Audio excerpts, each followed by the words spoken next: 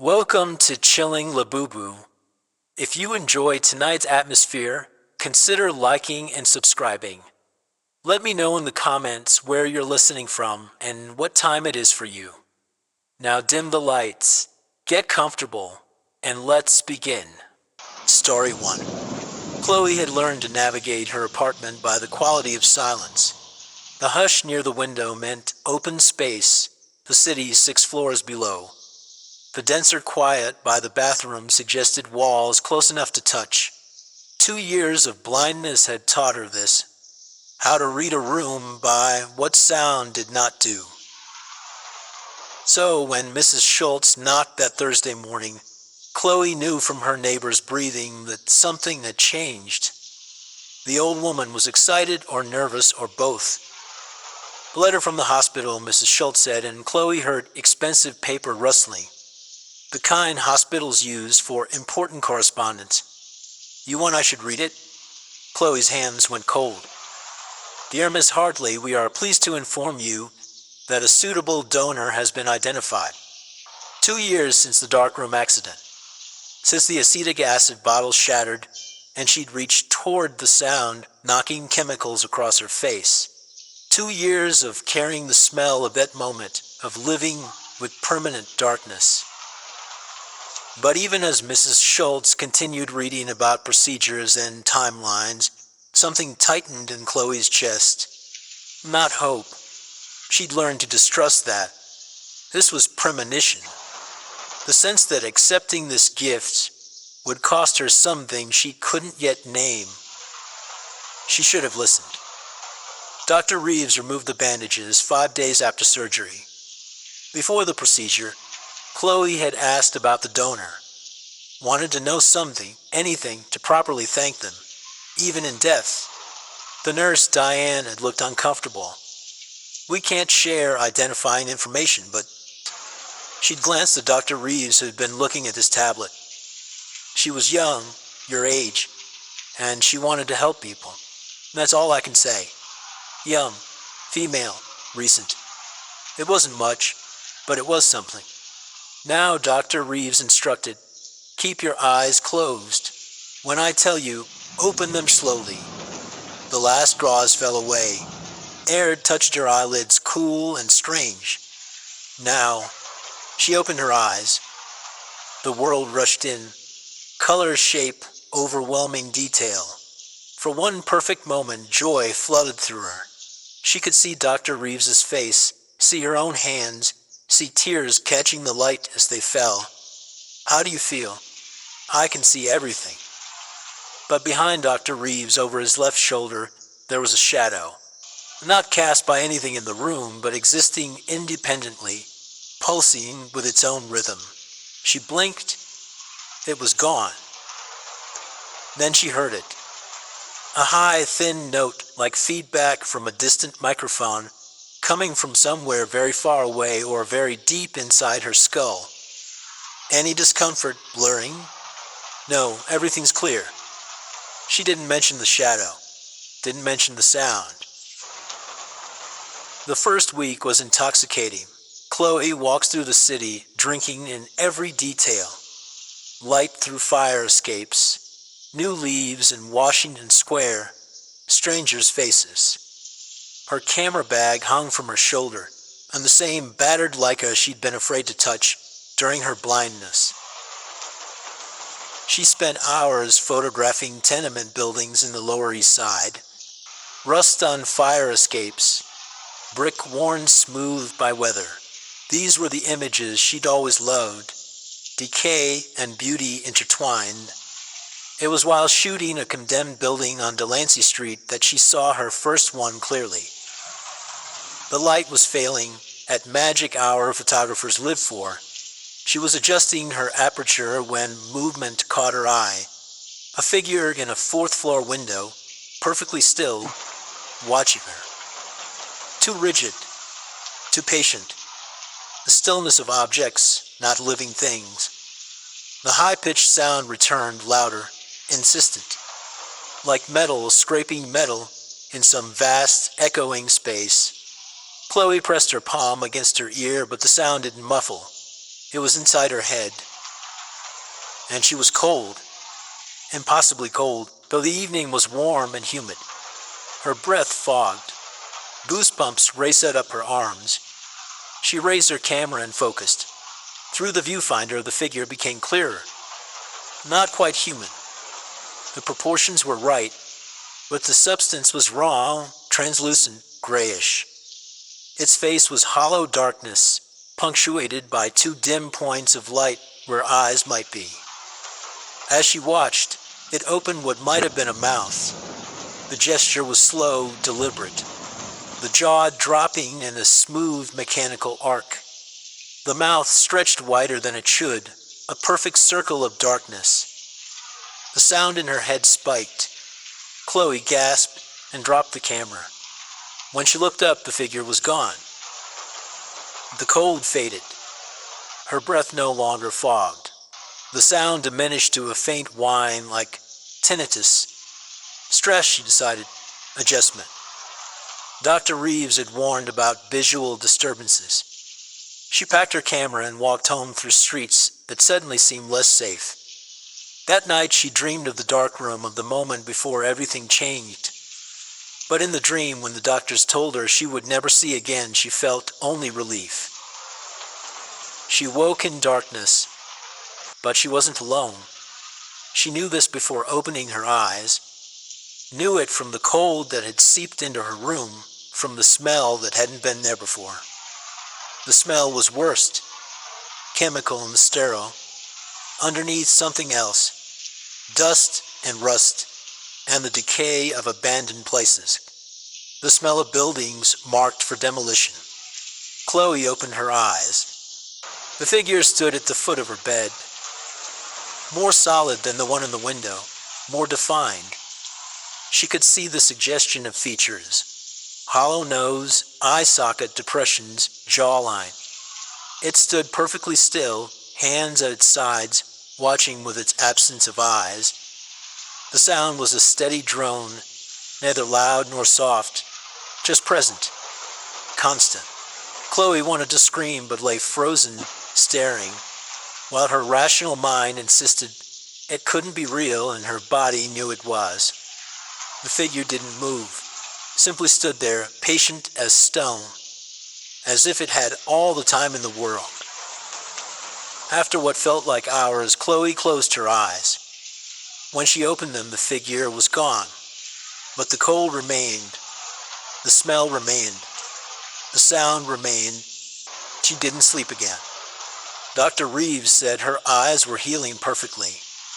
When Chloe mentioned the shadows, the sounds, the cold, smells, he nodded with practiced sympathy. Synesthesia-like phenomena aren't uncommon after extended blindness. Your brain is relearning sensory integration. These experiences should resolve within months. They don't feel like phantoms. I'm referring you to Dr. Brennan. Psychological adaptation is as important as physical healing. Psychological. A polite accusation. The shadows followed her home on the subway. Dozens drifting through crowds like smoke. None of the other passengers noticed. Only Chloe saw them weaving between commuters. Only Chloe heard the sound growing louder, a discordant chorus of metallic screeching.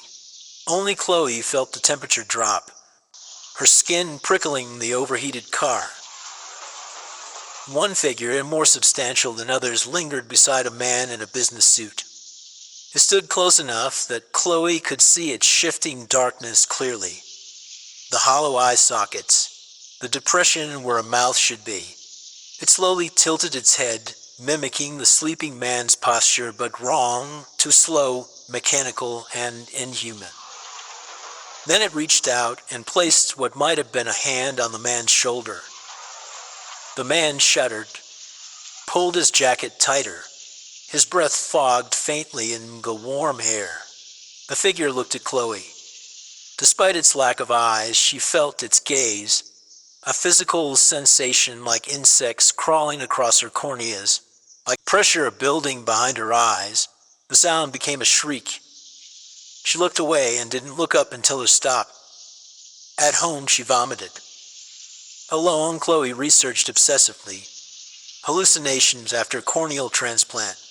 The results were reassuringly medical, visual distortions, light sensitivity. Nothing about shadows with hollow faces. Nothing about sounds or cold or smells. She tried. Seeing ghosts after surgery.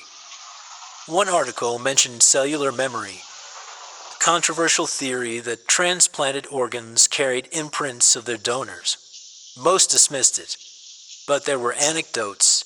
A corneal transplant patient in Oregon who insisted she could see death coming, could hear a sound like static when it drew near. The article dismissed this as psychological, but Chloe felt the first cold touch of real fear. Who had her donor been? The hospital wouldn't tell her. Privacy laws. But there were ways to find out. She suspected what she was experiencing wasn't malfunction but actual function. That she was seeing what her donor had seen. Within 2 weeks, the figures were everywhere. Hospitals, churches, subway platforms, coffee shops, playgrounds, grocery stores. They never spoke, never directly threatened.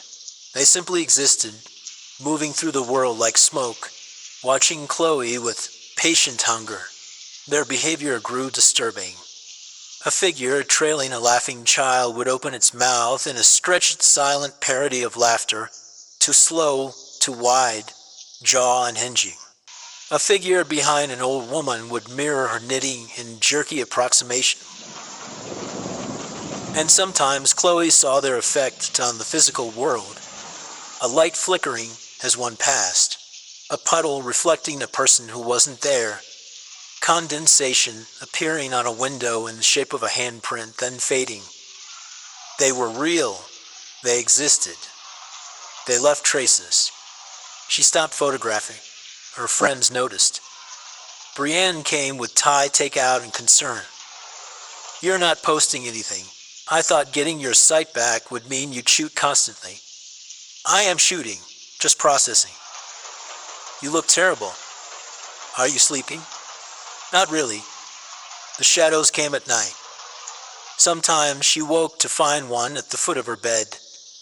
And the cold would be so intense she'd see frost on her windows despite the summer heat. The smell would be overwhelming. The sound would fill her head until she thought her skull might crack. The surgery was a big adjustment.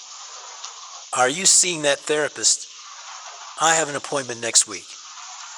In Dr. Brennan's office, Chloe watched afternoon light filter through Venetian blinds. Behind the therapist in the corner stood a figure. As Chloe watched, it slowly lifted what might have been a hand and placed it against the wall. A perfect handprint appeared in the paint, darker than the surrounding surface, then faded. The sound rose to a whine. Tell me about the accident, about losing your sight. Chloe told the story.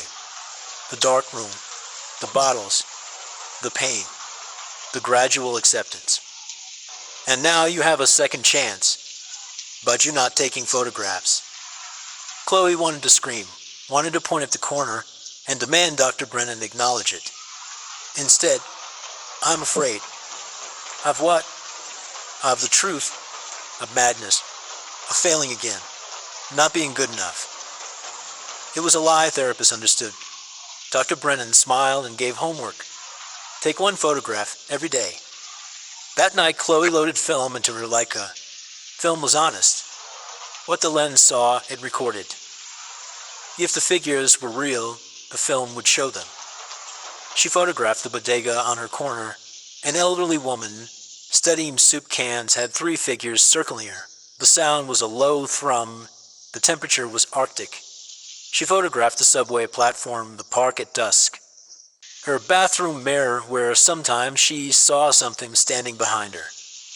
She had the film developed. Picked up the prints with shaking hands. The bodega, just the elderly woman and shelves, no figures. The subway, empty except for trash and shadows from overhead lights. The park, trees and benches in normal darkness. Her mirror, her own face, pale and strained but alone. She should have felt relieved. proof it was in her mind. But instead, sick certainty settled in her stomach. What if only her new eyes could see them? What if the film captured only what normal eyes saw, but her donor's corneas perceived something more? She resumed research with new urgency, this time not looking for medical journals, looking for her donor. The hospital had slipped one detail: female, mid-20s, deceased within 24 hours of surgery. She searched obituaries, traffic accidents, heart attacks, and cancer. But none felt right. Her donor hadn't been from New York.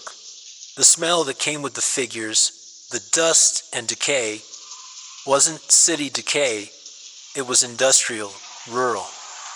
She expanded her search to the tri-state area, New Jersey, Connecticut. Nothing. Then she found it. A small item from Pennsylvania, a town called Ashland. Local woman, 26, dies by suicide. Something made her read further.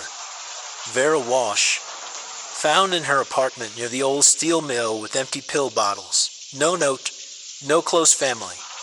Her father had died in an industrial accident at the mill 5 years earlier, along with 4 other men. One detail: Vera Walsh had worked as a photographer for the local newspaper. Her colleagues remembered her as troubled, claiming she could see accidents before they happened, knew when machines would fail, when structures would collapse. She said she could hear them coming, feel the cold, smell death in the air. Until the mill accident that killed her father, an accident she'd tried to prevent.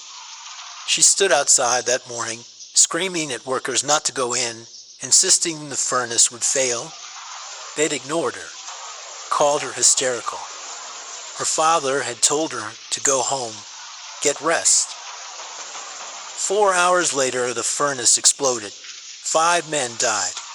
After that, people avoided her, called her cursed, a harbinger. She'd become a pariah, blamed for misfortunes she'd only tried to prevent. She'd taken her own life 2 days before Chloe's surgery. The article mentioned organ donor corneas. The room tilted. The sound became a roar. The smell intensified. Chemical sterility mixed with rust and dust. The smell of Ashland, Pennsylvania. The smell of Vera Walsh's dying town. For just a moment, Chloe wasn't in her apartment. She was standing in front of a steel mill, workers in hard hats filing toward the entrance. One turned toward her, a man in his 50s with kind eyes. "Go home, babe. You're working yourself up over nothing. Dad, please." The voice was hers, but wasn't. Pitched differently, desperate. "Please don't go in. Something's wrong with the furnace. I can see them gathering." "See what, honey?" Patient but tired. This conversation had happened before. "There's nothing there. You need help." "Dad!" But he was turning away, and Chloe, no, Vera, could see them. The figures, hundreds crowding the mill entrance, waiting. The vision snapped. Chloe was back in her apartment, gasping, tears streaming. She understood now. She'd inherited more than Vera's eyes. She'd inherited her memories, her trauma, her gift, her curse. And worst of all, Vera's desperation, her need to save people, her hope that someone would listen. Dr. Brennan didn't believe her. Brienne didn't believe her. Mrs. Schultz suggested brain swelling. No one wanted to consider the alternative. That Chloe's donor had carried something real, something terrible, and bequeathed it through tissue transplant. Chloe couldn't stop trying to convince them, because she kept having visions, flashes of Vera's life intruding on her own, walking down the street and suddenly seeing the mill interior, the failing furnace, the figures gathering, making coffee and feeling crushing waves of Vera's despair, looking at strangers and feeling Vera's fear, anger, grief, and underlying it all a sense of purpose, of intention. Vera had known she was dying when she signed the organ donor forms, had made sure they were filled out, It wasn't bureaucratic chance that her corneas went to someone who might understand them. Vera had chosen this, had passed her curse forward with hope, with desperate prayer that someone else might succeed where she'd failed. The realization made Chloe's hand shake. Vera wasn't just a victim. She was still acting, still trying, reaching across death to finish what she'd started. And Chloe was her instrument, her last attempt at redemption. Chloe stopped trying to convince them. Instead, she studied the figures, learned the rules. They appeared strongest around people dying now. The elderly woman in the bodega had 3 figures circling. Chloe saw her again a week later. The figures had drawn closer, taken more solid form.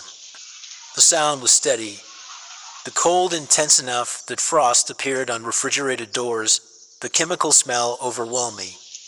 She checked obituaries obsessively. Wasn't surprised when the woman's death was announced. Peacefully at home, surrounded by family. But figures appeared around young people too. Healthy people with no obvious reason to die. And Chloe began to understand the true horror of Vera Walsh's gift. She could see death coming, not eventual mortality. Everyone carried that. But the specific, imminent approach. Could see when the universe had marked someone, when fate had clicked into place. The figures only appeared when death was already in motion, when the machinery of disaster had begun its final sequence. Minutes away, not hours. Never enough time to truly prevent it, only enough to bear witness to the inevitable. And there was nothing she could do. She tried once. A young man on the subway, maybe 25, reading a novel with a serene smile. 3 figures stood around him, more solid than any she'd seen. The sound was deafening. The cold so intense she could see her breath. The smell. Gasoline. Burning rubber. The scent of a car crash before it happened. Chloe got off at his stop, followed him, trying to think what to say. Warn him of what? That she could see death waiting? He'd think she was insane. Or worse, he'd believe her and spend his remaining time in terror. She said nothing. Watched him walk away, figures trailing like dogs. 3 days later, his photograph was in the news. Hit by a car while crossing the street. Driver ran a red light, dead instantly. The article mentioned he'd been an aspiring writer, had just sold his first novel, had been reading the manuscript when he stepped into the intersection. Chloe closed the browser and sat surrounded by shadows that were suddenly terribly present. They gathered in her apartment, dozens of them, sensing her recognition, welcoming her. That was when she understood why Vera had killed herself. Not just isolation, disbelief, the weight of knowledge. This absolute helplessness. The torture of seeing disaster approach and being unable to prevent it. Of watching death select victims while the world danced obliviously. Of hearing it, feeling it, smelling it, experiencing it with every sense, until the boundary between life and death became so thin, you could barely tell which side you were on. How long had Vera lived with this? Had it driven her slowly mad? Or had there been one moment when the weight became too much? Chloe thought of the mill accident. Vera trying to save her father, being dismissed as hysterical. Watching her father die when she'd known it was coming. Known it with every sense she possessed. She began to drink. Enough to dull edges. Make figures slightly less distinct. Sound slightly less sharp. Cold slightly more bearable. It helped her sleep, though sleep brought more visions of Vera Walsh. She experienced Vera's last morning, waking in that decaying Ashland apartment, looking at pill bottles on the nightstand, feeling the cold that never left, hearing the sound that had become constant, smelling the decay that clung to everything, and the figures everywhere, In every corner, crowding every space. And the relief. God, the relief Vera felt making her decision. The knowledge she could end this. Could finally silence the sounds, warm the cold, clear the air. Could pass this burden to someone else. Not from malice, but from hope. Hope that someone else could use it better. Could save someone. Make it mean something. In these visions, Vera would sometimes turn and look at Chloe. And though her face was indistinct, Chloe felt the weight of her apology and hope. The guilt of passing this curse. The desperate prayer that Chloe would succeed where she'd failed. The plea for forgiveness and redemption. Weeks passed. Chloe stopped leaving her apartment except for necessities. Dr. Brennan called about missed appointments. Brienne stopped by and Chloe pretended not to be home. Her camera sat untouched. She'd given up, accepted this was her life, isolation, alcohol, constant presence of the dead. The sounds had never stopped. The cold in her bones, the smells that made every breath an ordeal. She understood Vera more each day, understood why ending it seemed like the only option. But then came the subway. It was a Tuesday in October. Chloe had run out of food and whiskey. She needed to venture out. She'd meant to go to the bodega, but her feet carried her a different direction. Toward the subway, toward Union Square. She told herself it was just the most convenient route, but even as she descended the stairs, she felt it, that pull, the same wrongness that preceded every vision, but stronger, more insistent. As if something was drawing her forward, using her own legs to carry her toward disaster. The curse didn't just show her death, it pulled her toward it, made her a witness, made her complicit in her own helplessness. Union Square platform, crowded with afternoon rush. Chloe stood near the middle, waiting for the 4 train, and the wrongness intensified with every second. Her body knew before her mind understood. This was why she was here. This was what the curse had been building toward. That was when she felt it fully. Wrongness so profound it made her dizzy. The air thickened, pressed against her skin. The sound in her head spiked to a roar, temperature plummeted, and the smell, God, the smell. Concrete dust, steel, the acrid scent, structural failure, the smell of disaster. When she looked up, she saw them. Hundreds. They crowded the platform, translucent bodies overlapping, hollow faces all turned toward the same point, toward the ceiling. Chloe followed their gaze. The ceiling was old, original construction. Layers of paint over aging concrete. Steel beams overhead holding up the street. The weight of the city pressing down. And among those beams, more figures, hundreds more, thousands. Clinging to support structures like roosting birds, hollow faces turned downward. Waiting. No, not waiting. Preparing. The knowledge hit with physical force. She knew absolutely what was about to happen. The beams were failing. Age, neglect, constant vibration had weakened them past recovery. And soon, minutes, maybe seconds, they would give way. The ceiling would collapse onto this crowded platform, onto all these people thinking about dinner plans. They would be crushed beneath tons of concrete and steel, and not one suspected their danger. Except Chloe. The sound was so loud she could barely think. The cold was so intense her muscles seized. The smell was so overwhelming she could taste it, metallic and bitter. And underlying it all, a vision, a memory, Vera's memory. Standing outside the mill, screaming, being ignored, watching her father die. Not this time. She'd spent weeks understanding she couldn't prevent death. The trying only brought pain, but this was different. This wasn't one person at the wrong moment. This was dozens, maybe hundreds, clustered in disaster's path through bad luck and timing. And Chloe knew. Vera's gift showed her exactly what was coming, showed her with every sense, left no room for doubt. What would Vera do? Give up? As she'd learned after the mill, stay silent. But Chloe wasn't Vera, hadn't spent years watching death approach, hadn't been worn down until the will to fight was gone. She was new to this horrible gift. She still believed that knowing might make a difference. And more.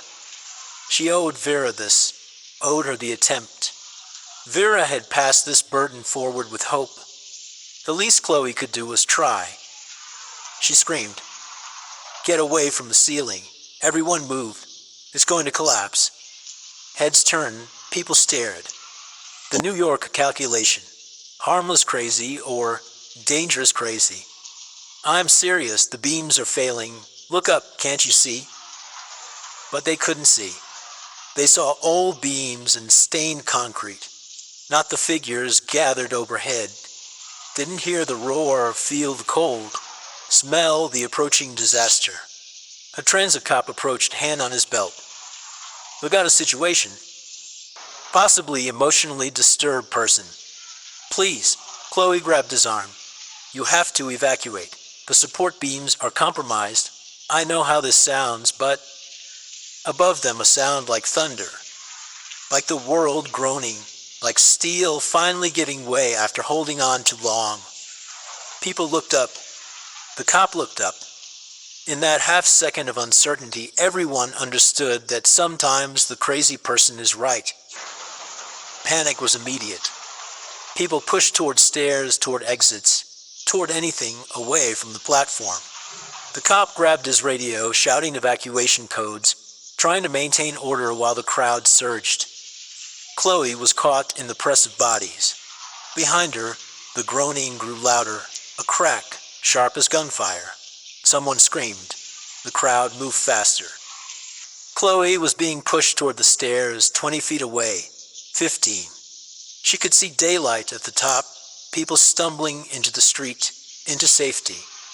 The sound in her head felt like her skull was splitting. The cold was so intense she couldn't feel her limbs. The smell was choking. Then she saw them. A woman and a child, frozen in the surge. The woman had fallen and the child, a girl, maybe 5, was standing over her crying, being jostled by the panicked crowd. They were near the far wall, away from the main flow, trapped. Above them, directly above them, the ceiling was beginning to fail. Chloe could see it clearly. The figures gathering so densely they were almost opaque, the beams saggy, the concrete cracking. In seconds, tons of debris would fall on that exact spot. She could make it to the stairs. She was close enough. The crowd was pulling her that direction. She could survive this, could live with having saved most of these people. But that child, standing over her fallen mother, crying, not understanding, that child had maybe 10 seconds. Chloe saw it all instantly, saw the figures overhead, saw the beam sagging, saw a chunk of concrete, maybe 20 pounds, already separating, already falling. Saw that she couldn't reach both of them, couldn't pull the mother up and carry the child and make it to safety. The crowd was too thick, the distance too far, the time too short. But she could push the child toward the stairs, could shove her into the crowd, into the flow that would carry her out. The mother might make it too, might have time once the child was clear. And Chloe would be directly beneath the falling debris. The figures knew. She could see them turning toward her, hollow faces suddenly focused. They knew what she was about to do. Vera had stood outside the mill and screamed warnings no one believed. Had watched her father die. Had carried that failure until it destroyed her. Chloe wasn't going to watch, wasn't going to carry that failure. She tore herself from the crowd and ran toward the wall, toward the woman and child, toward the failing ceiling. "Run," she screamed at the woman. The woman looked up, dazed. Chloe didn't wait. She grabbed the child. The girl weighed nothing. all fragile bird bones in terror, and threw her toward the crowd. The girl screamed. Someone caught her. The crowd swept her toward the stairs. The woman was getting up, finally understanding. Chloe reached for her, grabbed her arm, pulled her toward the stairs. Above them, the beam gave way with a sound like the end of the world. Chloe saw it falling, saw the figures scattering, saw concrete and steel and debris coming down in a deadly cascade, saw that she'd miscalculated. The woman might make it, but she wouldn't. There wasn't time. And in that split second, as the world slowed and the sound reached its impossible peak, and the cold consumed everything, Chloe felt something she hadn't felt in weeks. Peace. She'd used Vera's gift, had made it mean something, had saved these people, this child, this mother, had succeeded where Vera failed. The debt was paid. The concrete hit her head. The world exploded into light and pain, and then nothing. The last thing she experienced wasn't sight or sound or smell. It was Vera's voice, clear and grateful, whispering to the darkness, "Thank you." She woke to different darkness, complete darkness. The darkness of her blindness returned.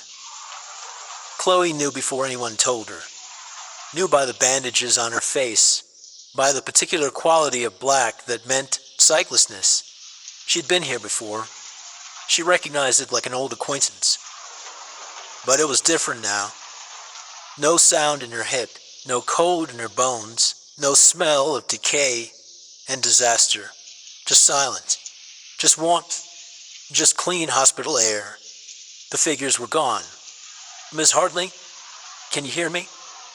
"I'm blind again," Chloe said. Her voice was hoarse. A pause.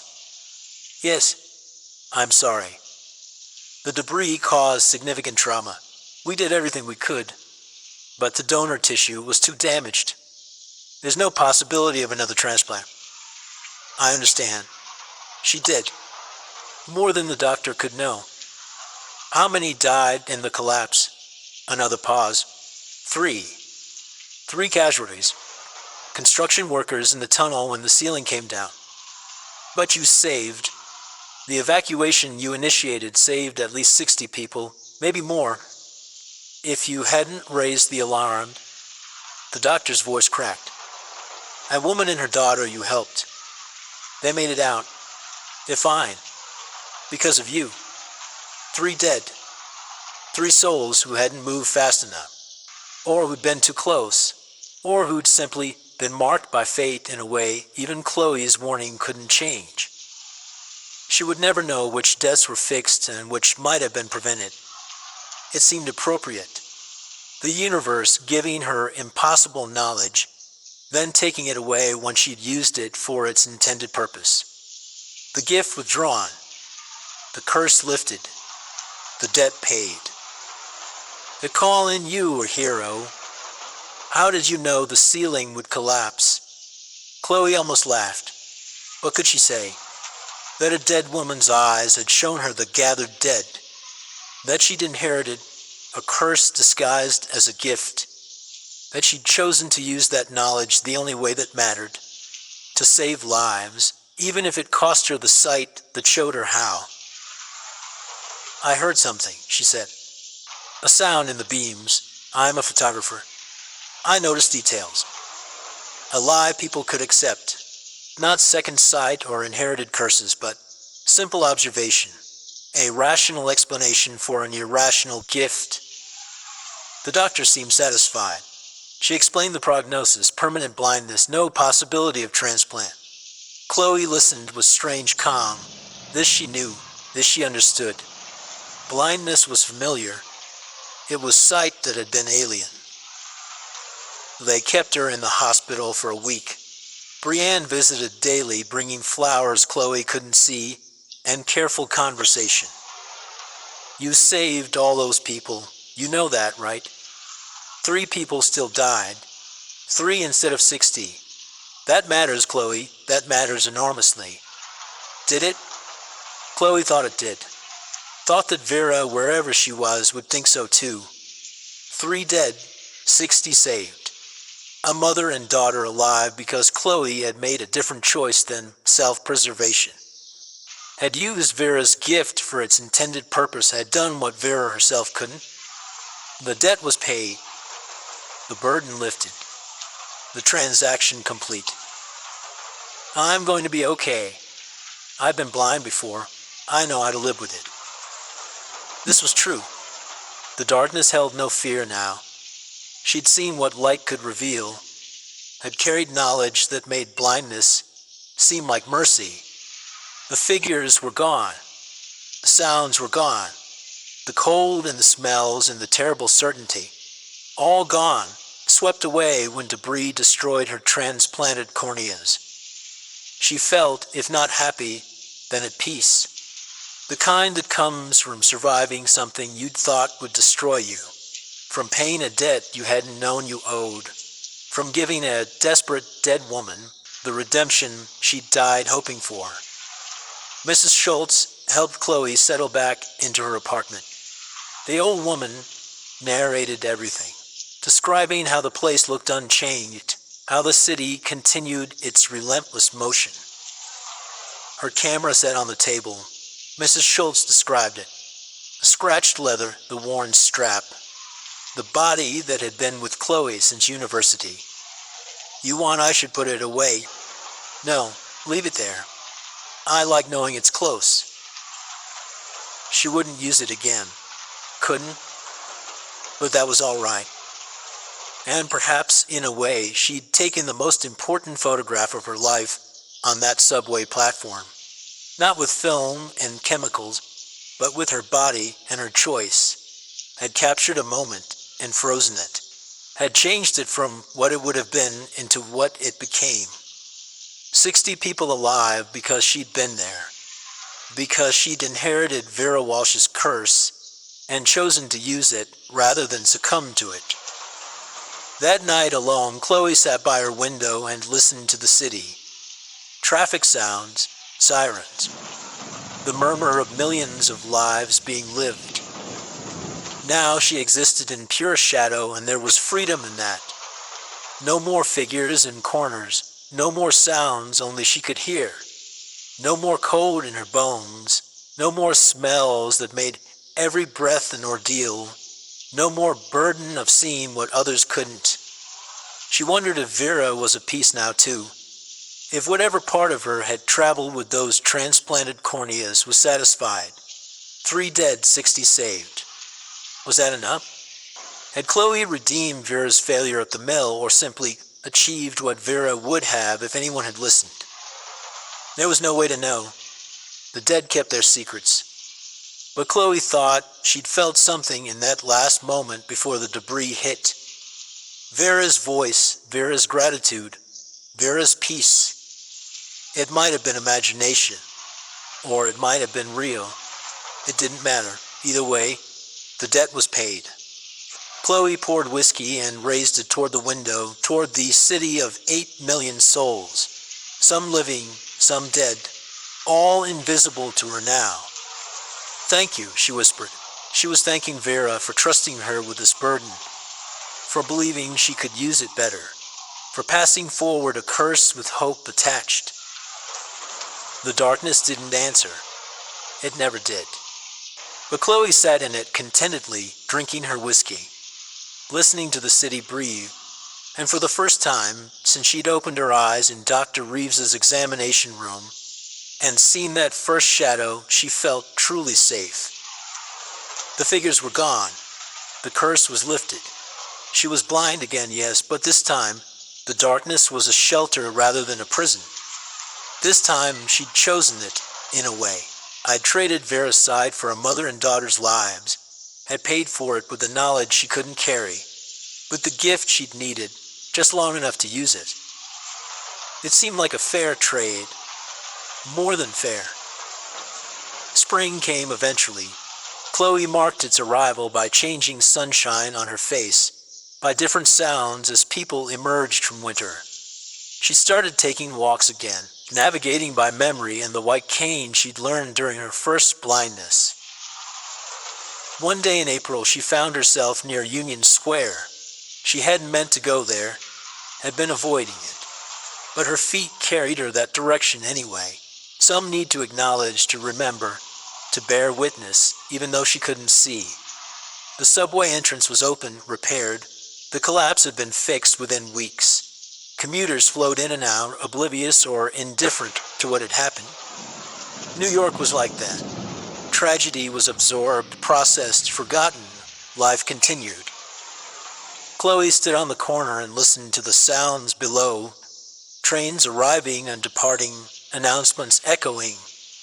The shuffle of thousands of feet carrying thousands of lives to thousands of destinations. No screaming, no collapse, no sounds only she could hear. Just another Tuesday afternoon.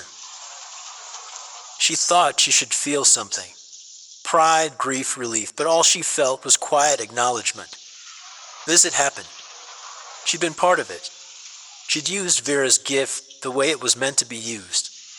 And now it was over. "Excuse me, are you all right?" A woman's voice, concerned. Chloe had been standing there too long. "I'm fine, just listening." "Oh, okay. You look like maybe you needed help." "No, thank you. I'm exactly where I need to be." The woman moved on. Chloe stood a moment longer, then turned back the way she'd come. Toward home. Toward her apartment with its familiar darkness and its camera she'd never use again and its windows that showed her nothing. And as she walked, tapping her cane along the sidewalk, navigating by sound and memory, Chloe Hartley smiled. She was blind. She was safe. She was free. The darkness, she'd learned, was not the worst thing you could live with. Not even close. Behind her in the subway station, 6 floors underground, trains continued their eternal circuit. Commuters checked their phones and dozed and thought about dinner. Her mother held her daughter's hand a little tighter as they waited for the 4 train, remembering without quite knowing why. And somewhere, in a hospital morgue, in a cemetery in Pennsylvania, in whatever place the dead inhabited, Vera Walsh was at rest at last, her burden passed and paid and finally, mercifully, ended. The gift of sight, Chloe had learned, was not seeing more. It was knowing when to close your eyes, and knowing when to open them, even if only once, even if only briefly, to save the people who needed saving, even if it cost you everything to do it.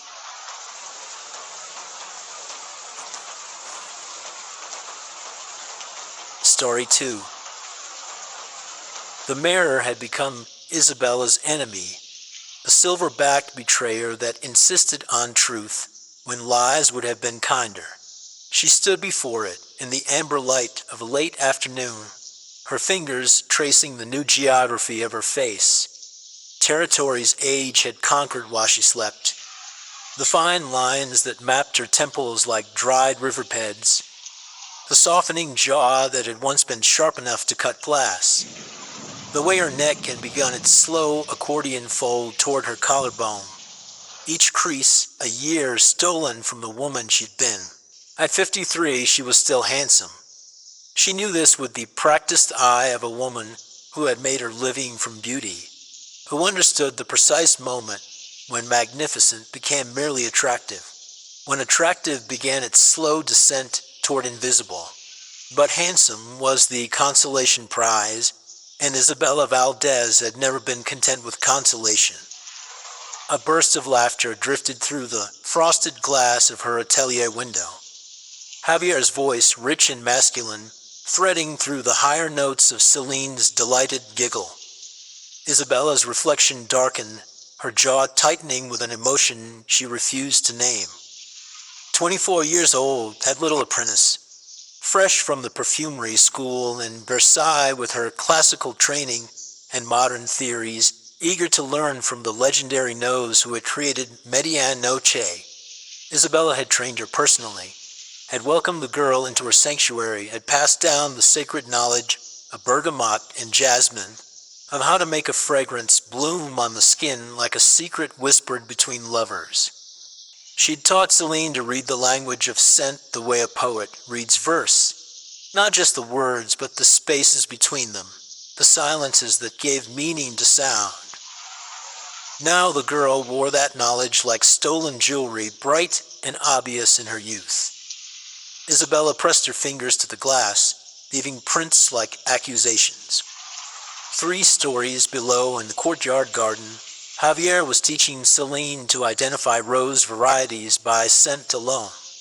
A lesson Isabella herself had designed, one of the foundational exercises she'd developed during her 20 years as Paris's most sought-after nose. He held Celine's wrist with the same gentle precision he'd once used to guide Isabella's hand, positioning her fingers just above the climbing rose's petals, teaching her to let the scent rise naturally rather than crushing the delicate oils with eager touch. Isabella remembered that lesson, remembered the electric thrill of Javier's skin against hers, the way his breath had warmed her ear as he whispered the names of each variety. Mr. Lincoln, Black Magic, Double Delight.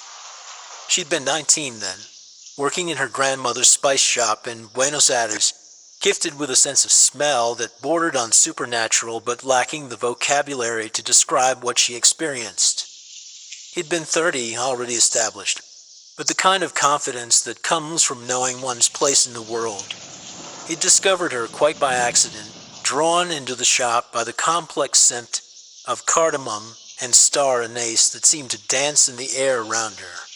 Within an hour, he'd identified her gift. Within a week, he'd convinced her grandmother to let him bring Isabella to Paris. Within a year, he'd shaped her raw talent into something extraordinary. They'd been partners for 34 years now, created romantic, financial, the signature fragrance, Medianoche, still sold in limited releases that commanded astronomical prices. Isabella had designed the scent to capture the precise moment when night claims the sky, when shadows deepen and secrets begin to stir. It was their masterpiece, the perfume that had made them legends in a world where legends were measured in molecules and memories. The door chimed behind her, the small silver bell announcing a visitor with the delicate precision of a funeral dirge. Isabella turned from the window, smoothing her silk blouse and arranging her expression into the mask of dignified professionalism she wore for clients. The face she showed the world was still beautiful, still capable of stopping conversations and inspiring desire, but it required more maintenance now, more careful attention to lighting and angles. The woman who entered was not a client, at least not one Isabella recognized. In 34 years of building her reputation, she'd made it her business to know everyone who mattered in the world of French perfumery. She was perhaps 40, with the kind of severe beauty that improved with age rather than fighting it. Her hair was silver white, pulled back in the chignon so tight it seemed to stretch her pale skin taut across razor-sharp cheekbones. She wore black wool, expensive but understated, the uniform of someone who understood that true power dressed quietly. Her eyes were the color of winter sky, pale blue shot through with gray, cold as alpine lakes. Madame Valdez, the woman said, and her accent was curious, unplaceable. British undertones, perhaps, but something else woven through, something that suggested education acquired in many countries, loyalties claimed by none. My name is Alara Beaumont. I understand you are in need of renewal. Isabella's hand moved instinctively to her throat, fingers finding the pulse point where she'd applied her signature scent that morning. The woman's words were too precise to knowing, as if she'd been watching Isabella's decline from some hidden vantage point, cataloging each small defeat. I'm sorry, do we have an appointment? Isabella's voice carried the carefully modulated tones of professional courtesy, but underneath lay something sharper. My assistant, Left early today. Yes, I know. Alara's smile was thin as a blade, beautiful in the way of winter storms. Young love makes one careless with schedules. Celine is quite smitten with her mentor, isn't she? Though I suspect Javier sees in her something rather different than romantic possibility. The observation landed like a slap. Isabella felt her cheeks burn with equal parts embarrassment and rage. A stranger had been watching them, studying their private moments, drawing conclusions from glimpses through windows. I've come from grass, Madame Millara continued, moving into the atelier with the confidence of someone who understood sacred spaces. I work with very particular materials, flowers that bloom only under specific conditions, circumstances that most would consider quite impossible. She paused at Isabella's blending station, where hundreds of small bottles caught the afternoon light like captured sunbeams. Each bottle held a different essence: rose from Bulgaria, jasmine from Egypt, sandalwood from India. 34 years of collecting, building relationships with growers and distillers across the world. The woman inhaled deeply, her pale eyes half closing as she processed the olfactory symphony. Bergamot from Calabria, ylang-ylang from the Comoros, patchouli from Indonesia. Her voice was measured, clinical, but underneath lay something that might have been amusement. Exquisite quality, all of it. But something is missing, isn't it? A spark. The indefinable element that made Medianoche sing on the skin like a siren's call. Tell me, Madame Maldez, when exactly did you lose it? The question hit like a physical blow aimed with surgical precision at Isabella's deepest fear. She felt heat rise in her cheeks, felt her carefully constructed composure crack along fault lines she'd hoped no one else could see. I haven't lost anything, she said, but the words came out too quickly, too defensive. My work. Your work is competent, Millara interrupted, her voice carrying the dispassionate tone of a pathologist delivering a diagnosis. Technically proficient, commercially viable. But competence and genius are distant cousins, and genius, once departed, rarely returns of its own accord. She turned from the blending station, and her pale eyes seemed to look directly into Isabella's soul, cataloging every secret shame, every midnight doubt, every moment of standing before the mirror, and wondering when exactly she'd stopped being extraordinary. I can smell the desperation on you, Millara continued, her voice dropping to almost a whisper.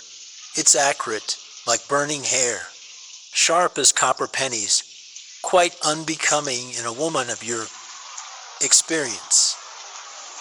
The insult hung in the air between them, precise and cutting as a surgeon's blade. Isabella should have asked her to leave, should have defended herself, should have summoned the authority that had once made critics and competitors the like tremble before her judgment. But something about Ilara's presence was magnetic in the way of dangerous things. Electric storms, cliff edges, the moment before a fall that promises either destruction or flight. What exactly are you offering? Isabel asked, and heard her own voice as if from a great distance. Ilara reached into her black leather bag with the deliberate movements of a priestess conducting ritual. She withdrew a small vial, no bigger than Isabella's thumb, filled with liquid the color of aged amber. In the afternoon light, the contents seemed to move within the glass like something alive, shifting, swirling, pulsing with its own mysterious rhythm. Essence blooms, Ilara said, holding the vial up to the window where it caught the light, and threw golden shadows across her pale features. Flowers that grow only in certain places under certain conditions. They feed on things that most plants cannot.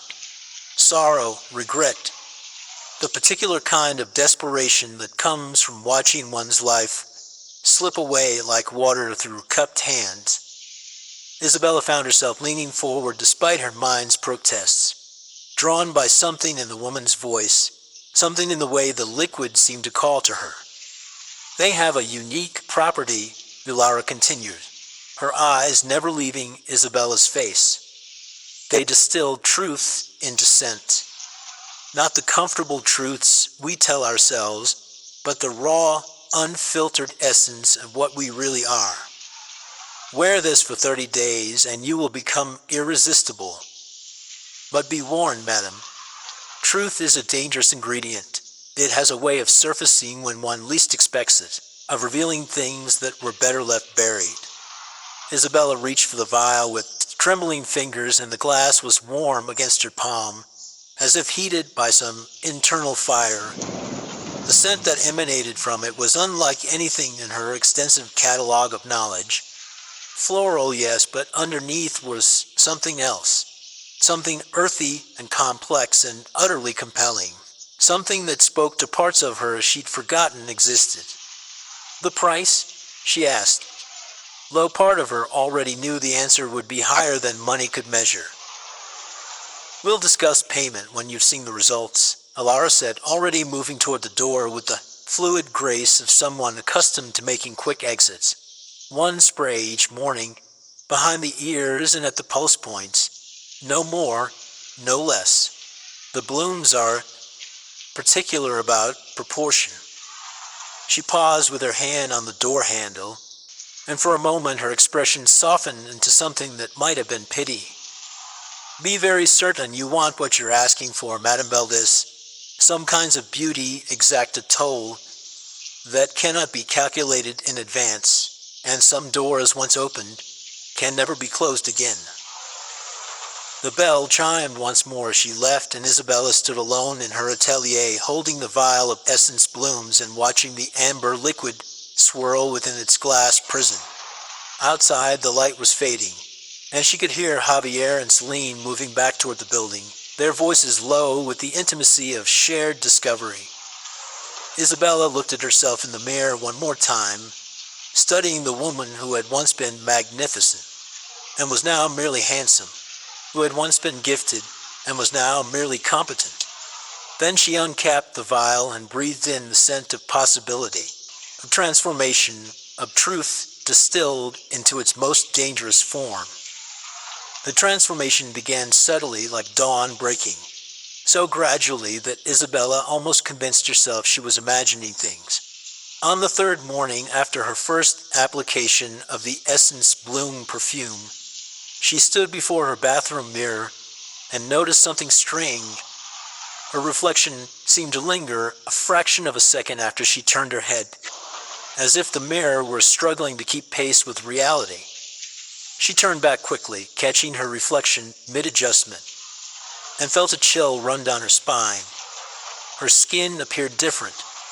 Not younger exactly, but eerily perfect, as if someone had applied a porcelain glaze over flesh and bone. The small imperfections that had given her face character, a tiny scar from childhood, a beauty mark near her left temple, seemed muted, blurred as if viewed through expensive glass. Isabella leaned closer to the mirror, studying her reflection with the critical eye of a woman who had spent decades analyzing faces for their commercial potential. Her skin showed no signs of the subtle makeup she'd apply, the carefully blended foundation, the concealer that masked the shadows beneath her eyes. Instead, her complexion appeared to glow from within, lit by some internal radiance that seemed almost supernatural. She pressed her fingers to her cheek, feeling for the familiar geography of her face. The skin was warm, yielding, undeniably real. But in the mirror, her reflection seemed to smile a fraction of a second before her own lips curved upward as if anticipating her movements. By the end of the first week, the changes were undeniable. The fine lines around her eyes hadn't just smoothed, they had vanished entirely, leaving behind skin of such flawless symmetry it looked almost artificial. Her posture had changed too, her spine straightening to reclaim the regal bearing she'd possessed in her 20s. When she moved through the atelier, her reflection in the shop window showed a woman who belonged in a painting rather than the real world. But it was the small things that truly unsettled her. The fern in her atelier had begun to wither despite careful watering, its fronds curling inward as if recoiling from something toxic in the air. The stray cat that often sunned itself in the courtyard now fled whenever she approached, its fur standing on end as if it sensed some predator nearby. More importantly, Javier had begun to notice. It started with glances that lingered too long, his dark eyes following her movements with an intensity she hadn't felt in months. During their morning reviews of the previous day's work, she caught him, staring at her hands or throat the way the light caught her hair. His attention felt different from the comfortable familiarity they'd shared for 34 years. Hungry or more desperate, tinged with something that might have been fear. "You look different," he said one evening as they shared wine in their apartment above the atelier. His voice carried an undertone of unease he couldn't quite identify. "It's as if you've been repainted." Isabella set down her glass, studying his face for clues to his thoughts. "Different how?" "Younger, yes. But more than that," he leaned forward, and she caught him inhaling deeply, as if trying to place a familiar scent that danced just beyond recognition. "Perfect. Too perfect. Like those photographs they touch up for magazines. Beautiful, but somehow not quite real." She laughed, a sound that came out richer than before, more musical. "Are you complaining about my appearance, darling?" "No," he said quickly, then paused, his brow furrowing with confusion. "I don't know. There's something about you lately that's compelling. I find myself thinking about you constantly, even when I'm with—" He stopped abruptly, color rising in his cheeks. "Even when you're with Celine," Isabella finished, her voice honey-sweet. Javier's face went pale. "Isabella, It's quite all right," she said, rising from her chair and moving behind his seat. She placed her hands on his shoulders, feeling the tension in his muscles, the way he seemed to shiver at her touch. Young attraction is natural, meaningless, but natural. She leaned down to whisper in his ear, and as she did, she caught sight of the reflection in the window. For just a moment, she looked like a predator poised over prey, her smile too wide, her eyes reflecting light like a nocturnal hunter. Then the image resolved into something more familiar, a woman reclaiming what was rightfully hers. "But you should remember," she continued, her breath warm against his ear, "what we built together, what we mean to each other. Some connections run deeper than surface attraction." That night, for the first time in 6 months, Javier came to her bed. The next morning, Isabella applied the Essence Bloom perfume with the reverence of a priestess conducting sacred ritual.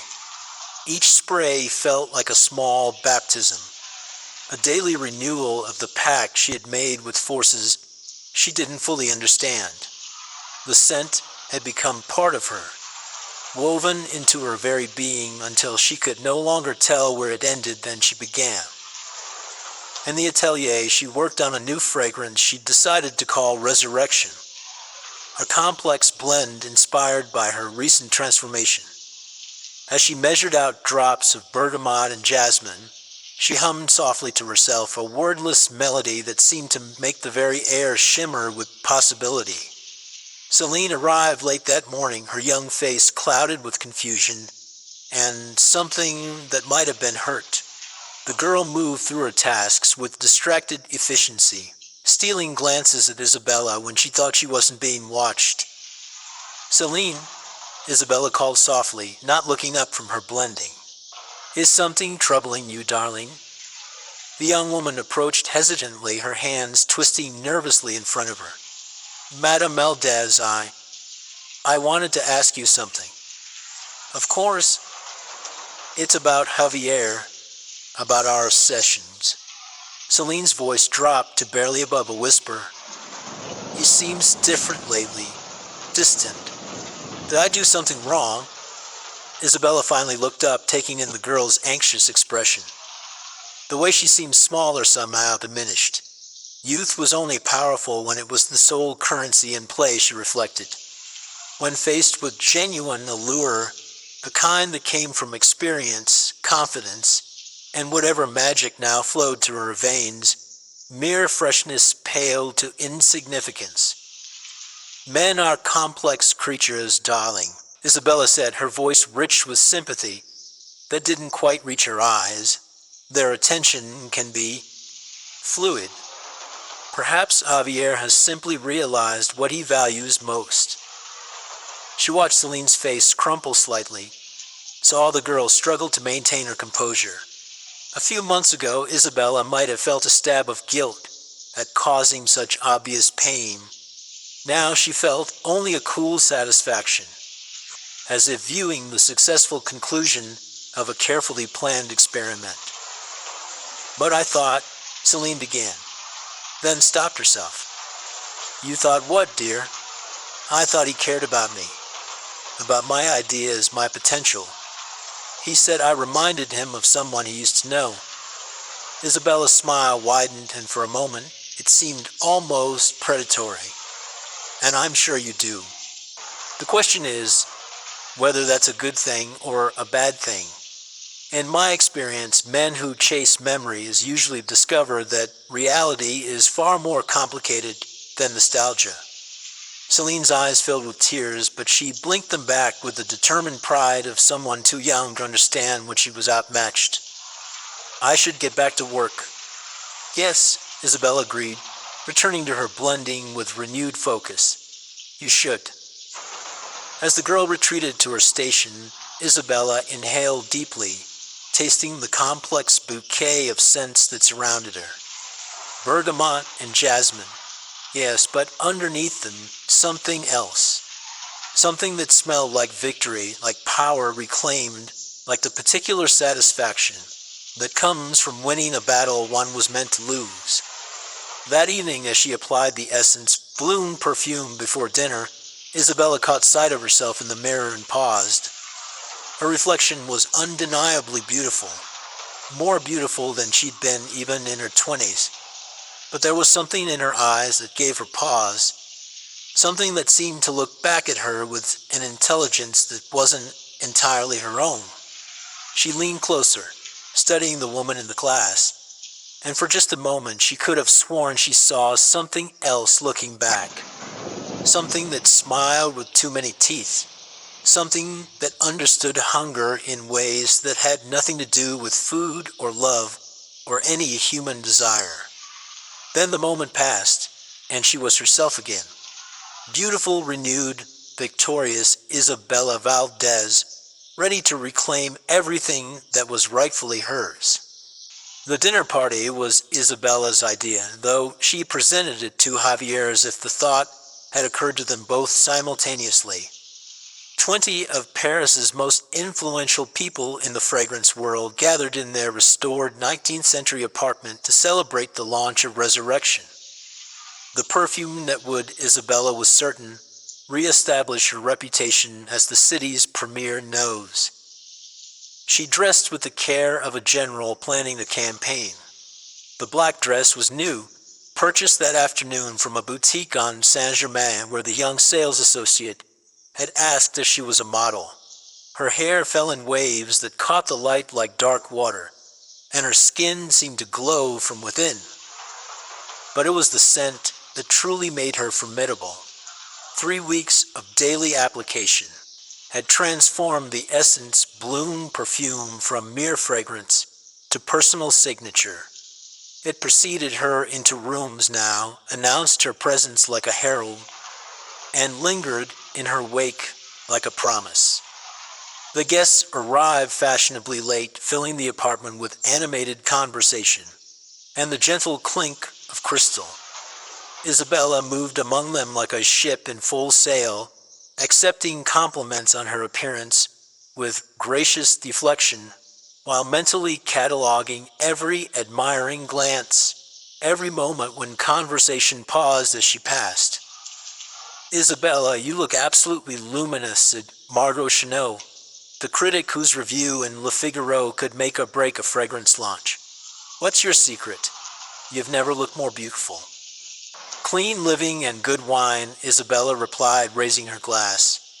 Around her, heads turned, drawn by something they couldn't quite identify, but were powerless to ignore. It was Javier's business partner, Laurent, who first mentioned the scent. "There's something unusual in the air tonight," he said, standing near the windows that opened onto their private garden. "Something almost unsettling, like flowers that have been left too long in water." Others began to notice it too. Conversations grew quieter, more intense. People pressed closer together, as if seeking reassurance and proximity. The fragrance of resurrection that Isabella had carefully distributed on post points throughout the apartment began to meld with the essence bloom perfume that emanated from her skin, creating something altogether different from what she'd intended. "It's rather like the smell of secrets," said Antoine Moreau, the elderly perfumer who had been Isabella's mentor in her early years. "You know the scent, surely. That particular note that clings to old letters, family photographs, the things we keep hidden in drawers." Isabella laughed. But the sound came out higher than intended. "How poetic, Antoine. Perhaps you simply had too much champagne." She'd begun to notice it too, an undertone to her carefully orchestrated evening that made her stomach clench with dread. It was subtle at first, woven so seamlessly into the atmosphere that it might have been imagination.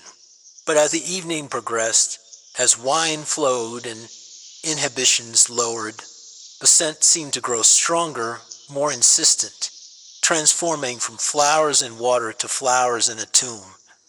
Beautiful decay masked by artificial sweetness. And with it came something else, a loosening not just of tongues, but of bodily control itself, a violent compulsion toward confession that had nothing to do with alcohol and everything to do with something being torn from their very souls. Margot clutched her throat as if choking, her face flushed and sweating as words poured from her lips like blood from a wound. "I fabricate sources," she gasped, her eyes wide with terror at her own mouth. "Half my reviews, invented quotes, made-up interviews."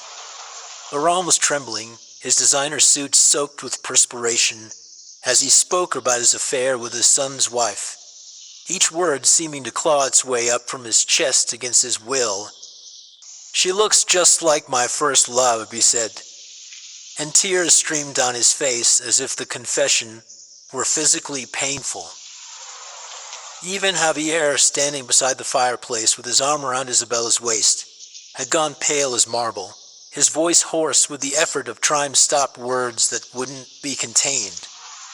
"I left my first wife for Isabella," he said, and his eyes met hers with the desperate look of a drowning man. "Carmen, God, Isabella, make it stop. She was pregnant when I left. I have a daughter. Her name is Alara."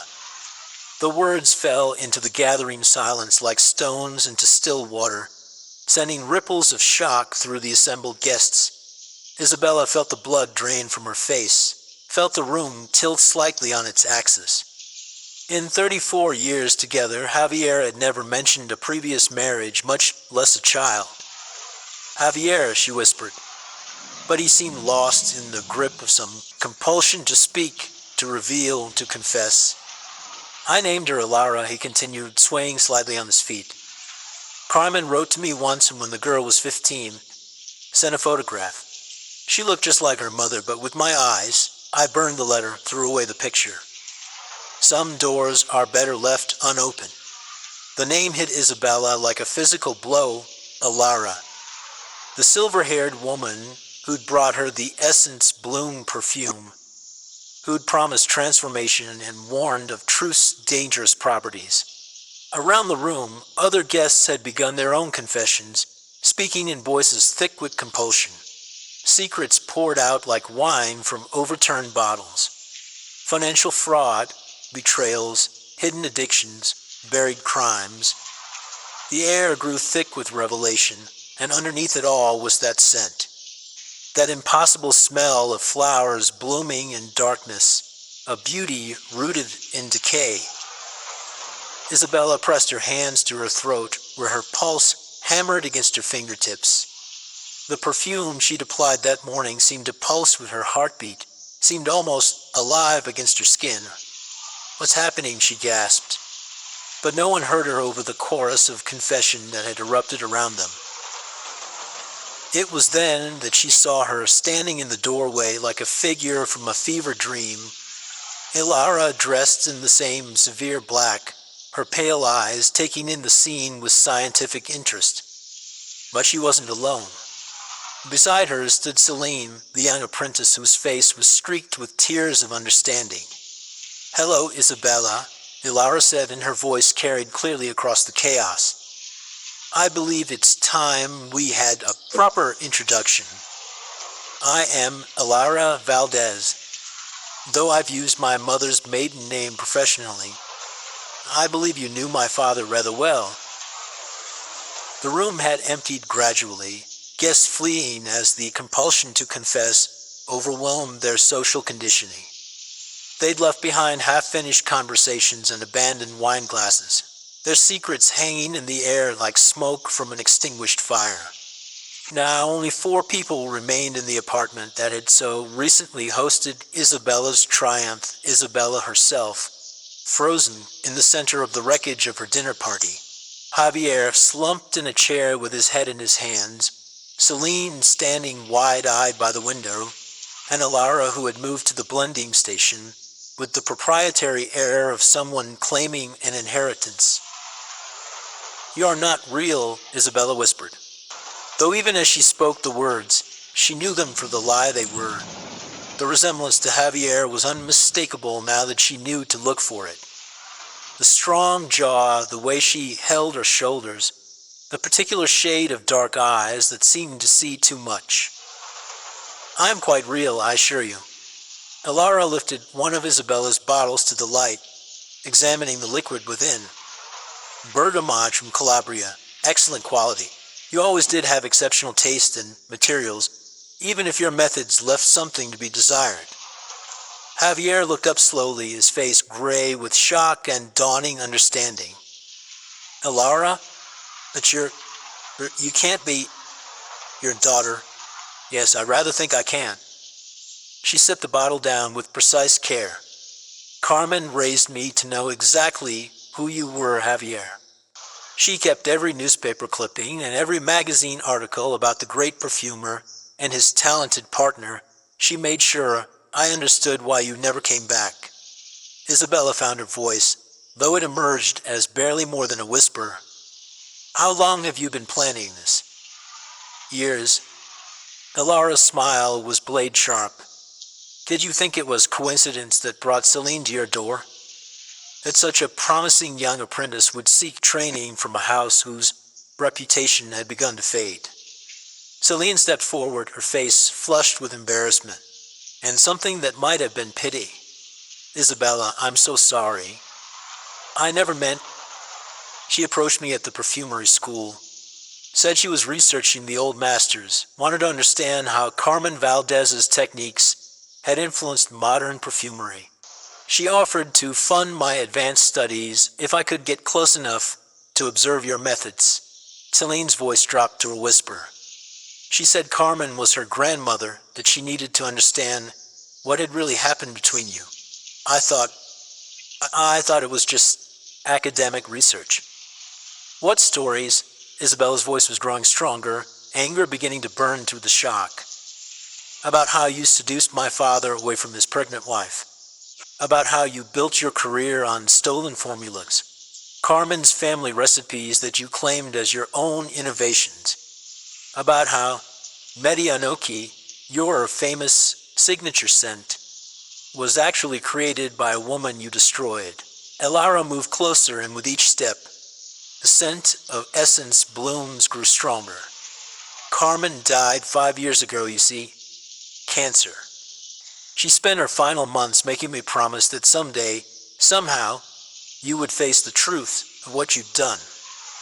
The room seemed to tilt around Isabella, the familiar landscape of her life rearranging itself into foreign territory.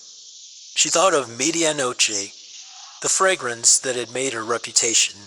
Remembered now the long nights in Buenos Aires when Javier would disappear for hours, returning with pages of notes written in a feminine hand he claimed belonged to a local consultant. "You're lying," she said, but the words felt hollow. "The essence blooms don't lie, Isabella. They can't. They're remarkable flowers, really. They grow only in places where great suffering has occurred, where truth has been buried so deep it's begun to ferment. They feed on secrets, transform them into something beautiful and terrible." Alara reached into her bag and withdrew another vial, this one filled with liquid so dark it seemed to absorb light. "This is what happens when the blooms are left to mature fully, when all the hidden truths have been extracted and concentrated." She held the vial up to the lamplight, and Isabella could see things moving within the darkness. Shapes that might have been flower petals or might have been something else entirely. "One more application should complete the process," Hilara continued. "The perfume will have absorbed everything you've kept hidden, every lie you've built your life upon. And then everyone will know, now through confession. That was just the beginning, through scent. Every time you enter a room, every time someone comes close enough to breathe you in, they'll smell your secrets. Your lies will become your signature fragrance." Isabella backed away, but Alara followed, uncapping the vial as she moved. The scent that emerged was overwhelming. Flowers blooming in graveyards, beauty rooted in decay, truth fermented into something intoxicating and horrible. "Don't," Isabella gasped, but her body betrayed her, leaning toward the scent despite her mind's revulsion. The essence blooms had changed her, had made her dependent on their dark magic. She was addicted to the very thing that would destroy her. "You made your choice when you first accepted my gift," Hilara said. "Some transformations cannot be undone." She threw the contents of the vial into the air, and the dark liquid dispersed into a fine mist that settled over Isabella like a veil. Where it touched her skin, she felt a burning sensation, as if acid were eating through her flesh. But when she looked down, her skin remained unmarked, still smooth, still youthful, still bearing the false beauty the essence blooms had given her. The change, when it came, was not physical, but something deeper. Isabella felt her secrets rising to the surface of her consciousness, felt them transforming into scent that would cling to her like a second skin. Every lie, every betrayal, every stolen moment of happiness, all of it becoming part of her personal fragrance, impossible to wash away or hide. She staggered to the mirror, and her reflection showed a woman who was still beautiful, still young-seeing, still capable of turning heads and stopping conversations. But as she watched, she began to see the truth underneath the surface, the rot beneath the rose, the worm in the apple, the secrets that would now announce themselves to everyone she encountered. Behind her, Javier was weeping quietly, mourning not just the daughter he'd abandoned, but the woman he'd thought he knew. Celine had moved to comfort him, her young face wise beyond her years with the weight of understanding. And Alara stood watching it all with the satisfied expression of someone who had finally seen justice served, cold and perfect and terrible as winter moonlight on fresh snow. 3 months had passed since the dinner party, though to Isabella they felt like years. The transformation was complete now, settled into her bones like arthritis, impossible to ignore or forget. She remained beautiful, perhaps more beautiful than ever, but it was a corrupted beauty, tainted by the aromatic revelation of her secrets. The apartment on Saint-Germain was empty now, its windows dark and dusty. Javier had left for Buenos Aires, taking Celine with him. Not as a lover, Isabella understood now, but as the daughter he'd never had. They'd gone to visit Carmen's grave, to pay respects, and perhaps find some measure of peace. Before leaving, he'd divided their shared assets with scrupulous fairness, ensuring Isabella would never want for money even as she found herself utterly alone. She'd tried to continue working, had rented a small studio in Montmartre where she could practice her craft without encountering old colleagues or clients. But the essence blooms had changed everything. Every fragrance she created now carried undertones of her secrets, the stolen formulas, the broken promises, the calculated seductions that had built her career. Potential clients would sample her work and back away with expressions of confused revulsion, unable to articulate what disturbed them, but certain they wanted nothing to do with her creations. The world of Parisian perfumery was small and tightly knit. Word traveled quickly through the community about Isabella's fall from grace, though no one could quite articulate what had happened. They knew only that something had changed, that the woman who had once been their peer had become something else, something that made children cry when she passed, that caused strangers to gag and flee to the opposite side of the street. Isabella learned to read the specific horror in people's faces as her scent reached them. Former colleagues would go white with nausea, their eyes watering as they caught the olfactory signature of her stolen formulas, the smell of ink and mildewed paper mixed with another woman's creative soul.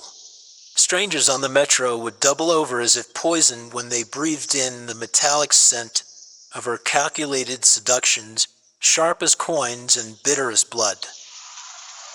A mother with a small child had once sat at the neighboring table in a cafe, and the little girl had begun sobbing uncontrollably, pointing at Isabella with the inexplicable terror of innocence confronted by corruption.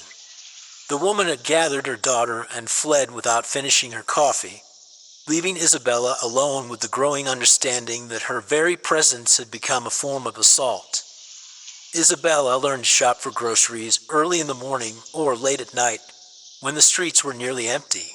She discovered which cafes had outdoor seating where she could sit downwind from other patrons, which parks had isolated benches where she could walk without disturbing couples or families. Paris, the city that had made her fortune, had become a maze of careful navigation designed to minimize her contact with others. But solitude, she found, was not the worst part of her punishment. The worst part was the knowledge that somewhere in the city, Ilara Beaumont, Ilara Valdez, was building the career that should have been Isabella's redemption. Using Carmen's family recipes and her own considerable skill, she was creating fragrances that captured the attention of critics and collectors alike. Isabella had seen the reviews in Le Figaro, had read the glowing profiles in Vogue. The daughter she'd unknowingly wronged was claiming her inheritance at last, building an empire on the ruins of Isabella's reputation. And still the essence blooms called to her. Each morning she woke with the compulsion to apply them, to feed the addiction that had become as essential as breathing. The perfume had evolved with her, growing stronger and more complex as her secrets fermented into scent. Now, when she moved through the world, she left trails of aromatic confession in her wake, olfactory breadcrumbs that told the story of her sins to anyone with the sensitivity to read them. She'd tried throwing away the original vial, had poured its remaining contents down the drain of her bathroom sink, but the next morning it had appeared on her dressing table, full again, as if her need had somehow regenerated its supply. The essence blooms, it seemed, were a gift that could not be refused or returned. On a gray December afternoon, Isabella found herself in the Père Lachaise cemetery, walking among the elaborate tombs and weathered monuments, of Paris's illustrious dead. The cold air helped mask her scent somewhat, and the presence of so many other secrets, buried with their keepers beneath stone and earth, provide a kind of camouflage for her own aromatic revelations. She paused before a simple grave marker, newer than most, with fresh flowers arranged at its base. The inscription read, Carmen Valdez, 1952 to 2020. Beloved mother, her truth lives on. I wondered when you'd come here. Isabella turned to find Alara approaching through the maze of headstones, dressed in her perpetual black wool, carrying a single white rose. She's buried here? Isabella asked, though the answer was obvious. I had her moved from Buenos Aires last year. She wanted to rest in Paris, strange as that might sound. This was the city of her dreams, you see, before you and my father stole them from her. Alara knelt to replace the wilted flowers with the fresh rose she'd brought. She used to tell me stories about the perfume she would create if she ever made it to France. Complex, beautiful things that would capture the essence of longing itself. Isabella watched the ritual, feeling something twist in her chest that might have been grief or might have been relief. Did she hate me? No. Alara stood brushing dirt from her knees. That's what makes this all so tragic, really. She pitied you. She understood better than anyone how easy it is to lose yourself in the pursuit of beauty, to become so intoxicated by the possibility of transformation that you forget who you were before. The two women stood in silence for a long moment, the winter wind carrying the scent of dead leaves and approaching snow. Isabella breathed deeply, tasting the cold air and finding it momentarily free of the aromatic burden she carried. Will it ever end? She asked finally. Alara studied her with those pale eyes that held depths Isabella was only beginning to understand. The curse, the compulsion, the way your secrets follow you like faithful dogs. She shrugged. I don't know. The essence blooms are mysterious things. They respond to truth, to genuine change. Perhaps if you've found a way to make amends. How does one make amends for a lifetime of lies? Very carefully, Alara said, and probably too late. She began to walk away, her footsteps muffled by frost's brittle grass. Isabella called after her, desperation making her voice crack. Wait, please. I know I have no right to ask, but what happens now? Do you just leave me like this? Is this enough revenge for you? Alara paused, her back still turned. Revenge was never the point, Isabella. Understanding was. My mother spent 30 years trying to understand why the woman who stole her life never seemed to suffer for it, why you gotta be famous and be loved while she raised a daughter alone in exile. She died still wondering if you even remembered her name. I remember, Isabella whispered, and the words carried with them the scent of that first lie, sharp and caustic in the winter air. Do you?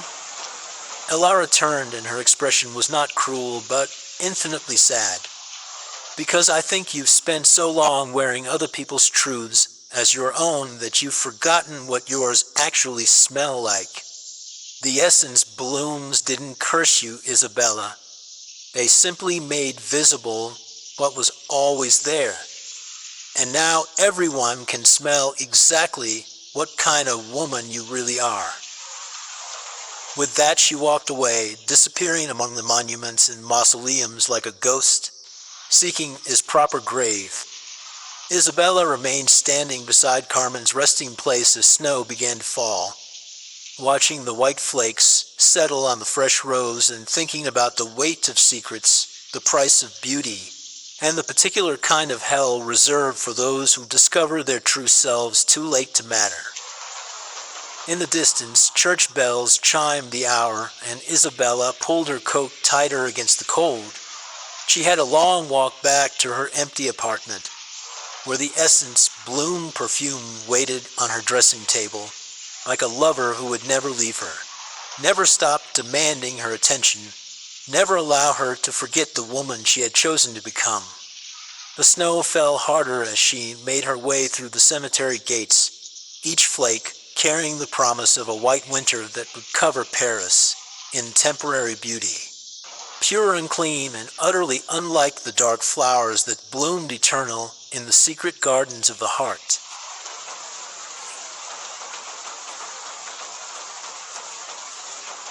Story 3.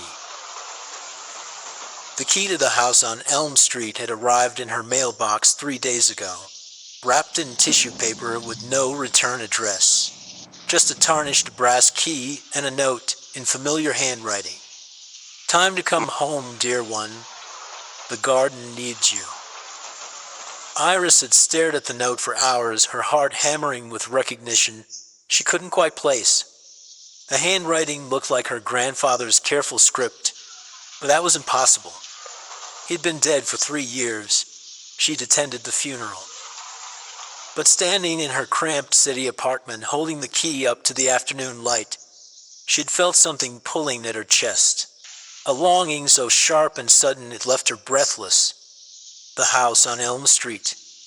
She could picture it perfectly. The wraparound porch, the climbing roses, the vegetable garden where grandfather had taught her to tell weeds from seedlings.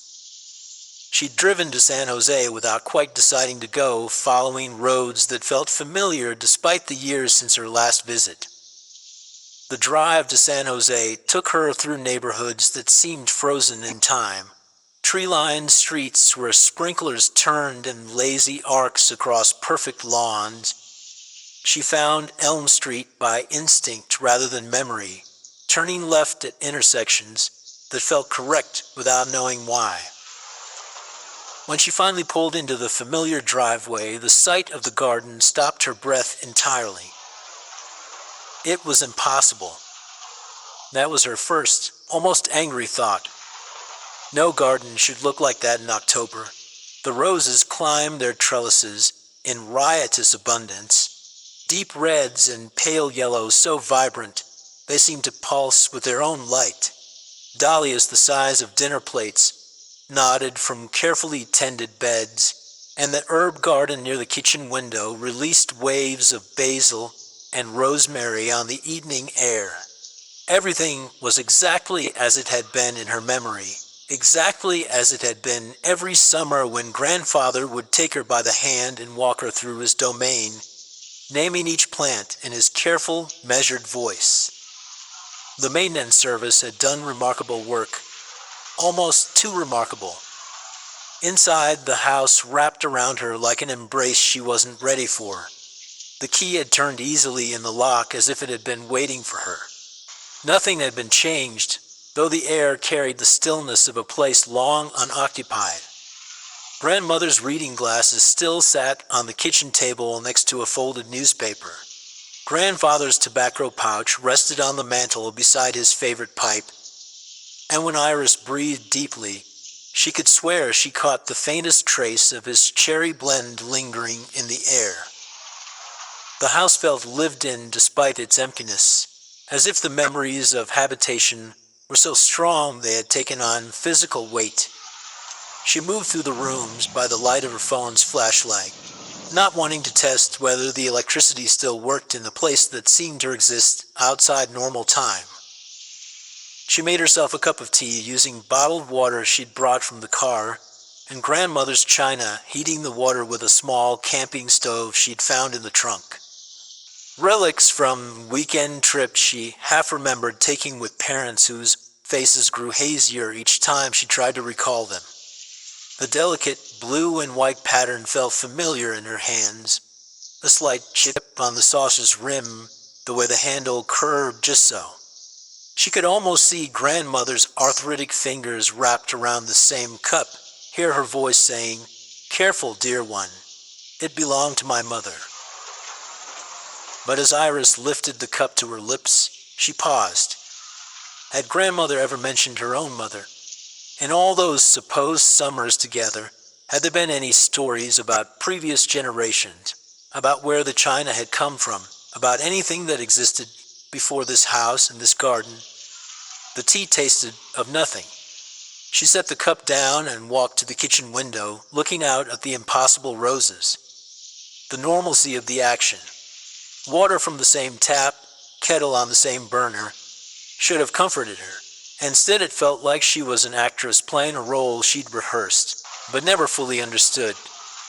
She should call her mother, let her know she'd arrived safely. But when she reached for her phone and scrolled through her contacts, she realized with a strange flutter of panic that she didn't have her parents' number saved. She scrolled again, more frantically this time. Work contacts, a few casual acquaintances, the dentist, the local pizza place, but no family. The digits that floated through her mind when she tried to remember 5550147, or was it 0174, felt insubstantial, like trying to grasp smoke. Had she ever actually dialed those numbers? She could picture her mother's voice, could hear her saying, "Hello, sweetheart," but when she tried to recall a specific conversation, a particular phone call, the memory slipped away like water through her fingers. She tried to dismiss the anxiety of stress, the natural confusion of grief, but the feeling lingered like a splinter under her skin. In her apartment back in the city, she had a small desk where she paid bills and sorted mail. Surely there would be something there, a birthday card from her parents, a Christmas photo, anything that proved they existed, beyond her increasingly uncertain memories. Through the kitchen window, she watched the garden sway in the evening breeze. The motion was hypnotic, almost orchestrated. A shadow moved between the roses, too tall and purposeful to be a trick of light. And Iris found herself smiling despite the prickle of unease at the base of her skull. Still watching over everything, she murmured to the empty kitchen. The stories had started when she was 7, maybe 8. Every family had them. The comfortable myths that explained away the inexplicable. Why did grandfather's garden bloom so magnificently when their neighbors struggled with aphids and blight? Why did the roses seem to turn toward him when he walked among them? And why did they flower long past their season? The family's answer had always been simple. Grandfather had a gift, a green thumb, a special understanding. Later, when she was older and the stories had taken on the comfortable patina of legend, they said his spirit remained in the garden. Grandmother had mentioned it often during those last visits, how she sometimes saw him in the early morning mist, tending his beloved plants with the same methodical care he'd shown in life. How the scent of his tobacco would drift through her bedroom window on still nights, mixing with the perfume of night-blooming jasmine. Iris had found these stories comforting then. Death was supposed to be final, absolute. But if love could transcend it, if grandfather's devotion to his garden was so complete that not even dying could separate him from it, then perhaps loss wasn't quite so permanent after all. Now, standing in the kitchen where she'd helped grandmother snap green beans and shell peas, the comfort felt more complicated. The garden was too perfect, too precisely maintained. Even the most dedicated service couldn't recreate the specific way grandfather had trained his climbing roses. The exact spacing of his herb plantings, the subtle gradations of color that had made his flower beds look like watercolor paintings come to life. She was carrying her suitcase upstairs when she stumbled slightly, her shoulder bumping into the newel post at the bottom of the banister. The impact felt wrong, muffled, distant, as if she were experiencing it through thick glass. The heavy oak post didn't budge, but she felt as though she'd barely made contact with it at all. Strange. She must be more tired than she'd realized. The bed was exactly as she'd left it, down to the faded quilt grandmother had made and the stack of books on the nightstand.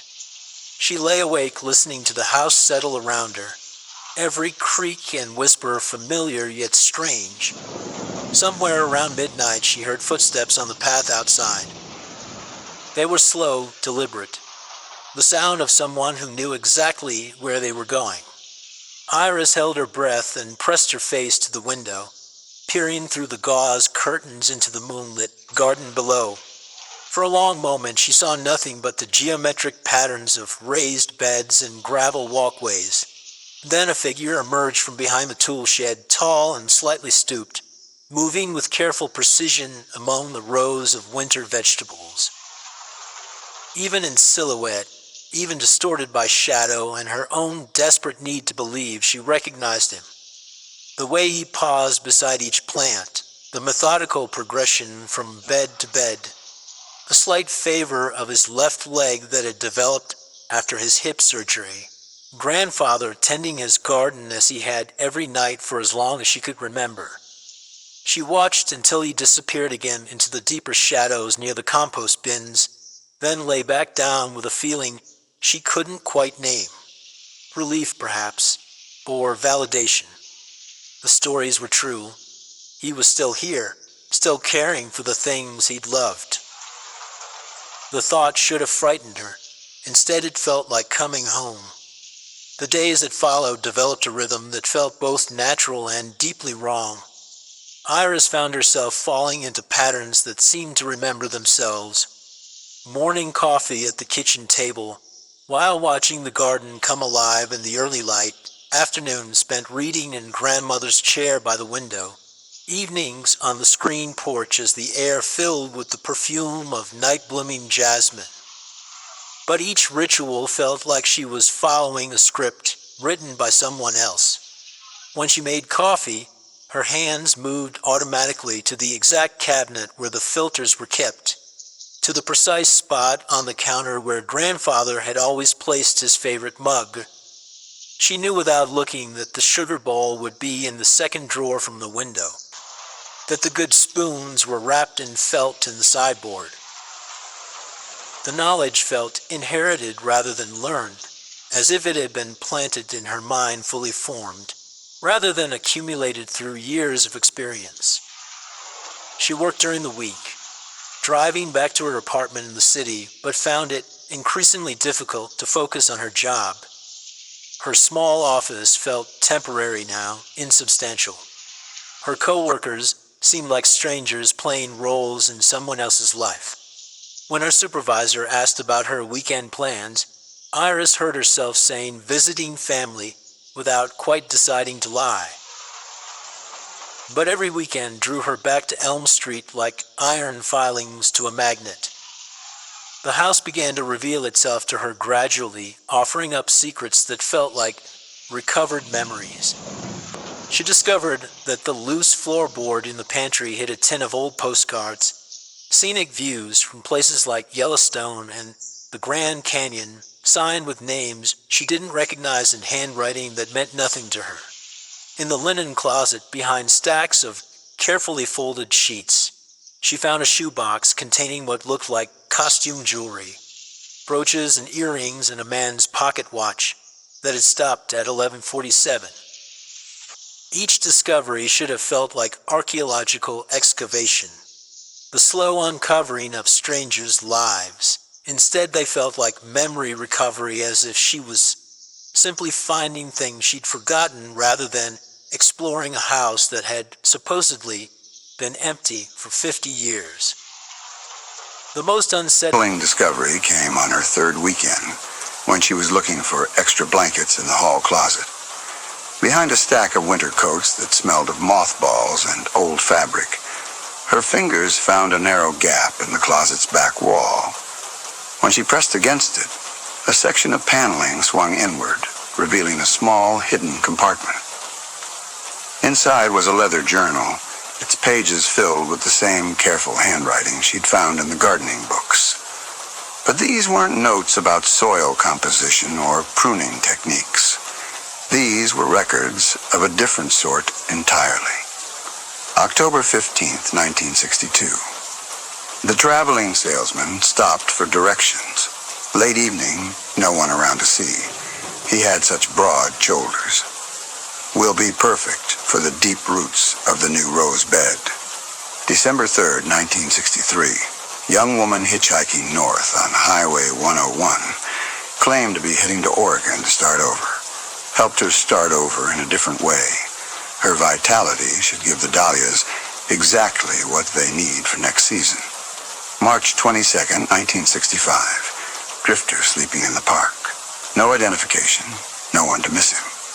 Added him to the compost area. The tomatoes have never been better.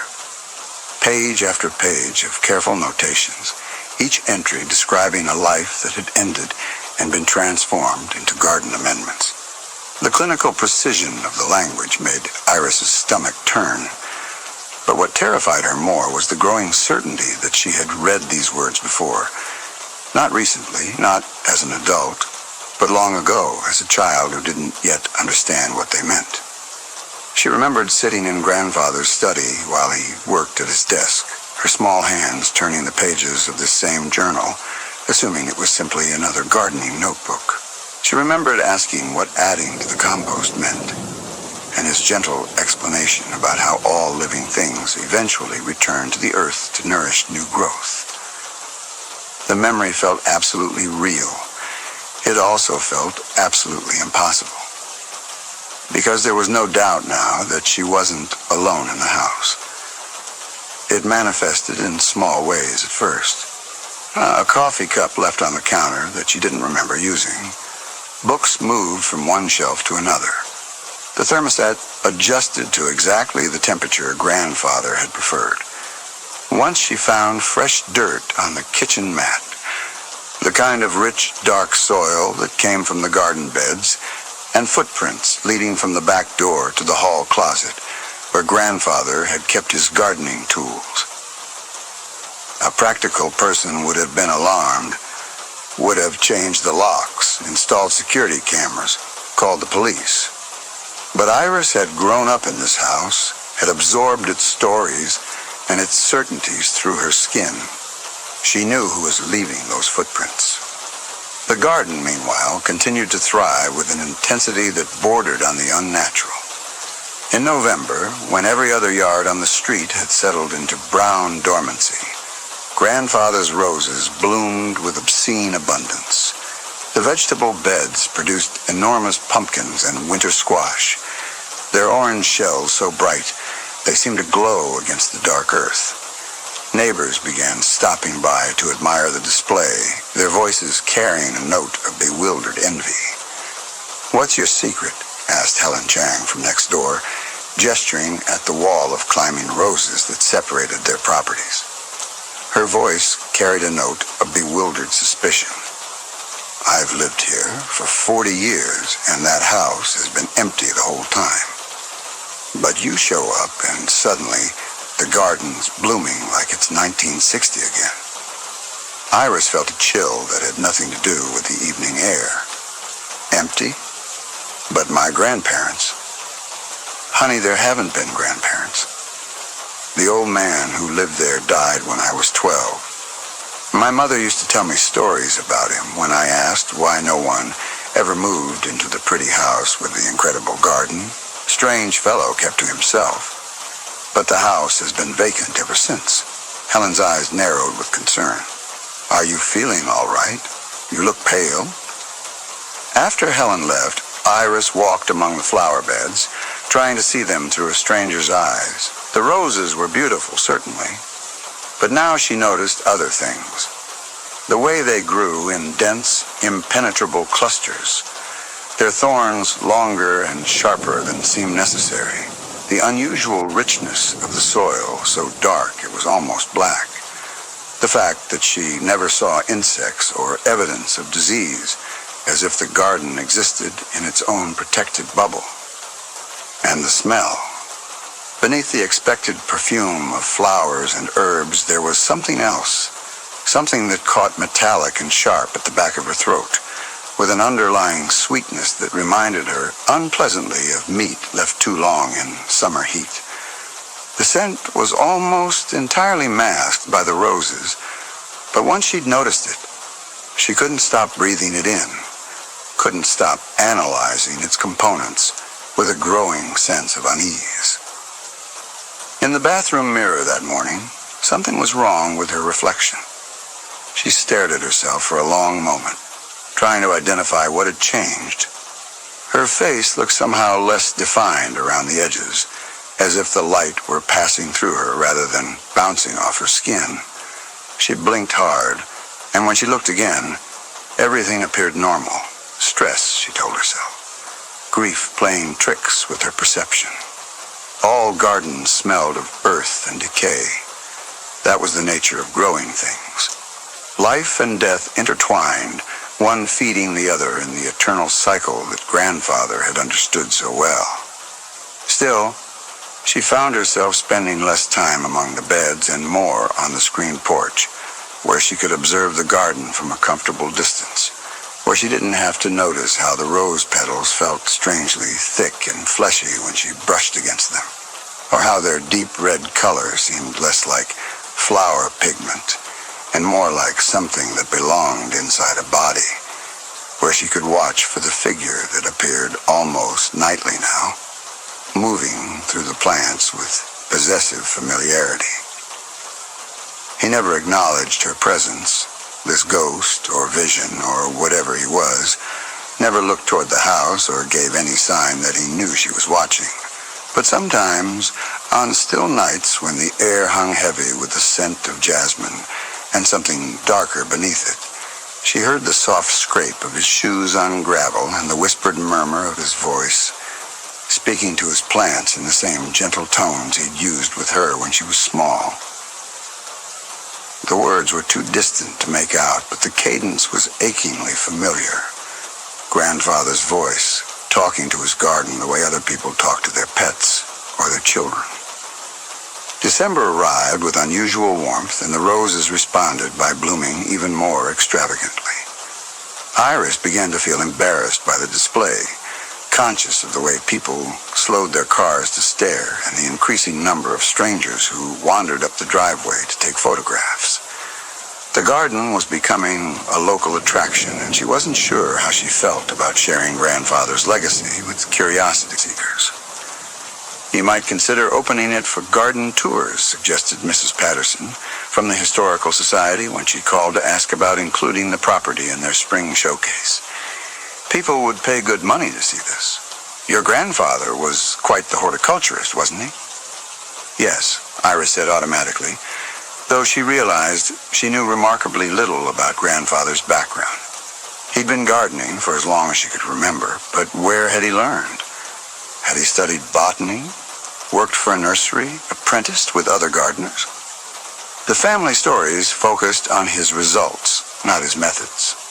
She found herself wandering through the house with new attention to detail. Grandfather's study, which she'd always respected as private territory, contained shelves of books on gardening and plant biology, their pages dense with his careful annotations.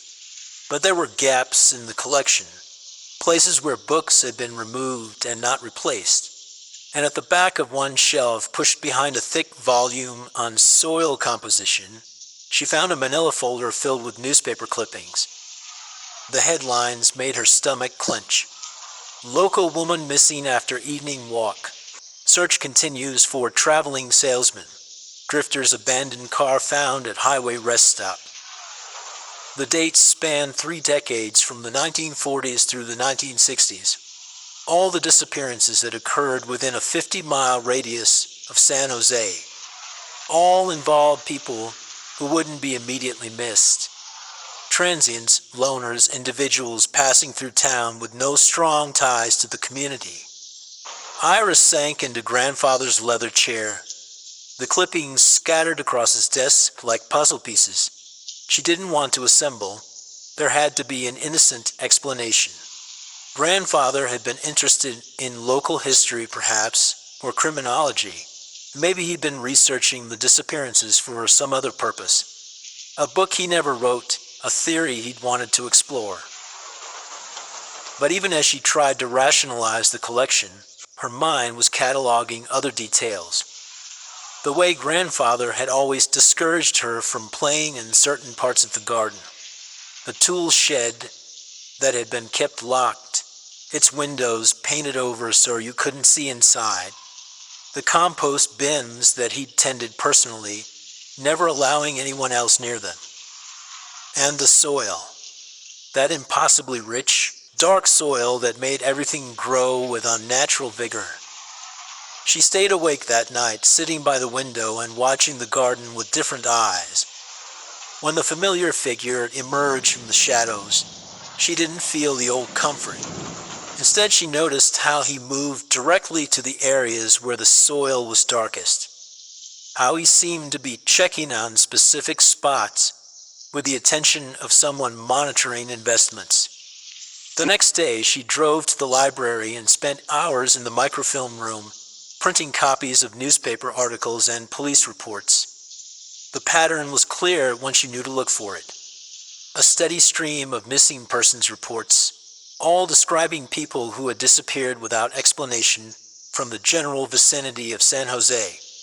The investigations had been perfunctory at best. These were the sort of people who vanished from their lives regularly, drifters and runaways and individuals on society's margins. No one had connected the disappearances to the quiet man on Elm Street with his prize-winning garden. When she returned to the house that evening, she found Helen Chang working in her front yard, deadheading roses that looked sickly and pale compared to the impossible blooms next door. "I've been thinking about what you said," Iris called out, approaching the property line, "about the house being empty."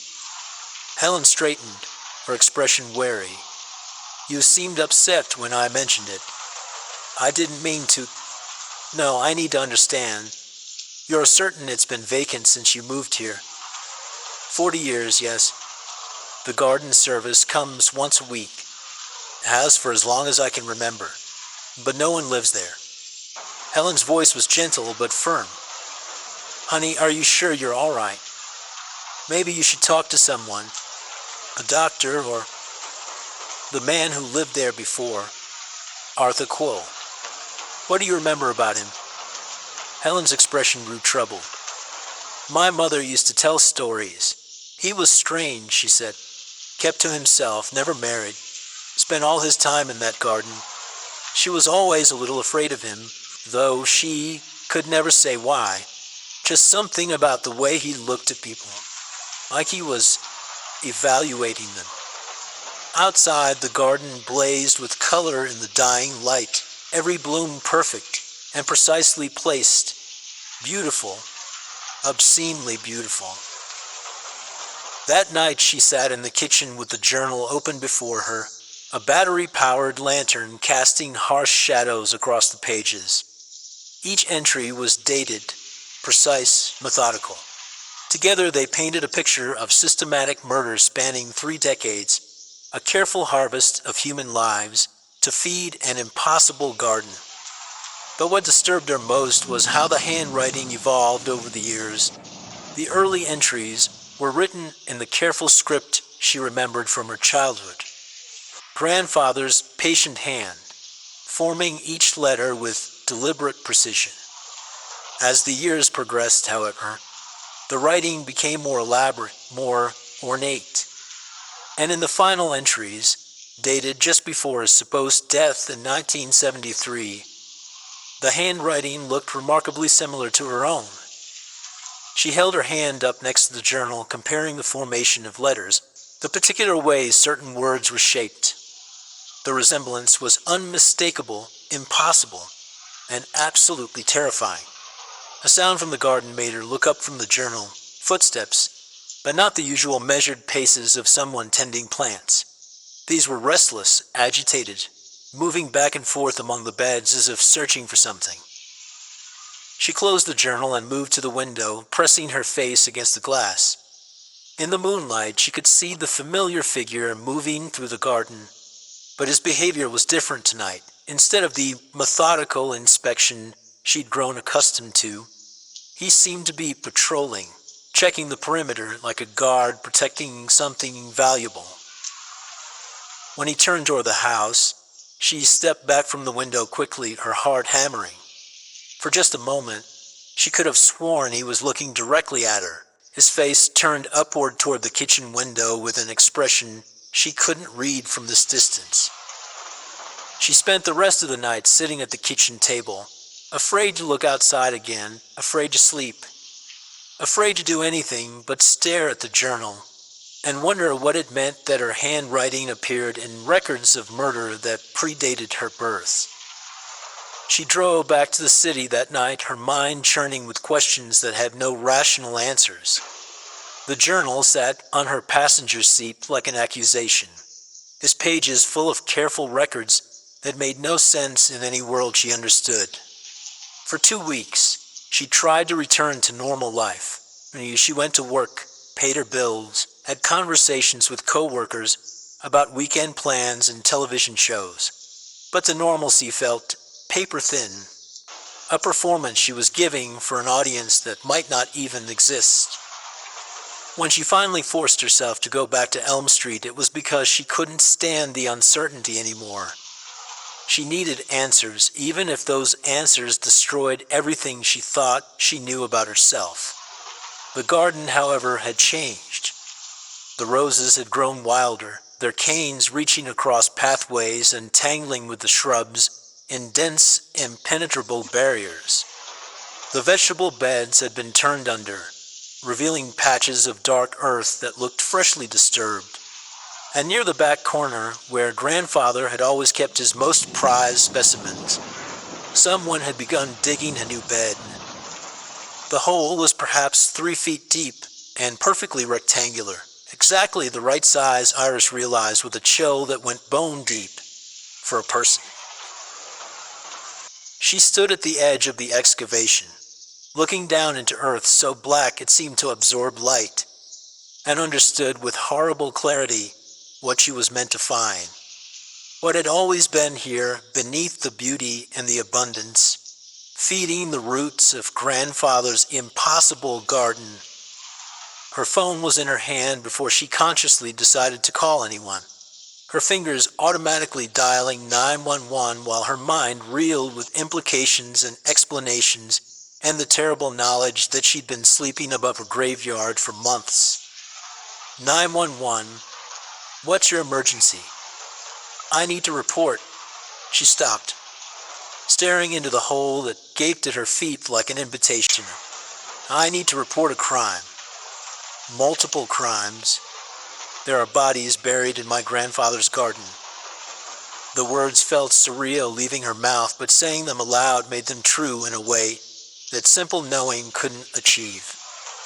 The police arrived within 20 minutes, their cars and equipment transforming the quiet street into a crime scene. Officer Gomez was kind but thorough, taking her statement, while his colleagues began the careful process of examining the garden with new eyes. When did your grandfather pass away, Miss Quo? Quo? Iris looked at him in confusion. My name is Sterling. Iris Sterling. Sorry. I have you listed as Iris Quo. That's not right. My grandparents were Walter and Irene Sterling. Officer Gomez frowned at his paperwork. According to the property records, this house belongs to an Arthur Quo, purchased in 1943. No other names on the deed. The world tilted sideways. Iris gripped the porch railing to keep herself upright, her mind struggling to process information that didn't fit with everything she thought she knew about her family, her history, her place in the world. That's impossible. I inherited this house from my grandmother.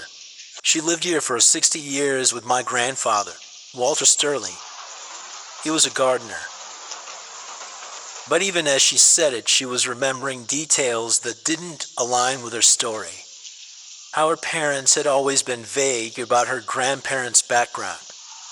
How she'd never seen wedding photos or immigration documents or any of the usual family memorabilia. How the neighbors had seemed surprised when she'd moved in, as if they didn't recognize her claim to the property. Miss, I think there might be some confusion about... He was interrupted by a shout from the garden. One of the crime scene technicians was standing beside the rectangular hole, his face pale beneath the harsh glare of the portable lights. You need to see this. They found the first body 4 feet down, wrapped in what had once been a canvas tarp but was now mostly rotted away. The bones were still articulated, still wearing the remnants of clothing, a wool coat, leather shoes, the corroded remnants of a wristwatch, male, middle-aged, probably buried sometime in the 1950s based on the style of his clothes. The second body was 3 feet to the left, equally well preserved by the rich soil that had fed on it for decades. Then a third, a fourth. The careful grid pattern of the garden beds took on new meaning as the excavation expanded, revealing the methodical precision with which Arthur Quo, not Walter Sterling, never Walter Sterling, had arranged his victims. 23 bodies in total. 23 people who had disappeared over 3 decades, their lives ending in the soil that had nourished generations of prize-winning roses. Iris sat on the front porch steps, wrapped in a blanket someone had given her, watching the controlled chaos of the investigation. Her entire life felt like it was being excavated alongside the garden beds. A detective with tired eyes and a name tag that read Hayes approached her, his expression grim. "Miss, I need to ask you some questions about how you came to be here. You are Iris Quo, correct?" Iris looked at him in confusion. "No, my name is Sterling. Iris Sterling.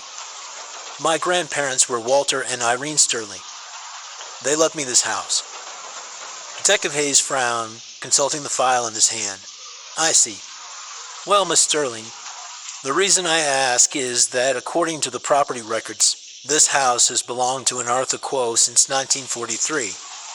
There's no record of a Walter or Irene Sterling ever owning it." "That's impossible," she insisted, her voice thin. "I inherited it from my grandmother when she died 3 years ago. I have the key. I spent every summer of my childhood here."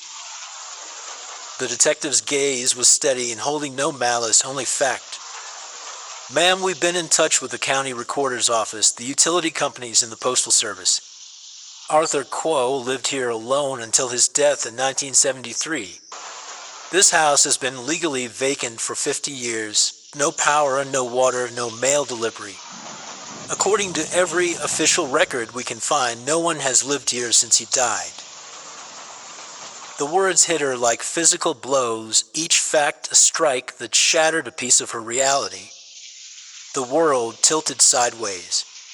Iris gripped the cold iron of the porch railing to keep herself upright, her mind struggling to process information that directly contradicted the entire foundation of her life. She opened her mouth to argue, then closed it again. Where were the photographs? She'd always assumed grandmother simply wasn't sentimental about pictures, but now she realized she'd never seen a single family photo in the house.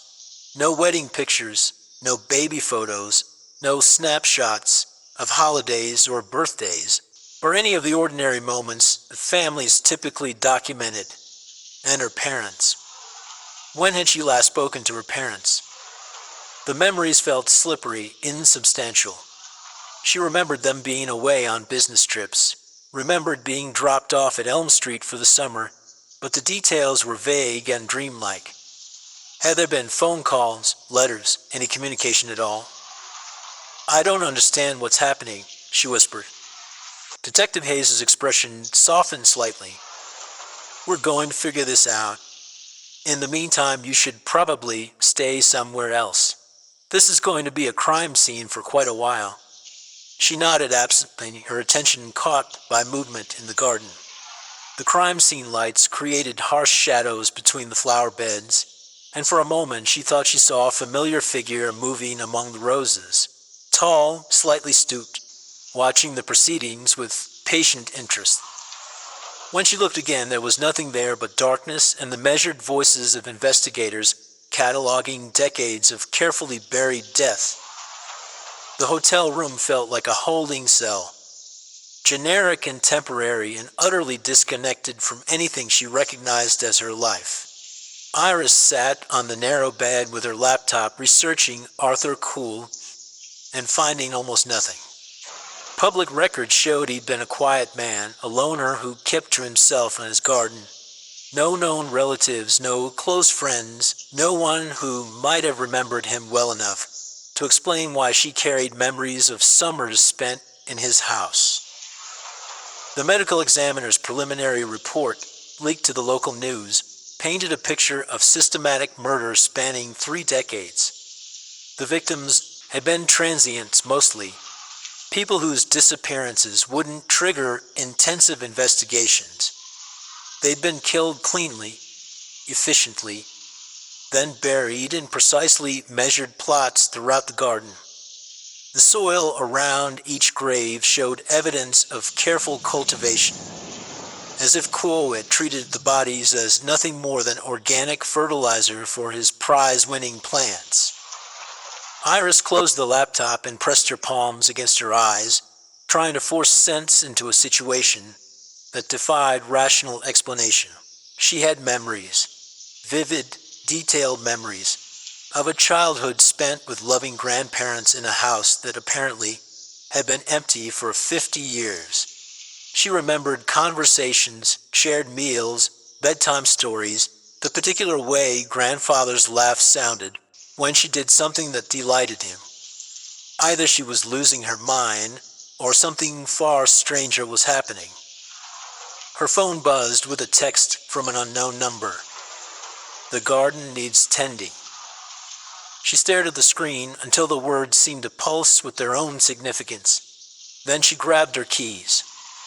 She drove back to Elm Street one final time, wanting to see the place where her impossible life had supposedly unfolded.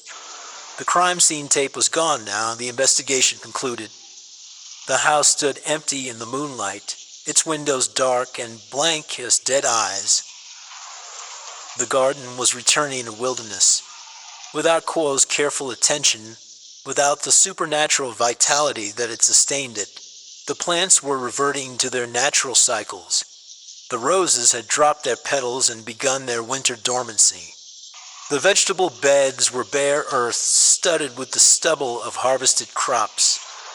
It looked like a normal garden, like any other plot of ground where people had once tried to grow beautiful things. She found him beside the ruins of his compost bins, waiting for her with the patience of someone who had been expecting this moment for a very long time.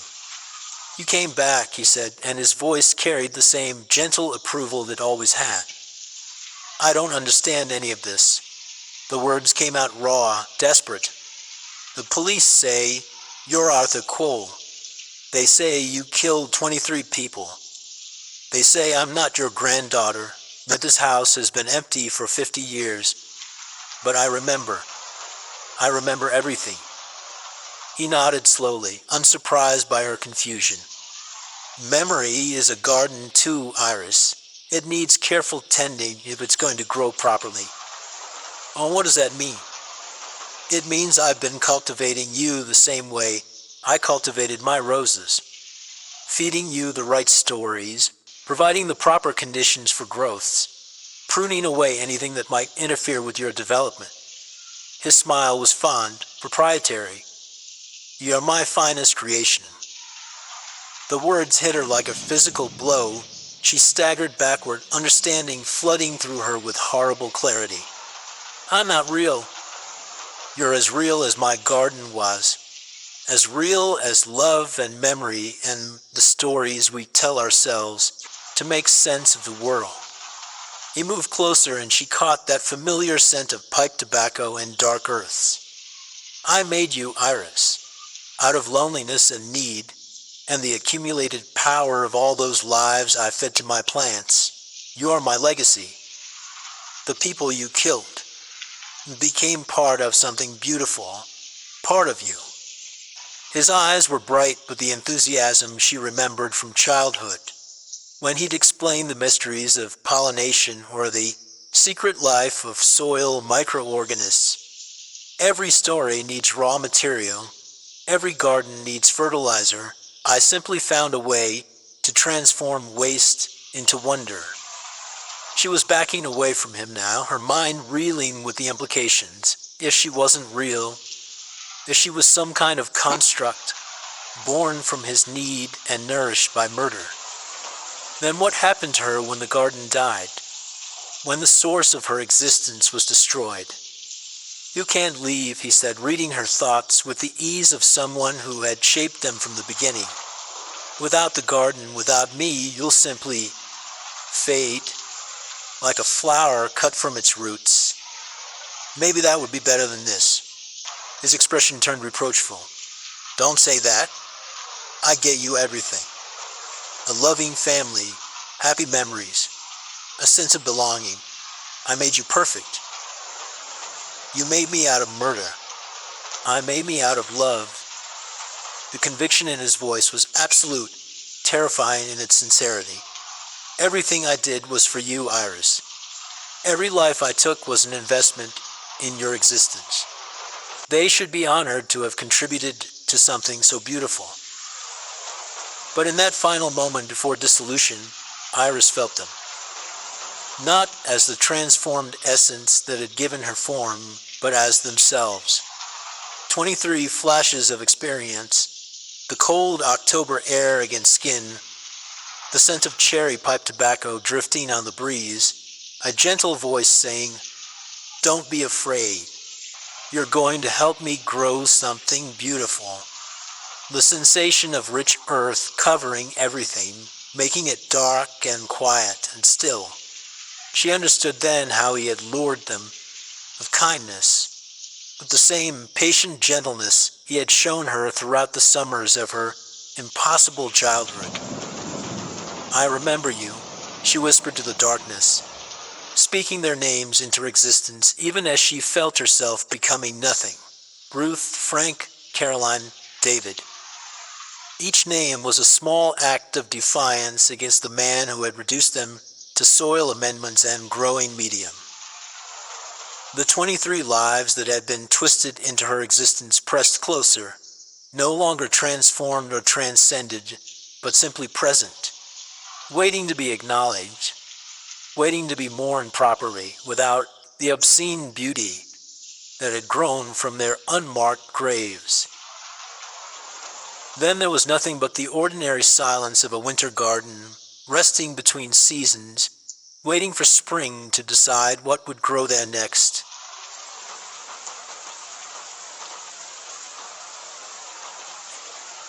Story 4. The sewing kit had belonged to her mother, and before that to her grandmother, and perhaps before that to someone else whose name had been forgotten along with her face, her voice, her particular way of holding a needle. Beatrice Holloway had not thought of the kit in years, not since the funeral, when she had packed it away with the other small things that seemed too personal to donate yet too painful to use. It lived now in the bottom drawer of the dining room hutch, wrapped in tissue paper that had yellowed at the edges, waiting. The call from the funeral home had been brief and apologetic. A water pipe had burst in the storage facility where her mother's remaining belongings were kept. Most things could be cleaned, they assured her, but perhaps she might want to collect the items herself. Beatrice had driven through the October rain to retrieve a handful of boxes that smelled of mildew and old lavender, and it was only when she was sorting through them at her kitchen table that she found the kit again. The tin was smaller than she remembered, decorated with faded roses and a script that read, "Mother's Helper," in gold letters that had mostly worn away. Inside, nested in compartments lined with fraying silk, were the usual tools, scissors no bigger than her thumb, packets of needles sorted by size, spools of thread in colors that had once been vibrant, but now seemed muted as though seen through water. There were buttons, too, each one carefully wrapped in tissue, and a thimble that had belonged to her grandmother, or so her mother had always claimed, though Beatrice had never been entirely certain which stories were true, and which were the sort of small fabrications that accumulate in families like dust. She had been alone in the house for 3 years now, since Donald's heart gave out while he was raking leaves in the backyard. The silence had become familiar, even comforting, but tonight it seemed different, heavier. She found herself listening for sounds that never came. The creak of floorboards, the settling of old wood, the The whisper of fabric against fabric. The rain had stopped, and through the kitchen window she could see Mrs. Novak's house.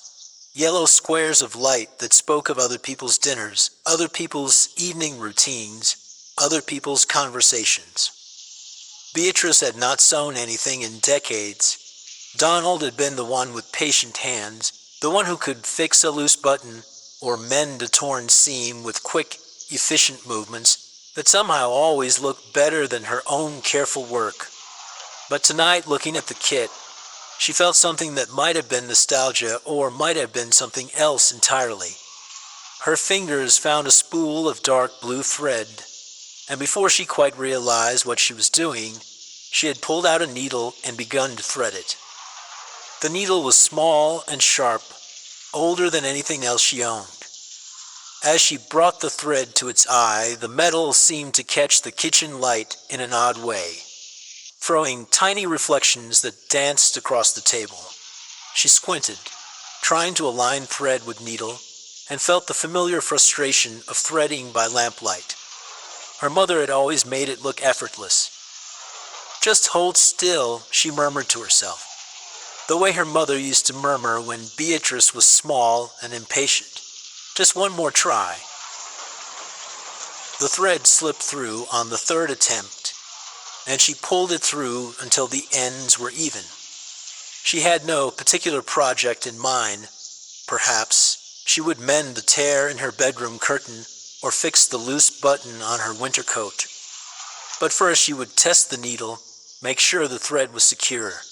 She pressed the tip against her index finger, not meaning to pierce the skin, but only to feel the sharpness, and was surprised when a small, bright bead of blood appeared. "Oh," she said aloud and put the finger to her mouth. The blood tasted copper and salt, familiar and strange at the same time. And then she heard it. A voice, soft as breath, close as her own heartbeat. "Just one more stitch." Beatrice looked up from her finger, looked around the kitchen as though the voice might have come from somewhere she could see. But there was only the humming of the refrigerator, the tick of the clock above the stove, and the small sounds that fill empty houses after dark. She told herself she had imagined it, that the voice had been her own, an echo of something half-remembered. But her hands were trembling as she set the needle down on the table. She wrapped her finger in a paper napkin and went upstairs to bed, leaving the sewing kit open on the kitchen table. In the morning, she told herself she would put it back in its drawer. In the morning, she would forget the sound of that whisper, the way it had seemed to come from inside her own head. But in the morning, the phone rang. "Mom?" The voice was Catherine's, her daughter who lived 2 hours away in the city, and called perhaps once a month, usually on Sundays, usually with news about her job or her apartment, or the man she had been seeing for almost a year but had never brought home. They had not spoken since August. "Katie?" Beatrice sat down at the kitchen table, her coffee growing cold in front of her. The sewing kit was still open, the needle still threaded with dark blue. "What's wrong?" There was a pause on the other end of the line, the kind of silence that suggested Catherine was choosing her words carefully. "Nothing's wrong exactly. It's just something strange happened. I thought I should call." Beatrice waited. Catherine had always been secretive, even as a child. She hoarded small mysteries the way other children hoarded candy, keeping them close and precious and separate from the adult world. "Do you remember Mr. Buttons?" Catherine's voice was different now and younger somehow. "My teddy bear from when I was little." Of course, Beatrice remembered. Mr. Buttons had been Catherine's constant companion from the age of 2 until somewhere around 10, when such things had suddenly become embarrassing. He had been a rich brown color originally, but years of love and washing had faded him to something closer to tan. One ear had been chewed to a stub during Catherine's teething years, and his left eye had fallen off sometime around kindergarten, leaving behind a small indent in the fabric that had given him a perpetually winking expression. "You lost him," Beatrice said. During the move to your first apartment, you were so upset. I thought I lost him. Catherine's voice was careful, measured. But this morning, when I went out to get the paper, he was sitting on my doorstep. The coffee cup slipped in Beatrice's hands and she had to grip it more tightly to keep from dropping it. That's not possible. I know it's not possible. But it's him, Mom. I'm looking at him right now. Same color, same missing ear, same everything. Except, she trailed off. Except what? His mouth. Someone sewed his mouth shut. Beatrice set down her coffee cup with hands that had suddenly gone unsteady. On the table in front of her, the threaded needles seemed to glitter in the morning light. Catherine, she began, but her daughter was still talking. It's not random stitches, Mom. It's careful work. Small, even stitches, like someone who really knew what they were doing. And the thread, it looks new, dark blue thread. The kitchen seemed to tilt slightly around Beatrice. She reached out to steady herself against the edge of the table and knocked over the spool of thread she had used the night before. It rolled across the surface and came to rest against the butter dish, unwinding slightly as it went. Mom, are you there? I'm here. Beatrice's voice sounded far away even to herself. Katie, I need you to bring him here. Bring him where? Here. To the house. Can you come today? There was another pause.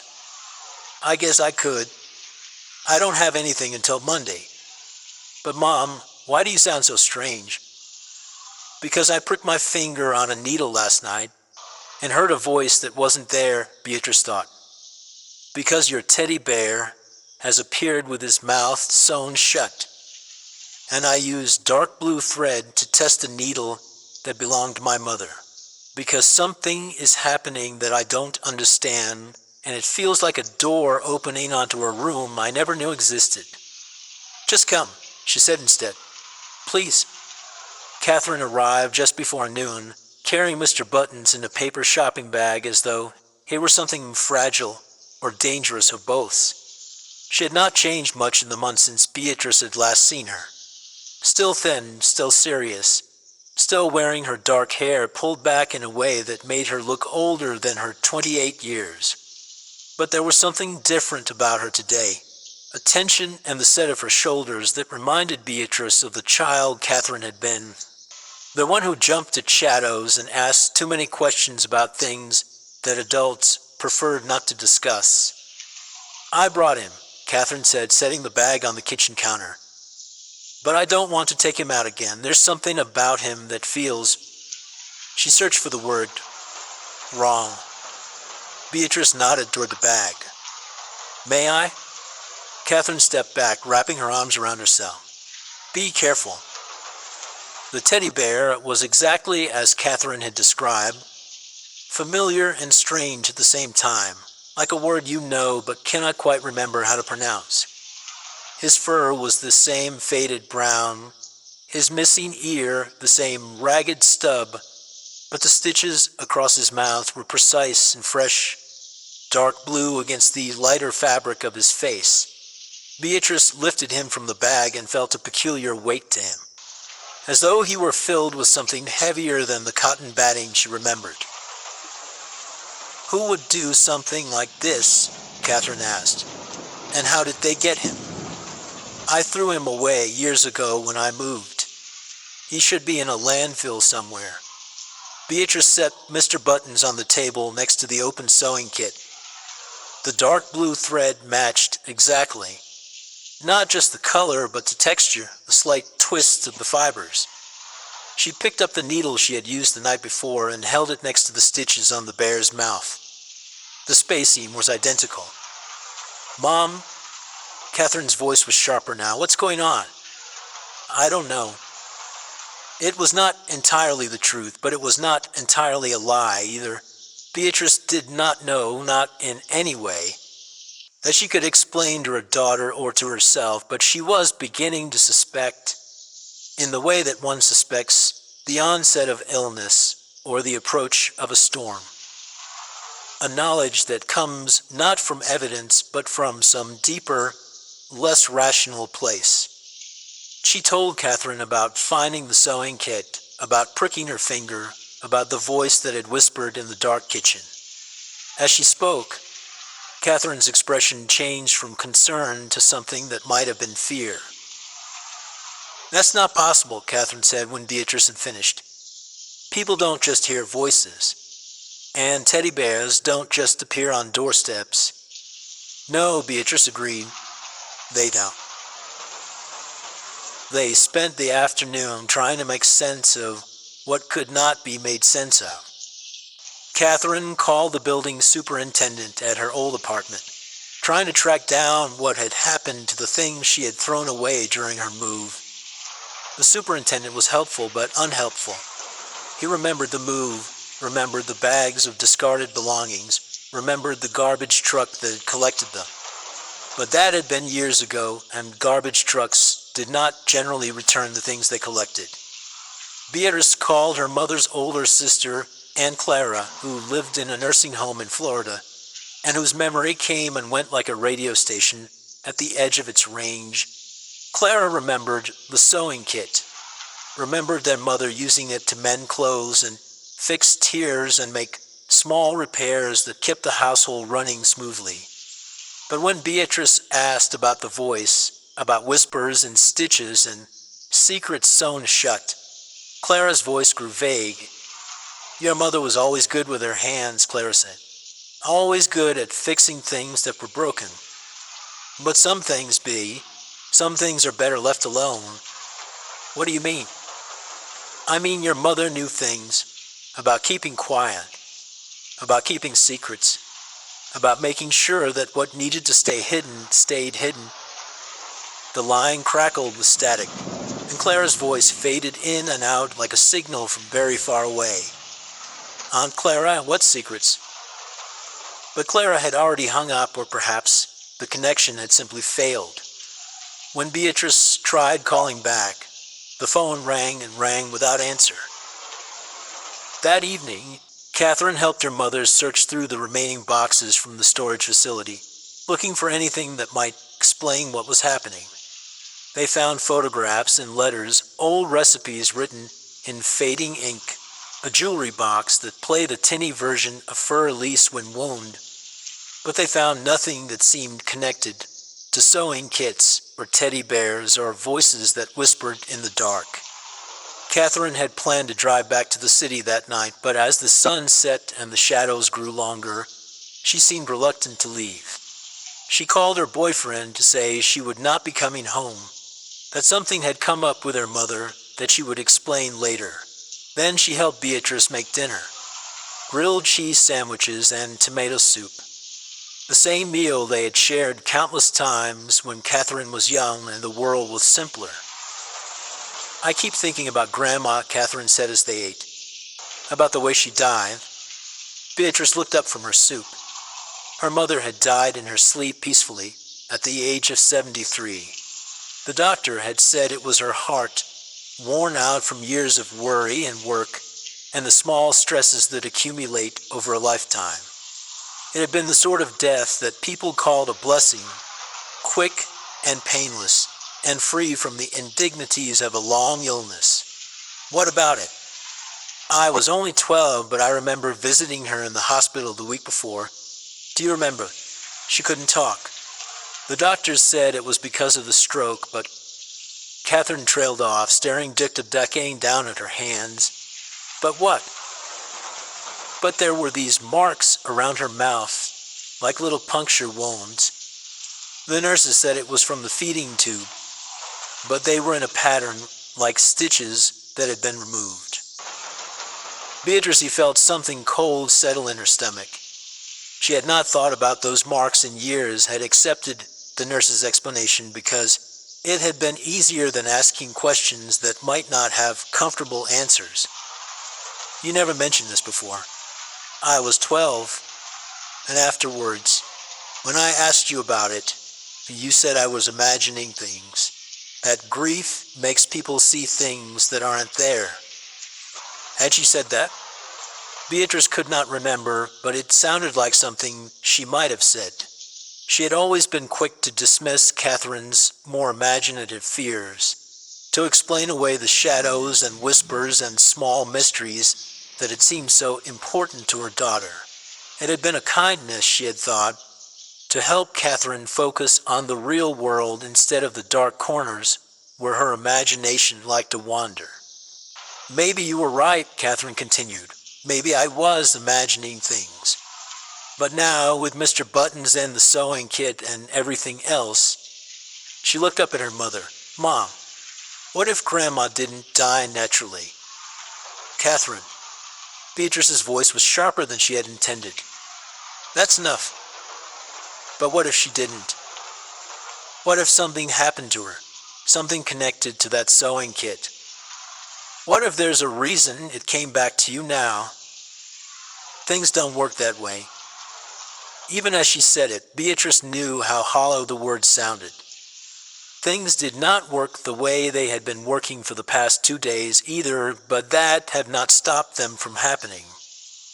They finished dinner in silence. Catherine washed the dishes while Beatrice dried, and for a few minutes, it was possible to pretend that this was an ordinary evening, that nothing had changed, and the teddy bears did not appear on doorsteps with their mouths sewn shut. But then Catherine asked if she could sleep in her old room, and the pretense crumbled. "I don't want to be alone tonight," Catherine said simply. "And I don't think you should be alone either." Beatrice wanted to argue, to insist that she was perfectly fine on her own, that she had been living alone for 3 years without difficulty. But the truth was that she did not want to be alone either. The house felt different now, full of whispers and shadows and the weight of things that had been buried too long. They said good night at the top of the stairs, and Beatrice went to her room and Catherine went to hers, but neither of them slept. Beatrice lay awake listening to the old house settle around her, wondering if the creaks and sighs she heard were really just the normal sounds of wood and metal expanding and contracting in the night air. Sometime after midnight, she heard Catherine's door open, heard her daughter's footsteps in the hallway, heard them pause outside her own door as though Catherine were deciding whether to knock. But the footsteps continued down the hallway toward the stairs, and Beatrice realized that Catherine was going back to the kitchen, going back to the sewing kit and Mr. Buttons and whatever answers might be waiting there in the dark. Beatrice got out of bed and followed. She found Catherine sitting at the kitchen table. Mr. Buttons cradled in her lap, her fingers tracing the dark blue stitches that held his mouth closed. The sewing kit was open in front of her, and she had taken out the small scissors, the ones no bigger than her thumb. "I want to cut them," Catherine said without looking up. "The stitches. I want to see what happens." "Catherine, no." "Why not? If this is all just coincidence, if there's nothing really wrong, then cutting a few stitches won't hurt anything. And if there is something wrong, then maybe this is how we find out what it is." Beatrice sat down across from her daughter. In the dim light from the kitchen window, Catherine looked very young, younger than her 28 years, younger than the child who had slept with Mr. Buttons every night for the first decade of her life. But her eyes were old, serious, full of questions that Beatrice was not sure she wanted answered. What if cutting the stitches makes things worse? What if not cutting them makes things worse? It was a fair point. Nothing that had happened in the past 2 days suggested that ignoring the situation would make it go away. If anything, a strangeness seemed to be growing, spreading, taking on a weight and presence that filled the house like smoke. Catherine lifted the small scissors. "I'm going to do it, Mom, with or without your permission." "Then I want to be the one to do it." Catherine looked up surprised. "Why?"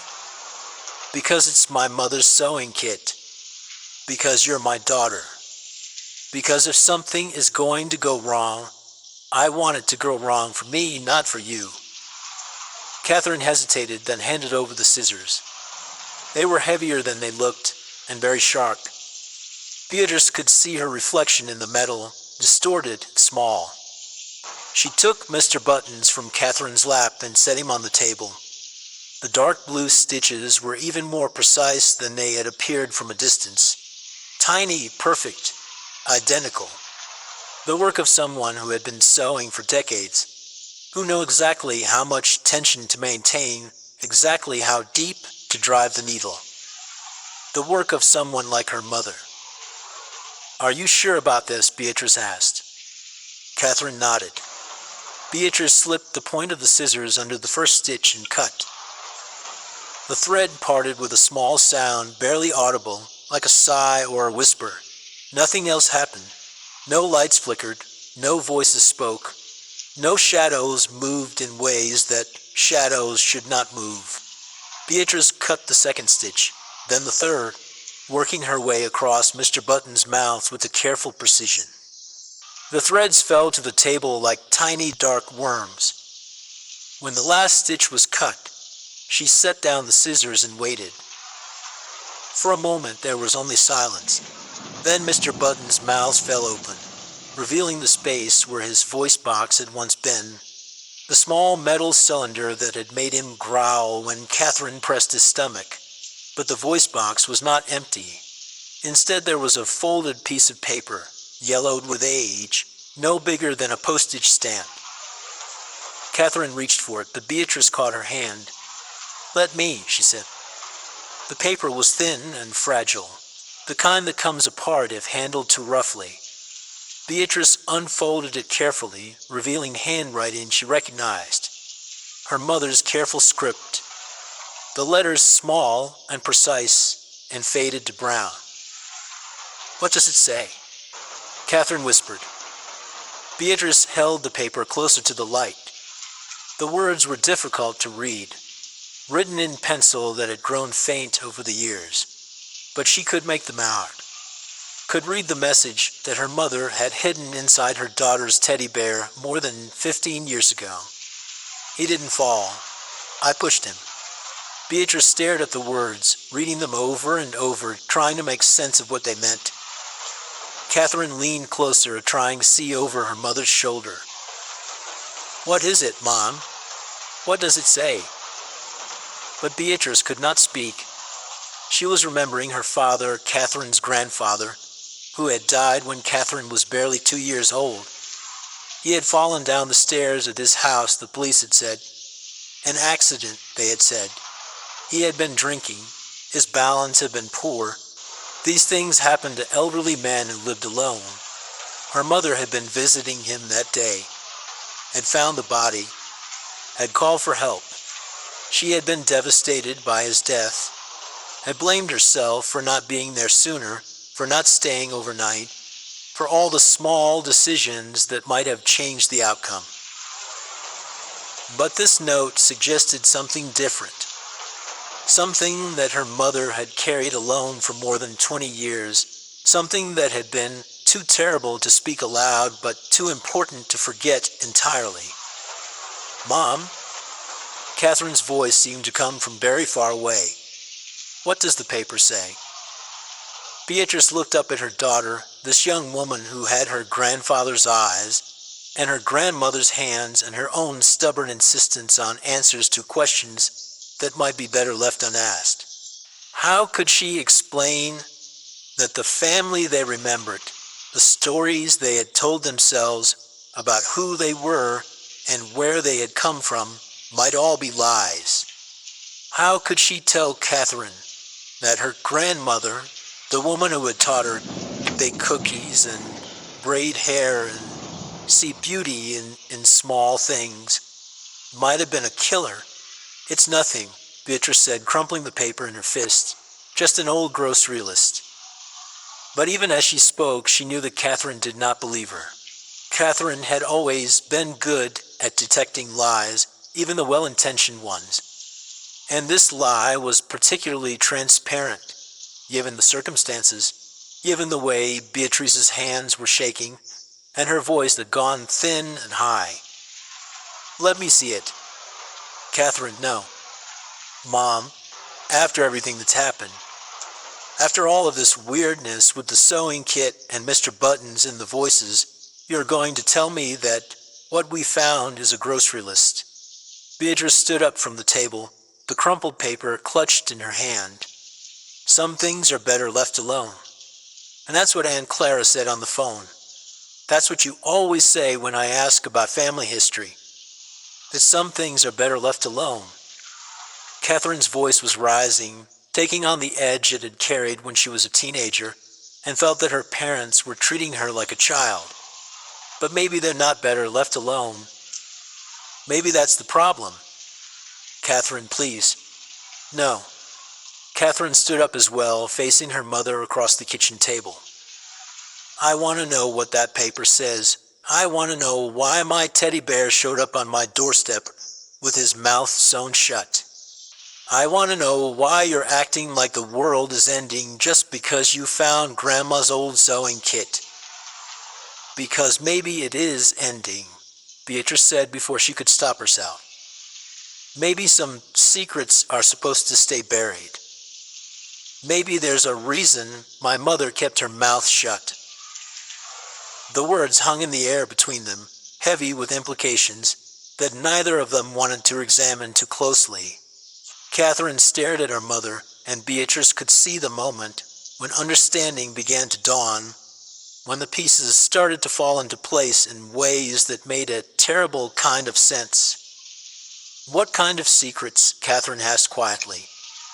Beatrice sank back into her chair, suddenly exhausted. The paper in her hand felt like it weighed 1,000 pounds. The kind that destroy families. The kind that already have destroyed families. It was true, and they both knew it. The distance that had grown between them over the years, the careful politeness that had replaced real intimacy, the way they had learned to talk around important things instead of talking about them. All of it could be traced back to the family's gift for keeping secrets, for burying uncomfortable truths so deeply that they became part of the foundation. Beatrice opened her hand and smoothed out the crumpled paper, reading her mother's confession one more time. Then she handed it to Catherine. Catherine read it in silence, her face growing pale. When she finished, she set the paper down on the table as though it were something dangerous. Grandpa didn't fall down the stairs. According to this, no. Grandma pushed him. That's what it says. They sat in silence for several minutes, each of them trying to absorb what they had learned, trying to reconcile this new information with the stories they had been told, the memories they had constructed, the version of their family history that had seemed so solid just a few hours before. Why? Catherine asked finally. I don't know. There must have been a reason. Grandma wasn't a violent person. She was kind. She was gentle. She taught me to knit. She made me cookies. People can be more than one thing at the same time, Beatrice said, though the words felt inadequate. How could she explain that the woman who had sung lullabies and told bedtime stories and bandaged scraped knees might also have been capable of murder? How could anyone be both grandmother and killer, both nurturer and destroyer? Catherine picked up Mr. Buttons and turned him over in her hands, examining him as though he might contain other secrets, other hidden messages. Do you think there are more? More what? More notes, more confessions, more things sewn shut. Beatrice looked at the sewing kit, at the spools of thread and colors that seemed to shift in the kitchen light, at the needles arranged by size, at the buttons wrapped in tissue paper. Each item was small and innocent and ordinary, the kind of thing that could be found in thousands of homes across the country. But now they seemed different, weighted with possibility, full of stories that might be too dangerous to tell. I don't know, she said, but I think we're going to find out. They started with the buttons. There were dozens of them, each one wrapped individually in tissue paper that had yellowed with age. Most were ordinary. Plastic discs in common colors, spare buttons for coats and dresses, and shirts that had long since been worn out or thrown away. But a few were different, older, more elaborate, made of materials that were unusual or expensive. The third button Catherine unwrapped was carved from bone, pale yellow and smooth, with 4 holes drilled in a perfect square. It was beautiful in its simplicity, but when Catherine held it up to the light, she could see that there was something inside it, something that had been inserted through one of the holes and could not be removed without breaking the button itself. Another paper, she said, showing it to her mother. They worked carefully, using a thin needle to coax the paper out through the hole without tearing it.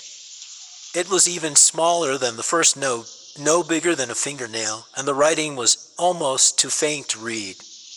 But Beatrice managed to make out the words written in her mother's familiar script. The baby didn't die of fever. Catherine set down the button with hands that had begun to tremble. What baby? Beatrice closed her eyes, trying to remember. Her mother had never spoken much about her childhood, about the brothers and sisters who had been born and died before Beatrice came along. But there had been hints, fragments of stories that emerged during late-night conversations or moments of particular sadness. A baby sister who had lived only a few weeks. A fever that had taken her quickly, mercifully, before she could suffer too much. My mother had a sister, Beatrice said slowly. Before I was born, she died when she was very young, but not of fever. According to this, no. They looked at each other across the table, and both of them beginning to understand the pattern that was emerging. The sewing kit was not just a collection of tools for mending clothes and making small repairs. It was a repository of secrets. A place where confessions could be hidden, where truths too terrible to speak aloud could be preserved in tiny handwritten notes tucked inside buttons and sewn into teddy bears, and concealed in places where they might never be found. We have to look at everything, Catherine said. They spent the next 2 hours searching through every item in the kit. They found more notes, tucked inside the hollow handle of the tiny scissors, rolled up and inserted into the eye of a particularly large needle, folded and pressed flat beneath the silk lining of one of the compartments. Each one contained a confession, a secret, a truth that someone had been unable to bear alone. I saw what Father did to Mary and never told anyone. The fire wasn't an accident. I knew about the money he took from the church. She begged me to stop, but I couldn't. The handwriting changed from note to note, suggesting that multiple people had used the kit as a hiding place over the years. Beatrice recognized her mother's careful script, but there were other hands as well. Someone who wrote in a more hurried scrawl, someone whose letters leaned heavily to the right, someone who pressed so hard with the pencil that the words were carved into the paper like tiny wounds. It's not just Grandma, Catherine said, reading through the notes they had arranged on the table like pieces of a puzzle. Other people knew about this. Other people used the kit to hide their secrets. My grandmother, Beatrice said. Maybe her mother before that. Maybe it goes back generations. The idea was both fascinating and terrifying. A family tradition of confession, of preserving the worst moments of the history in tiny written fragments that could be hidden away but never truly forgotten. Each generation passing the kit to the next, each one adding their own secrets to the collection, each one burdened with the knowledge of what their family was truly capable of. But why, Catherine asked. Why write it down if you're never going to tell anyone? Why keep the evidence of what you've done? Beatrice thought about her mother, about the woman who had raised her, with patience and kindness and an endless capacity for small acts of love. About the woman who had also, according to these notes, pushed her own father down a flight of stairs and killed a baby, and covered up crimes that had happened decades ago. How could someone live with that kind of knowledge? How could they carry such weight without breaking under it? Maybe, she said slowly, maybe it was the only way she could bear it. Maybe writing it down, hiding it away, was like confession without absolution, like telling the truth without having to face the consequences. Catherine nodded, but she looked unsatisfied with the explanation. It has to be more to it than that. It has to be a reason why the kit came back to you now. Why Mr. Button showed up with his mouth sewn shut. This isn't just about keeping secrets. This is about something else. As if in response to her words, the kitchen light flickered. Just once and just for a moment, but enough to make both women look up at the ceiling fixture with expressions of sudden wariness. Did you see that? Catherine whispered. Before Beatrice could answer, they heard it. The sound of footsteps on the stairs, slow, deliberate, careful. The footsteps of someone who was trying not to be heard but could not quite manage perfect silence. Both women froze, listening, waiting for the footsteps to reach the bottom of the stairs and continue towards the kitchen. But the footsteps stopped halfway down, as though whoever was making them had suddenly realized they were being overheard. The silence that followed was worse than the sound had been, full of presence and intention, and the weight of someone watching from the shadows. There's no one in the house, Beatrice said quietly. The doors are locked. The windows are locked. Catherine reached across the table and took her mother's hand. Maybe we should go upstairs. Maybe we should get out of the kitchen. But even as she spoke, they both knew it was too late for that. Whatever was happening, whatever force or presence had been awakened by their discovery of the hidden notes, it was already here. It was already watching. It was already deciding what to do with the knowledge that its secrets had been discovered. The footsteps resumed, coming down the rest of the stairs with more confidence now, as though concealment was no longer necessary. They crossed the living room, approached the kitchen doorway, and stopped just outside the circle of light cast by the overhead fixture. Beatrice squeezed her daughter's hand and tried to prepare herself for whatever was about to appear in the doorway. A stranger, perhaps, an intruder who had somehow gotten into the house despite locked doors and windows, or something worse, something that was not quite human, something that belonged more to the world of secrets and hidden confessions than to the world of ordinary people living ordinary lives. But when the figure stepped into the kitchen, it was neither a stranger nor a monster. It was her mother. Not her mother as she had been at the end of her life, frail and tired and worn down by age and illness, but her mother as she had been in her middle years when Beatrice was young and the future seemed full of possibility. Her hair was dark and carefully styled. Her dress was the blue one she had always worn for special occasions. Her hands were strong and steady as they had been when she could thread a needle without effort. She was not solid, not quite there in the way that living people are there. The kitchen light passed through her, casting shadows that moved independently of her movements. But she was present, undeniably present, looking at her daughter and granddaughter with eyes that held recognition and sorrow, and something that might have been relief. "Mom," Beatrice whispered. Her mother smiled. The same gentle expression she had worn when Beatrice was young and afraid, when thunderstorms or nightmares or the ordinary terrors of childhood needed to be soothed away with soft words and softer touches. "You found them," her mother said, and her voice was exactly as Beatrice remembered it. Warm and careful and tinged with the slight accent that had never quite disappeared despite decades in America. "I wondered if you would." Catherine made a small sound, something between a gasp and a sob, and her grip on Beatrice's hand tightened. But she did not look away from the figure in the doorway, did not close her eyes or try to pretend that what she was seeing was not real. "Grandma," she said, and the word came out like a question. as though she were not certain whether the woman before them deserved that title anymore. "Hello, sweetheart." The ghost. For what else could she be? Moved further into the kitchen, and Beatrice noticed that her feet made no sound against the linoleum floor. "You've grown up so beautiful, just like your mother." "You're dead," Catherine said, and there was something almost accusatory in her tone. "You died 3 years ago." "I did."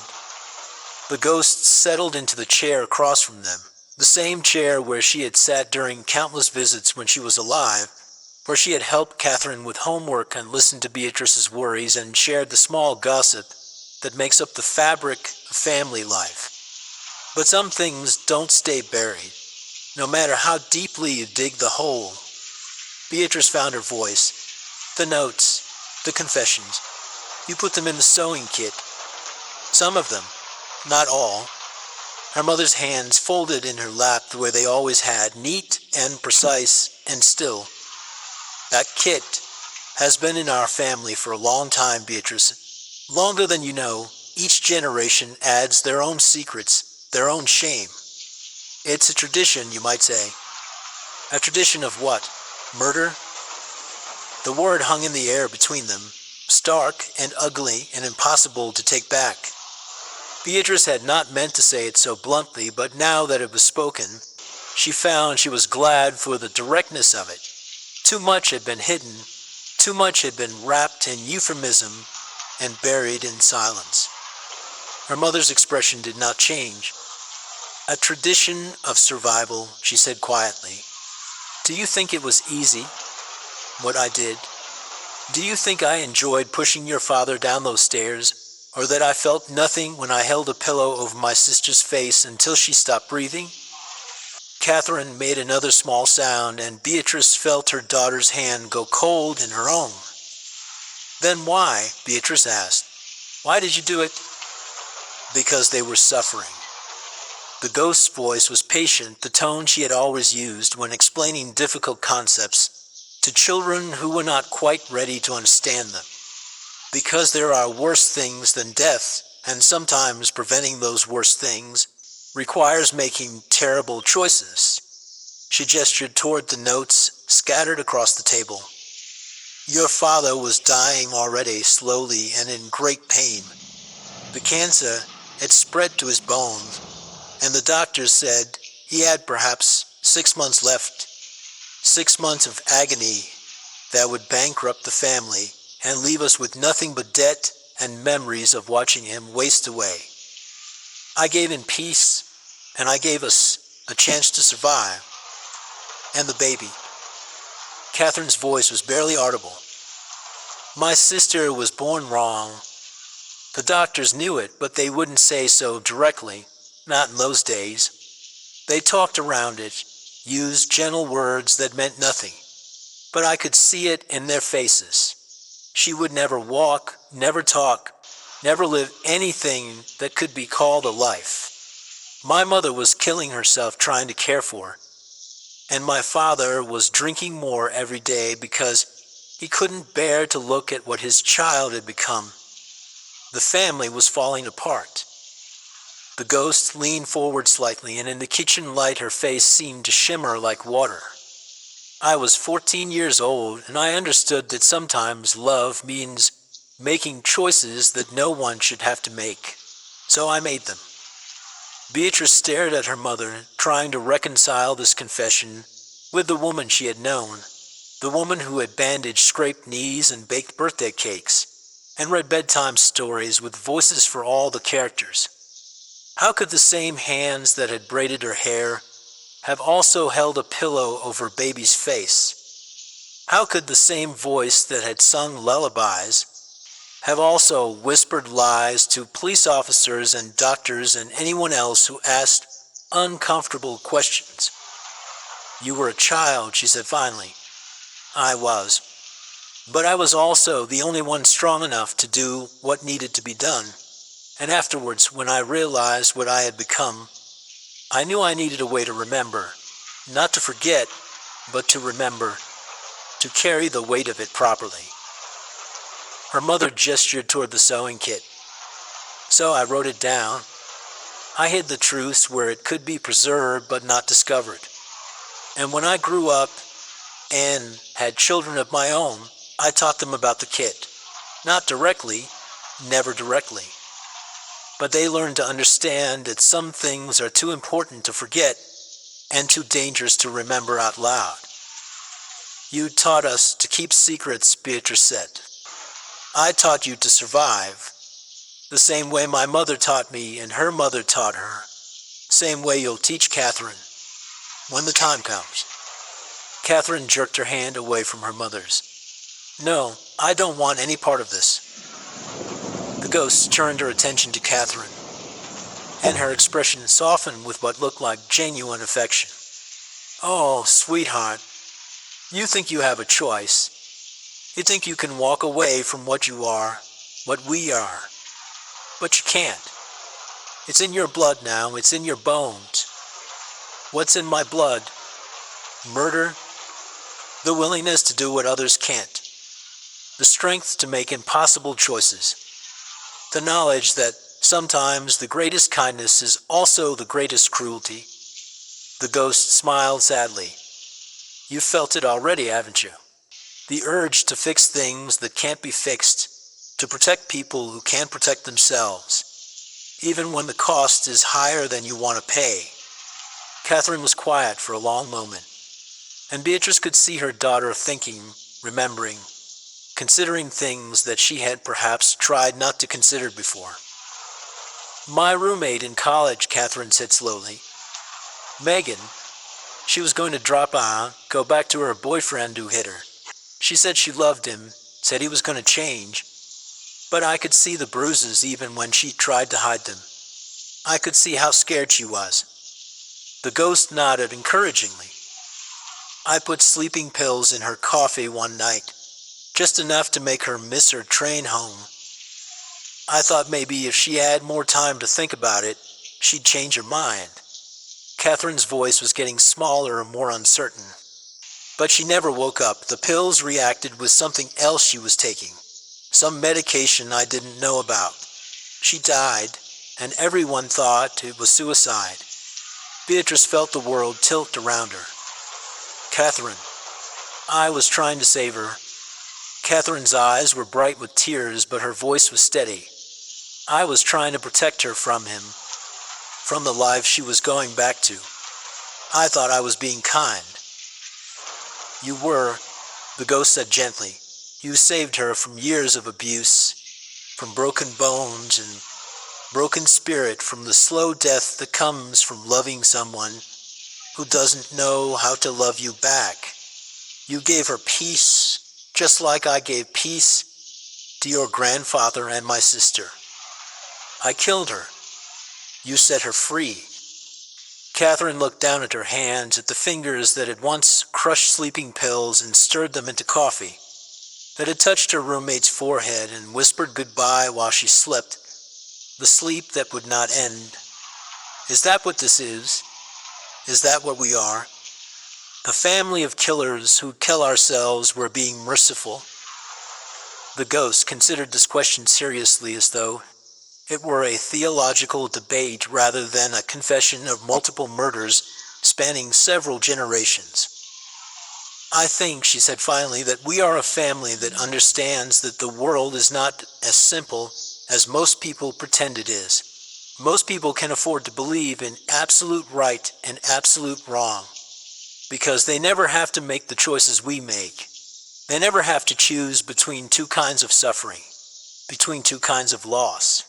They never have to decide whether love means holding on or letting go. She gestured toward the sewing kit again. That's why we have this. That's why we write down what we've done and hide it away. Not because we're ashamed, but because we understand that some truths are too heavy for most people to carry. Some knowledge changes you in ways that can't be undone. Beatrice looked at the notes scattered across the table, at the tiny confessions that represented decades of hidden guilt and secret mercy. She thought about her father's cancer, about the baby who would never have had a normal life, about Catherine's roommate who had been going back to a man who would eventually have killed her anyway. "What happens now?" she asked. "Now you understand," the ghost said. "Now you know what you are, what this family is. Now you can make your own choices with full knowledge of what they might cost. And if we don't want to make those choices, if we want to be normal people who let other people solve their own problems." The ghost smiled, but there was sadness in it. "Then you'll spend your lives watching people suffer when you could have helped them. You'll see pain that you could have prevented, loss that you could have avoided. You'll lie awake at night knowing that someone died slowly when they could have died quick-breathed, that someone lived in fear when they could have lived in peace." She stood up from her chair, and as she did, she seemed to become less solid, more translucent. "The choice is yours, Beatrice. It's always been yours. But now you know what it means. Wait." Catherine reached out as though to touch her grandmother, but her hand passed through empty air. "The teddy bear. Why did you send Mr. Buttons to me? Why now?" The ghost paused in the doorway, already halfway between present and absent. "Because it was time. Because you needed to know who you are before you made any more choices in ignorance." She looked directly at Catherine, and her expression was infinitely gentle. "And because there's someone in your life right now who needs your help, someone who's suffering in ways that ordinary help can't fix." Catherine's face went pale. Ryan. Her boyfriend of almost a year, the one she had been seeing but never brought home. Beatrice knew very little about him, except that he worked in finance and lived alone and made Catherine happy in ways that she had not been happy before. "What's wrong with Ryan?" Beatrice asked. But the ghost was already gone, fading into transparency and then into nothing, leaving behind only the faint scent of lavender and the echo of words that could not be taken back. Catherine sat in silence for several minutes, staring at the empty doorway. When she finally spoke, her voice was thick with tears. "He's sick," she said. "Ryan. He has early onset Alzheimer's. He told me last week. He's only 31 years old, but the doctors say he has maybe 5 years before." She trailed off, unable to finish the sentence. Beatrice reached across the table and took her daughter's hand again. "Oh, Katie. He doesn't want to burden me with it. He says he's going to break up with me, that it wouldn't be fair to make me watch him disappear piece by piece. But I love him, Mom. I love him. And I can't bear the thought of him going through that alone." The truth hung in the air between them, unspoken but understood. Ryan was going to die slowly, forgetting himself bit by bit, until nothing remained but a body that had once housed someone Catherine loved. He would lose his memories, his personality, his ability to recognize the people who cared about him. He would become a stranger wearing Ryan's face, and eventually even that would be gone. "What are you going to do?" Beatrice asked, though she thought she already knew the answer. Catherine looked down at the sewing kit, at the needles and thread and tiny scissors that had been used to hide so many secrets over so many years. "I don't know yet, but I understand now why Grandma gave me the choice, why she wanted me to know what I was capable of before I had to decide." They cleaned up the kitchen in silence, gathering the notes and putting them back in their hiding places, wrapping the buttons in tissue paper, arranging the needles by size. The sewing kit looked innocent again, like any other collection of tools for mending and making and fixing small problems. But Beatrice knew she would never see it the same way again. Catherine drove back to the city the next morning, taking Mr. Buttons with her. Before she left, she kissed her mother goodbye and promised to call soon to let her know what she'd decided about Ryan, about the choice that was not really a choice at all. "Whatever you do," Beatrice told her, "I'll understand. I'll support you. That's what family does. Catherine nodded, but she did not smile. The weight of understanding was heavy on her shoulders, the knowledge of what love sometimes required.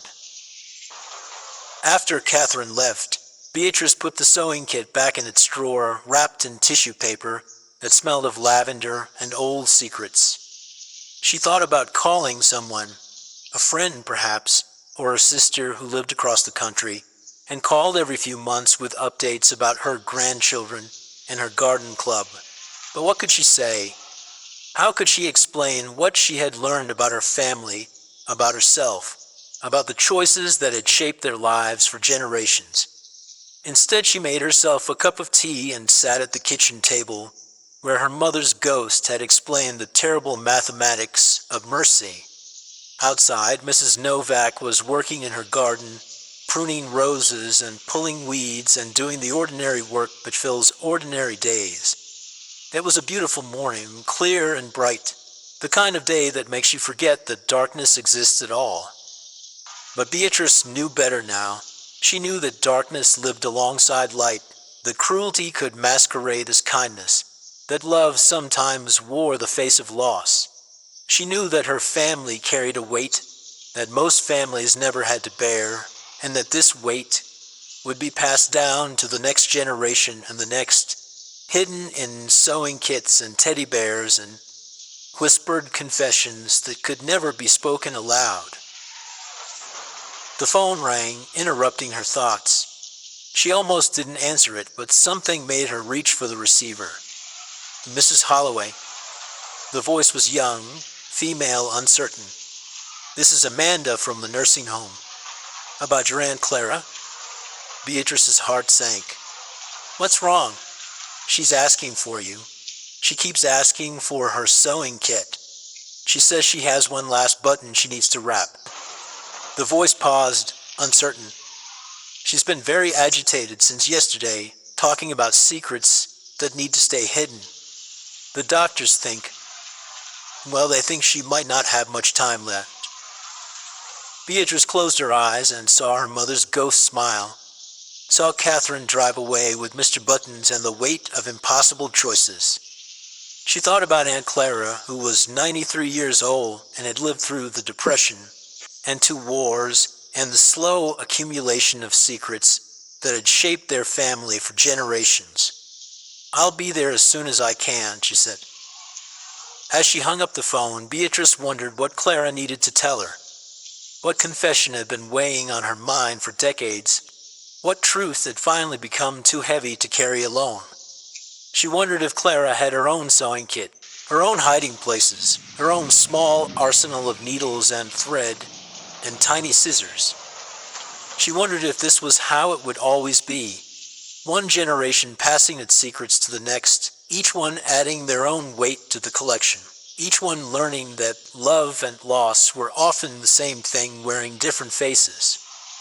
But as she gathered her purse and car keys, Beatrice realized that she was not afraid anymore. She understood now what her mother had tried to teach her, but the sewing kit represented what it meant to be part of a family that knew the true cost of mercy. Some stitches, once made, could never be undone. Some secrets, once sewn shut, would remain hidden forever.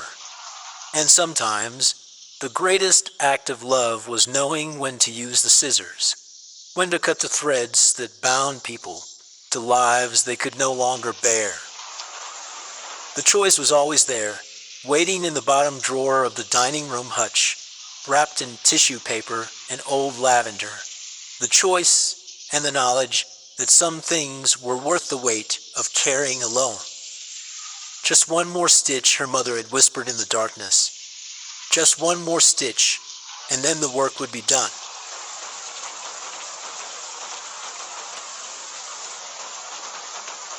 Story 5. The mile marker appeared in her headlights like an accusation. 37. The same number that had haunted Chloe Meridian's dreams for a decade, painted in that particular shade of reflective white that seemed to glow with its own malevolent purpose in the darkness of Route 9. She had driven this stretch of road hundreds of times as a teenager, racing to the quarry for summer parties, sneaking home past curfew with the taste of forbidden beer still sweet on her tongue, navigating the familiar curves with the reckless confidence of youth. Back then, mile marker 37 had been nothing more than a waypoint, a signal that she was halfway between the quarry and home, halfway between adventure and safety. She used to count them off like a rosary: 35, 36, 37, 38. Each one bringing her closer to the warmth of her bedroom, the safety of another night survived. Now it marked the boundary of a different kind of territory entirely. Chloe eased her foot off the accelerator, feeling the Honda slow from 60 to 50, then 45. The speedometer needle dropped with the reluctance of someone approaching a gallows, and she found herself remembering the last time she had driven this route, 3 years ago for her grandmother's funeral. Even then, she had taken the interstate around Fairfield rather than face this particular stretch of asphalt. The detour had added 40 minutes to her journey, but she had told herself it was about traffic, about construction, about anything other than the truth. She had promised herself during the long drive from Albany that she would pass this spot without stopping, without the ritual genuflection of guilt that had become as automatic as breathing during her rare visits home. The plan had been simple: drive straight through to her parents' house, deliver the confession she had been rehearsing for weeks, and finally put an end to the carefully constructed lie that had become her life. But there was someone standing there.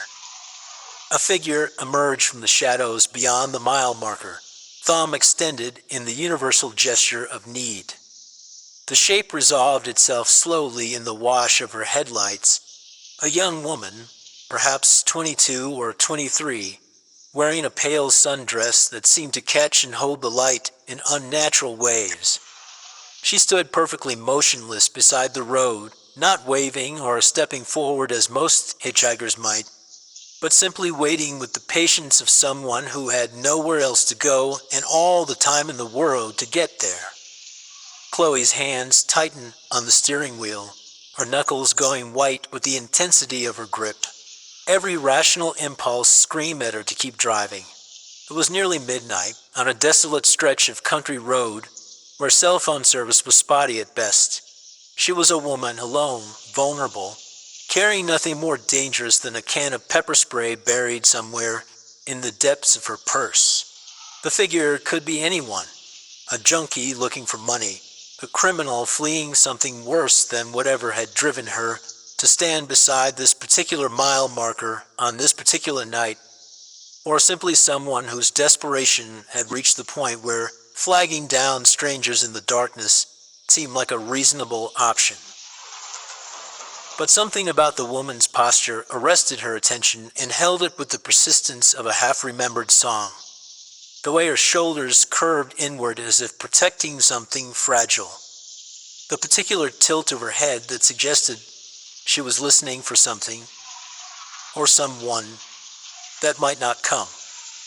The absolute stillness of her stance, as if she had been standing there not for minutes or hours, but for years, waiting for this exact moment, this specific car, this particular driver to finally arrive. The decision to stop felt less like a choice than a compulsion, as if some force outside her conscious will was guiding her foot to the brake pedal.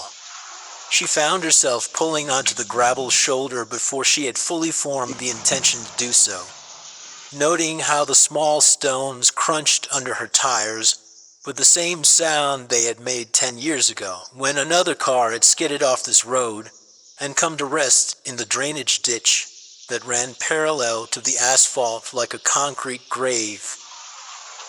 Through the passenger window, she studied the hitchhiker more carefully.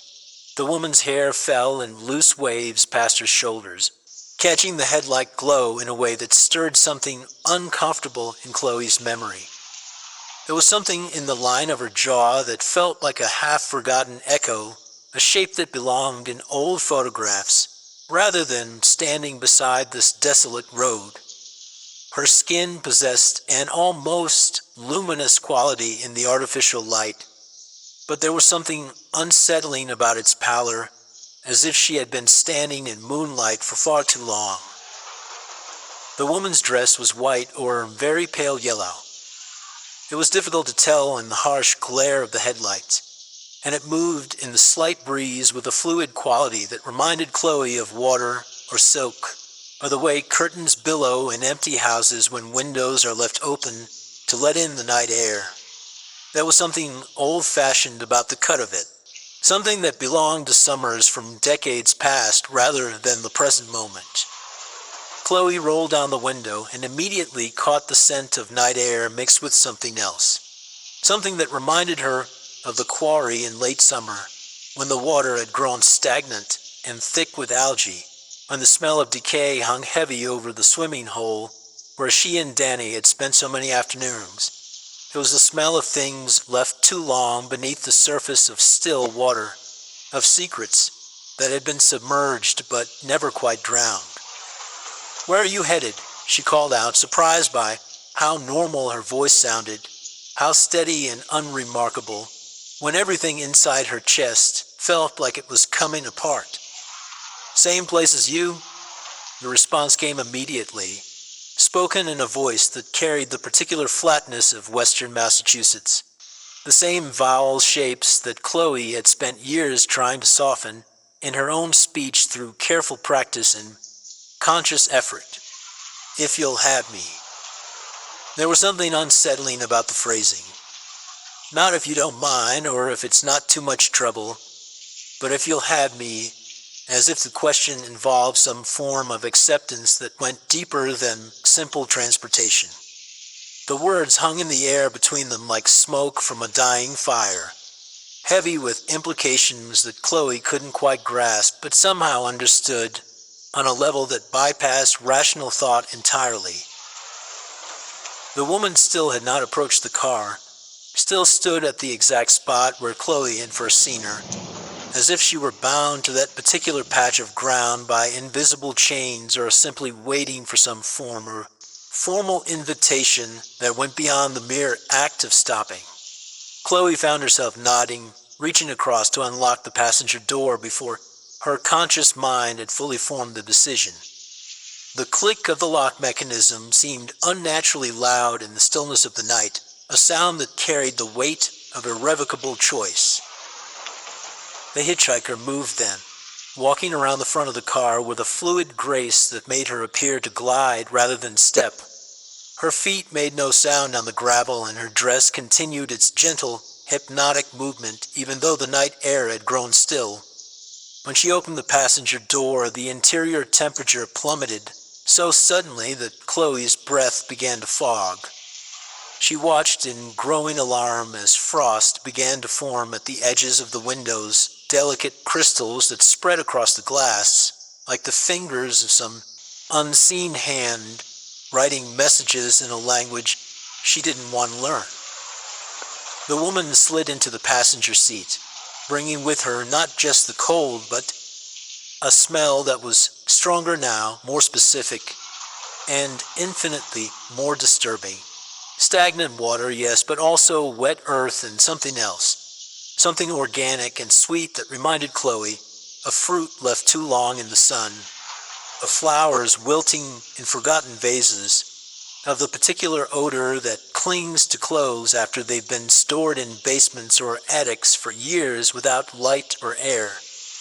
"Thank you," the hitchhiker said, her hands moving to buckle the seatbelt with deliberate, almost mechanical precision.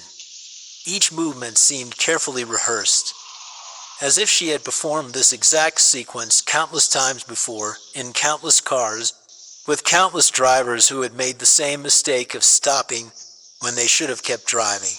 "I've been waiting a long time for someone to stop."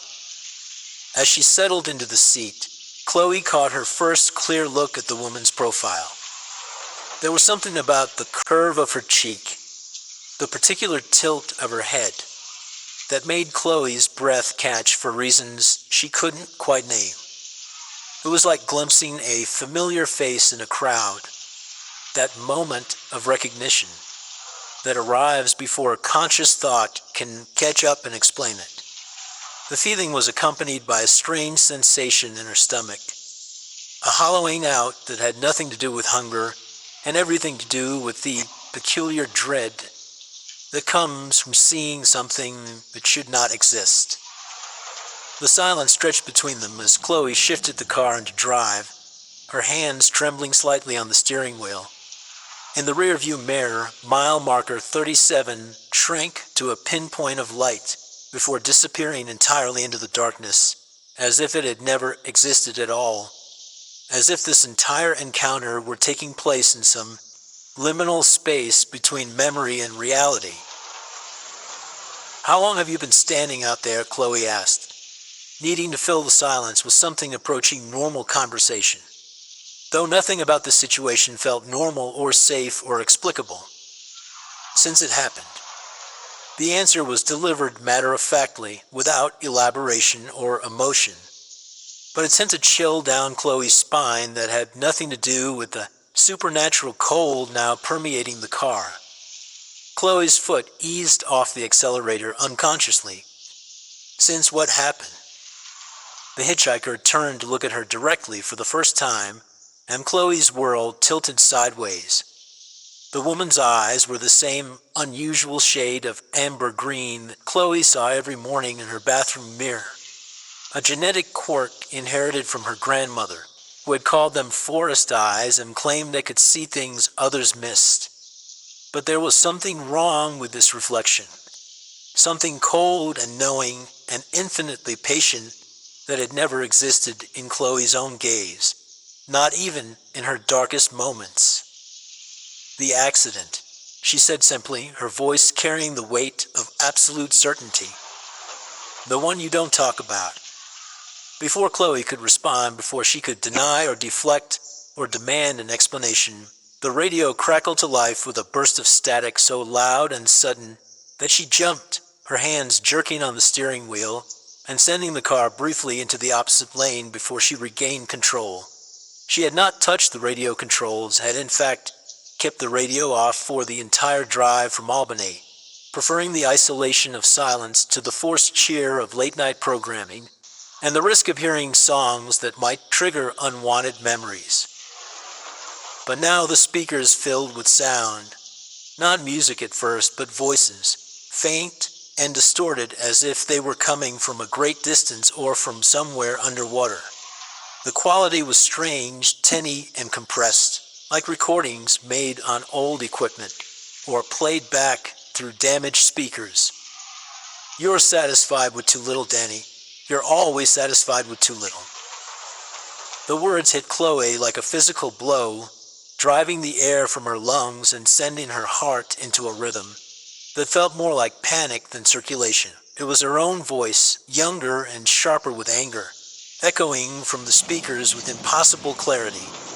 The exact words she had spoken in this very car 10 years ago, during the fight that had preceded everything that came after, the argument that had set in motion, the chain of events that had brought her to this moment, to this passenger, to this reckoning that she had spent a decade trying to avoid.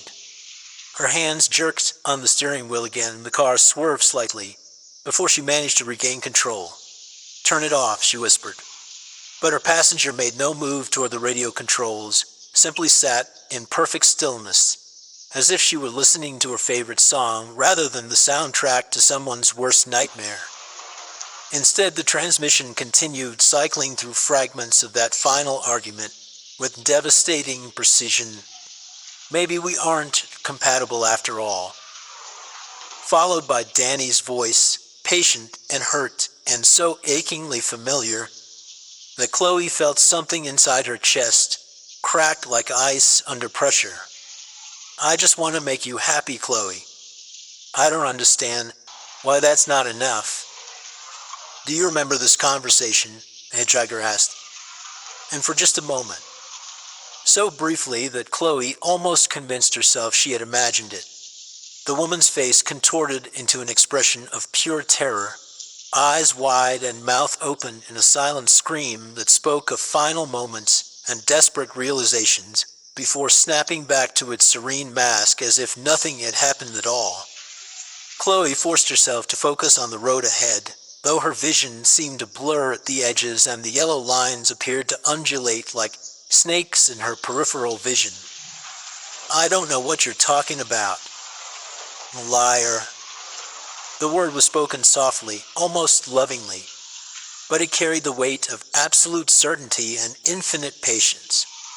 You remember every word of it, every cruel thing you said to him in the last hour of his life, every moment when you could have chosen kindness instead of cruelty, and chose cruelty instead. The radio shifted without warning, and now it was playing music. "The Summer Wind" by Frank Sinatra. The song that had been Danny's favorite that summer. The one he had hummed while working on his father's car in the driveway, grease-stained and shirtless in the August heat, his hands moving with the unconscious grace of someone who understood engines the way other people understood poetry.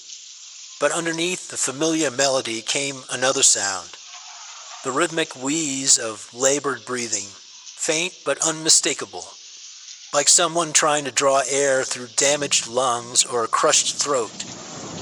"Stop it," Chloe said, her voice rising despite her efforts to maintain control. Despite the voice in her head that warned her not to show weakness, not to let this stranger, this impossible, familiar stranger, see how deeply the sounds were affecting her. "Whatever you're doing, just stop it." "Oh, this isn't a game, Chloe.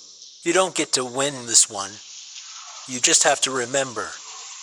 The hitchhiker smiled, then a slight upward curve of the lips that seemed to find genuine amusement in Chloe's distress.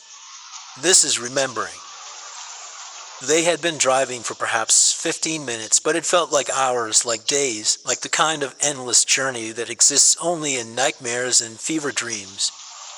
The familiar landscape of Route 9 seemed to stretch endlessly ahead of them, each curve revealing nothing but more darkness, more road, more opportunities for the woman beside her to peel away. Another layer of the carefully constructed amnesia that Chloe had built around that night, like scar tissue around a wound. The trees pressed close to the road on both sides, their branches creating a canopy overhead that blocked out most of the starlight and made the world feel smaller, more confined, as if they were traveling through a tunnel rather than along an open highway. Occasionally, the headlights would catch the reflection of eyes in the underbrush, deer probably, or raccoons, but they seemed to watch the car pass with an intensity that felt almost human, almost knowing. "Tell me about Danny Kowalski," the hitchhiker said, and her voice had taken on a hungry quality that made Chloe's skin crawl, as if she were savoring each syllable like a fine wine or a particularly delicious secret. The name landed like a stone thrown through a window, shattering the fragile calm that Chloe had been trying to maintain. Danny Kowalski. She had not heard his name spoken aloud in 10 years, had trained herself to think of him only in the safest possible terms. The boy. What happened? The reason I can't come home.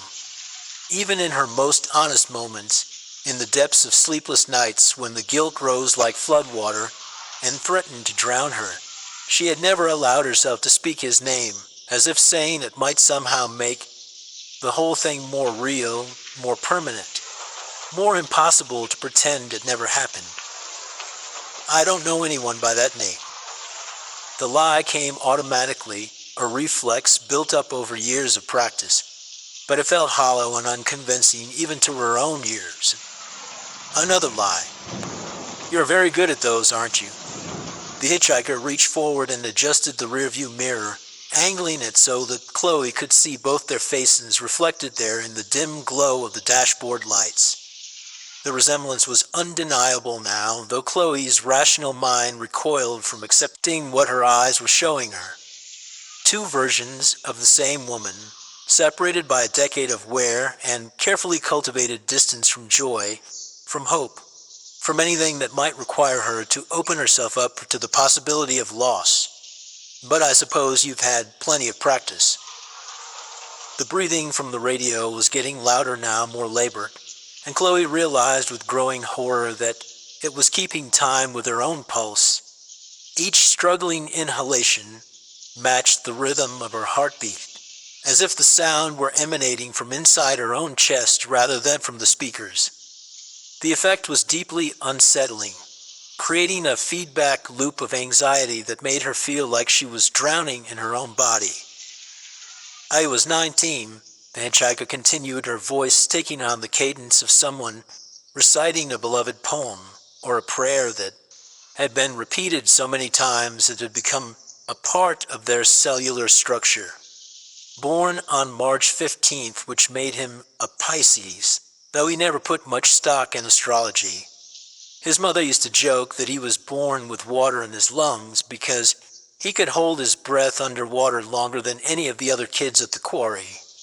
Each detail landed with surgical precision, carving away the layers of forgetting that Chloe had so carefully constructed over the years. But there was something obscene about the way the hitchhiker recited these facts, as if she were cataloging the possessions of the dead for an estate sale or reading from a medical examiner's report, rather than talking about a human being who had once been young and alive and full of dreams. He worked at Fletcher's Lumber during the week, she continued, her smile widening in a way that revealed teeth that seemed too sharp, too white, too numerous for her mouth.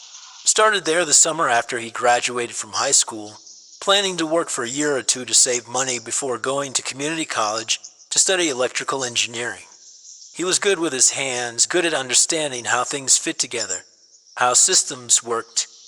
His boss, Mr. Fletcher, said he had never seen a kid pick up the trade so quickly. Chloe's throat felt like sandpaper. How do you know all this? I was there, in the car with you that night. I saw everything.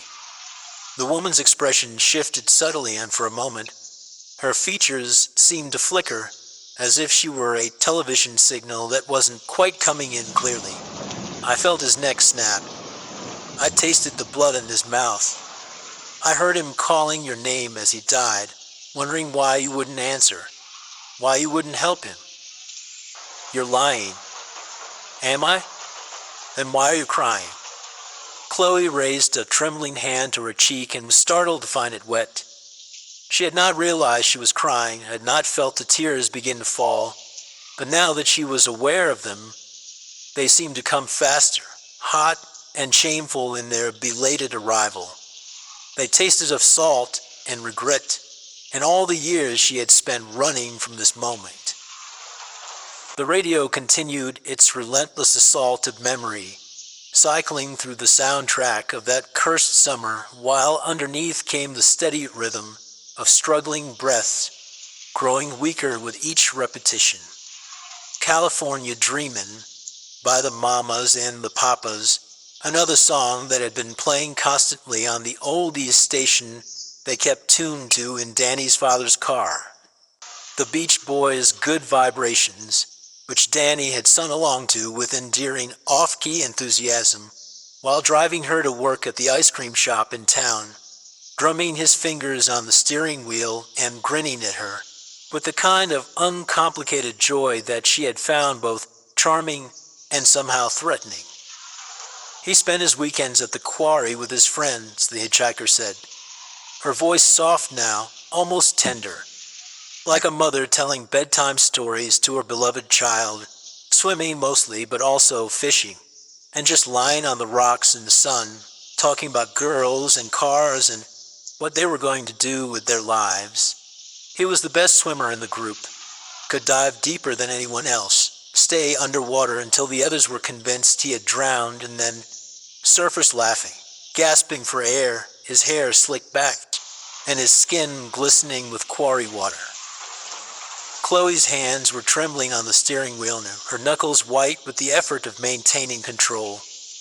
The car was passing through a section of road bordered by dense forest, where the trees pressed close to the asphalt like curious spectators at a funeral, their branches creating shadows that seemed to move independently of the wind. He had a tattoo of a Celtic knot on his left shoulder that he'd gotten the day he turned 18, against his mother's wishes. She cried when she saw it, not because she disapproved of tattoos, but because it meant her baby was becoming a man, making his own decisions, marking his body with symbols she didn't understand. He told her it represented eternal love, but really he just thought it looked cool. The breathing from the radio stopped for a moment, replaced by a silence so profound it seemed to have weight and substance, as if the absence of sound were somehow more oppressive than the sounds themselves. Then it resumed, but now it sounded different, wetter, more desperate, like someone drowning in their own blood. He drove his father's 1987 Buick LeSabre because his own Honda had been totaled in the fender bender that spring. Rear-ended at a stop sign by some teenager texting on her phone. The insurance settlement barely covered the loan balance, so he was stuck borrowing the family car whenever he wanted to take you somewhere nice. He was embarrassed by it. The car was older than he was, and it smelled like his father's cigarettes, and had a tendency to stall at red lights. But he kept it clean and always made sure the gas tank was full when he returned it. "Please stop," Chloe whispered.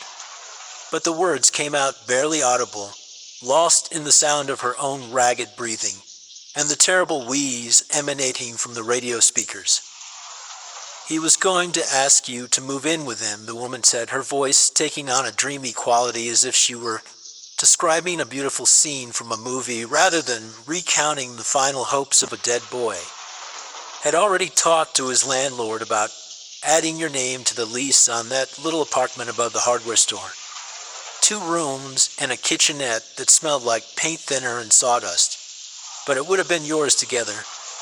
He thought maybe you could both save some money that way, maybe even get married after he finished his electrician's apprenticeship and found steady work with one of the contractors in town." The highway ahead curved sharply to the left, the same curve where everything had gone wrong 10 years ago.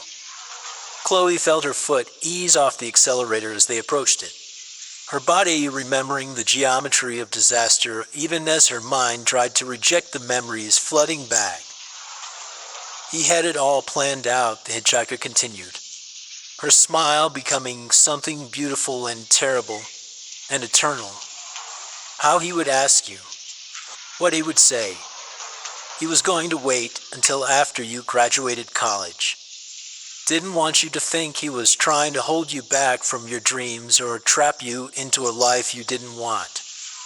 But he also couldn't stand the thought of you moving away for graduate school, leaving him behind with nothing but memories and the smell of your perfume on his pillow." "Stop it," Chloe said, her voice rising despite her efforts to maintain control, despite the part of her that understood that losing control was exactly what this creature, this impossible, familiar creature, wanted from her. "Poor sweet Danny," the hitchhiker said, her voice dripping with mock sympathy that felt like acid on an open wound, planning a future with the girl who was about to kill him, dreaming about babies and mortgages and growing old together while sitting next to his own murderer. "It was an accident," Chloe said, but the words felt hollow and unconvincing even as they left her mouth, like a prayer spoken in a language she no longer believed in. "Was it? Let's examine that, shall we?" The woman turned in her seat, fixing Chloe with those terrible amber-green eyes that reflected her own face back at her with pitiless clarity. "Tell me what really happened that night. Not the sanitized version you've been telling yourself for 10 years, but the truth. All of it. Every selfish, cowardly detail." The breathing from the radio was growing fainter now, more labored, and Chloe realized with growing horror that it was counting down to something. Each struggling inhalation was weaker than the last, marking time until some inevitable conclusion that she didn't want to reach but couldn't avoid.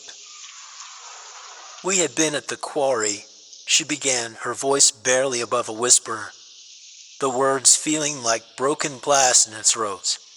"It was a Saturday in August, hot, humid. The kind of day where the air feels thick enough to swim through. We went there after Danny got off work around 5 o'clock. He picked me up at my parents' house in his father's car, and we drove out with a cooler full of beer and sandwiches his mother had made. The memory was coming back to her now with perfect clarity, as if someone had adjusted the focus on a camera that had been blurry for 10 years. She could see Danny's face as he had looked that afternoon, sunburned across the nose, his hair bleached lighter by the summer sun, his eyes bright with the particular contentment that came from having finished a week of honest work and earned 2 days of freedom. "Tell me about the fight," the hitchhiker prompted gently, her voice taking on the patient tone of a therapist or a priest taking confession. The fight started over something stupid. Amy Kilner had called him while we were at the quarry, and I could see him tense up when he recognized the number. His ex-girlfriend from high school, the one who had been calling him on and off all summer, even though they'd been broken up for 2 years, he didn't answer. But I could see the conflict in his face, the way he was torn between politeness and his desire to avoid drama. Chloe could picture it all now. The way Danny had stared at the phone as it rang, his thumb hovering over the answer button, before finally letting it go to voicemail. The way he had immediately turned her with an apologetic expression, as if he were somehow responsible for his ex-girlfriend's inability to let go. And that made you angry. That made me angry, yes. Not because I was jealous that Amy was a sweet girl, but she was also deeply unstable.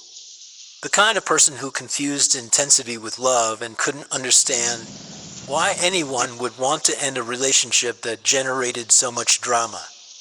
But I was angry because Danny couldn't bring himself to just block her number, couldn't set a clear boundary and stick to it. The car was in the curve now, the headlights sweeping across the same stretch of guardrail where Danny's father's Buick had broken through 10 years ago. The metal had been repaired since then, but Chloe could still see the place where it had been damaged, could still picture the scar in the earth where the car had rolled. "But that wasn't really what you were angry about, was it?"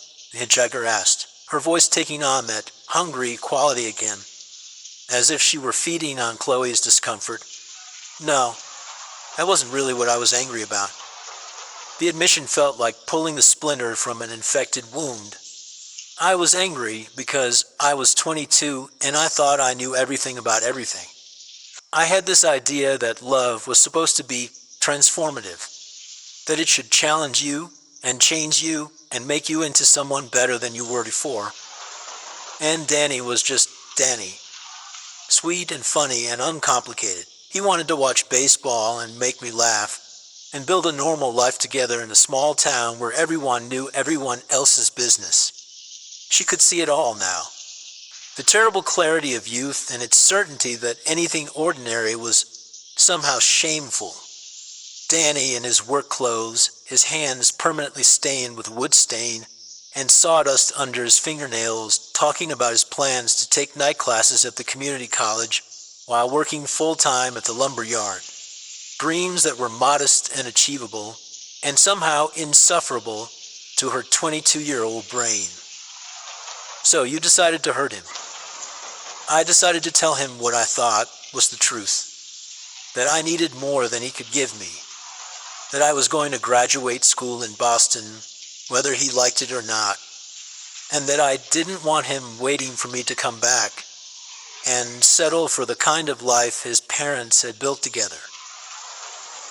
The words had poured out of her that night with the cruelty of absolute conviction. She had felt righteous in her anger, justified in her desire for something larger and more significant than what Fairfield could offer. It had never occurred to her that Danny's dreams might be just as valid as hers. A contentment might be a choice rather than a failure of imagination. And how did that make you feel? Watching his face crumble when you told him you were leaving. Chloe closed her eyes for a moment, seeing Danny's expression in perfect detail. The way his smile had faded, replaced by something lost and desperate and utterly bewildered. The way he had reached for her hand across the center console, trying to bridge the distance she was creating between them. Powerful, she admitted, the word tasting like poison in her mouth. It made me feel powerful, like I was finally being honest about what I wanted instead of just drifting along with what was easy and comfortable. And then what happened? Then he started trying to make me laugh, doing impressions, telling jokes, anything to lighten the mood and get back to the easy camaraderie we had shared all summer. Like he thought, if he could just entertain me enough, I would change my mind about leaving. Like humor could somehow solve the fundamental incompatibility between his small dreams and my large ambitions. The memory was so vivid now that she could almost smell the quarry water on his skin, could almost hear the desperate edge in his laughter as he performed for her like a court jester trying to amuse a bored queen. It was pathetic, she said, and the word hung in the air between them, like smoke from a house fire, ugly and unforgivable in its honesty. So you kept hurting him. I kept telling him what I thought was the truth, that he was satisfied with too little, that he had no ambition beyond working at the lumber yard and drinking beer with his high school friends on the weekends, that maybe we just weren't compatible after all, that maybe I needed someone who understood that there was a world beyond the borders of this town. The words had felt like weapons in her mouth that night, and she had wielded them with the precision of someone who knew exactly where to strike for maximum damage.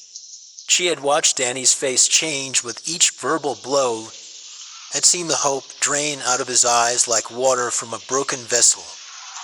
And what was Danny doing while you destroyed him, piece by piece? He was trying to drive. Trying to concentrate on the road while I tore apart everything he thought we had together. Chloe's voice was growing stronger now, as if the proximity to the crash site was drawing the truth out of her like poison from a wound. He kept looking over at me, hoping to see some sign that I didn't mean it, that I was just upset and would take it all back in the morning. But you weren't going to take it back. No, I wasn't going to take it back. I was committed to my anger, committed to the idea that I was being brave and honest by destroying the best thing in my life. The radio crackled and suddenly Danny's voice filled the car, clear and immediate, as if he were sitting in the back seat. Come on, Chloe, don't be like this. Let me try to make you laugh. You know you want to smile. The sound of his voice, patient, loving, desperate, broke something inside Chloe's chest. She pulled the car over to the shoulder and killed the engine, unable to continue driving while Danny's ghost spoke to her from the speakers. That's when you saw the deer, the hitchhiker said quietly. Yes, that's when I saw the deer. But even as she said it, Chloe knew it wasn't quite the truth. The whole truth was more complicated, more damning than she had ever allowed herself to remember. Except that's not quite right, is it? The woman beside her said, reading her thoughts with uncomfortable accuracy. You didn't see the deer first. You made a choice first, and then you saw the deer. The breathing from the radio had become a death rattle now, wet and desperate and barely audible. But underneath it, Chloe could hear something else. Danny's voice, weak and confused, calling her name. Tell me about the choice, the hitchhiker commanded, her voice taking on an authority that brooked no resistance. Chloe closed her eyes and let herself remember.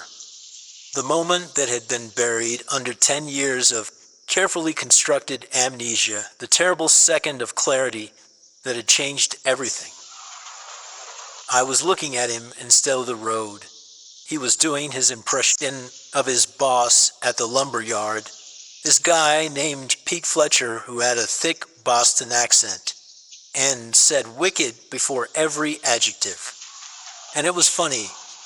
Despite everything, despite how angry I was, I could feel myself wanting to laugh. wanting to forgive him for the crime of being satisfied with a simple life. Her hands were shaking now, her breath fogging in the supernatural cold that filled the car. And I realized that if I laughed, if I let him make me feel better, I would never leave.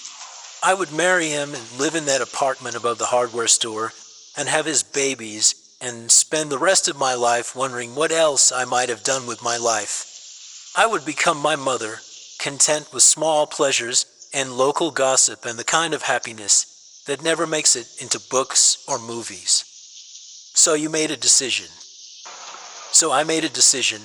I decided to stay angry, to hold on to my rage like a shield against his sweetness, his goodness, his terrible contentment with ordinary things.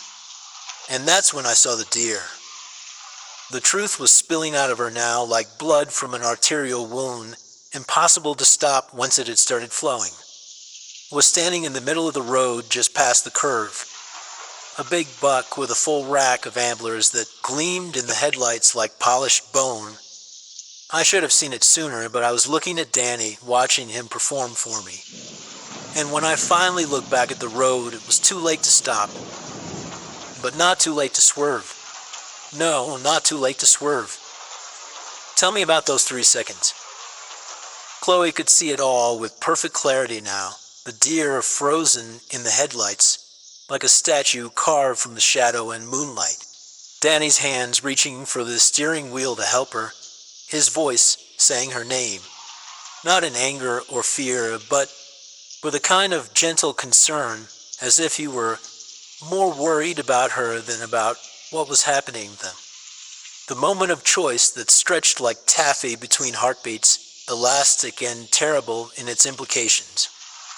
I yanked the wheel to the left, hard, harder than I needed to. And as soon as I did it, I knew it was too much. I could feel the car starting to tip. Could see the guardrail rushing toward us like a gray river. And I had maybe 3 seconds to correct it, to straighten out the wheel and maybe just clip the deer instead of rolling the car. The hitchhiker leaned forward, her eyes glittering with something that might have been anticipation or hunger or simple, terrible patience. But you didn't correct it. No, I didn't correct it. Why? The question hung in the air like smoke from a funeral pyre, and Chloe stared through the windshield at the darkness beyond, where the repaired guardrail gleamed dully in the glow of her headlights. She could see the exact spot where Danny's father's Buick had broken through, could picture the trajectory of its roll down into the drainage ditch that ran parallel to the road like a concrete grave. Because it was easier, she whispered, the admission tearing her throat like broken glass. Because if we crashed, if something terrible happened, I wouldn't have to be the bad person anymore. I wouldn't have to break his heart or disappoint him or watch him beg me to stay. The decision would be made for me. So you let the car roll. So I let the car roll.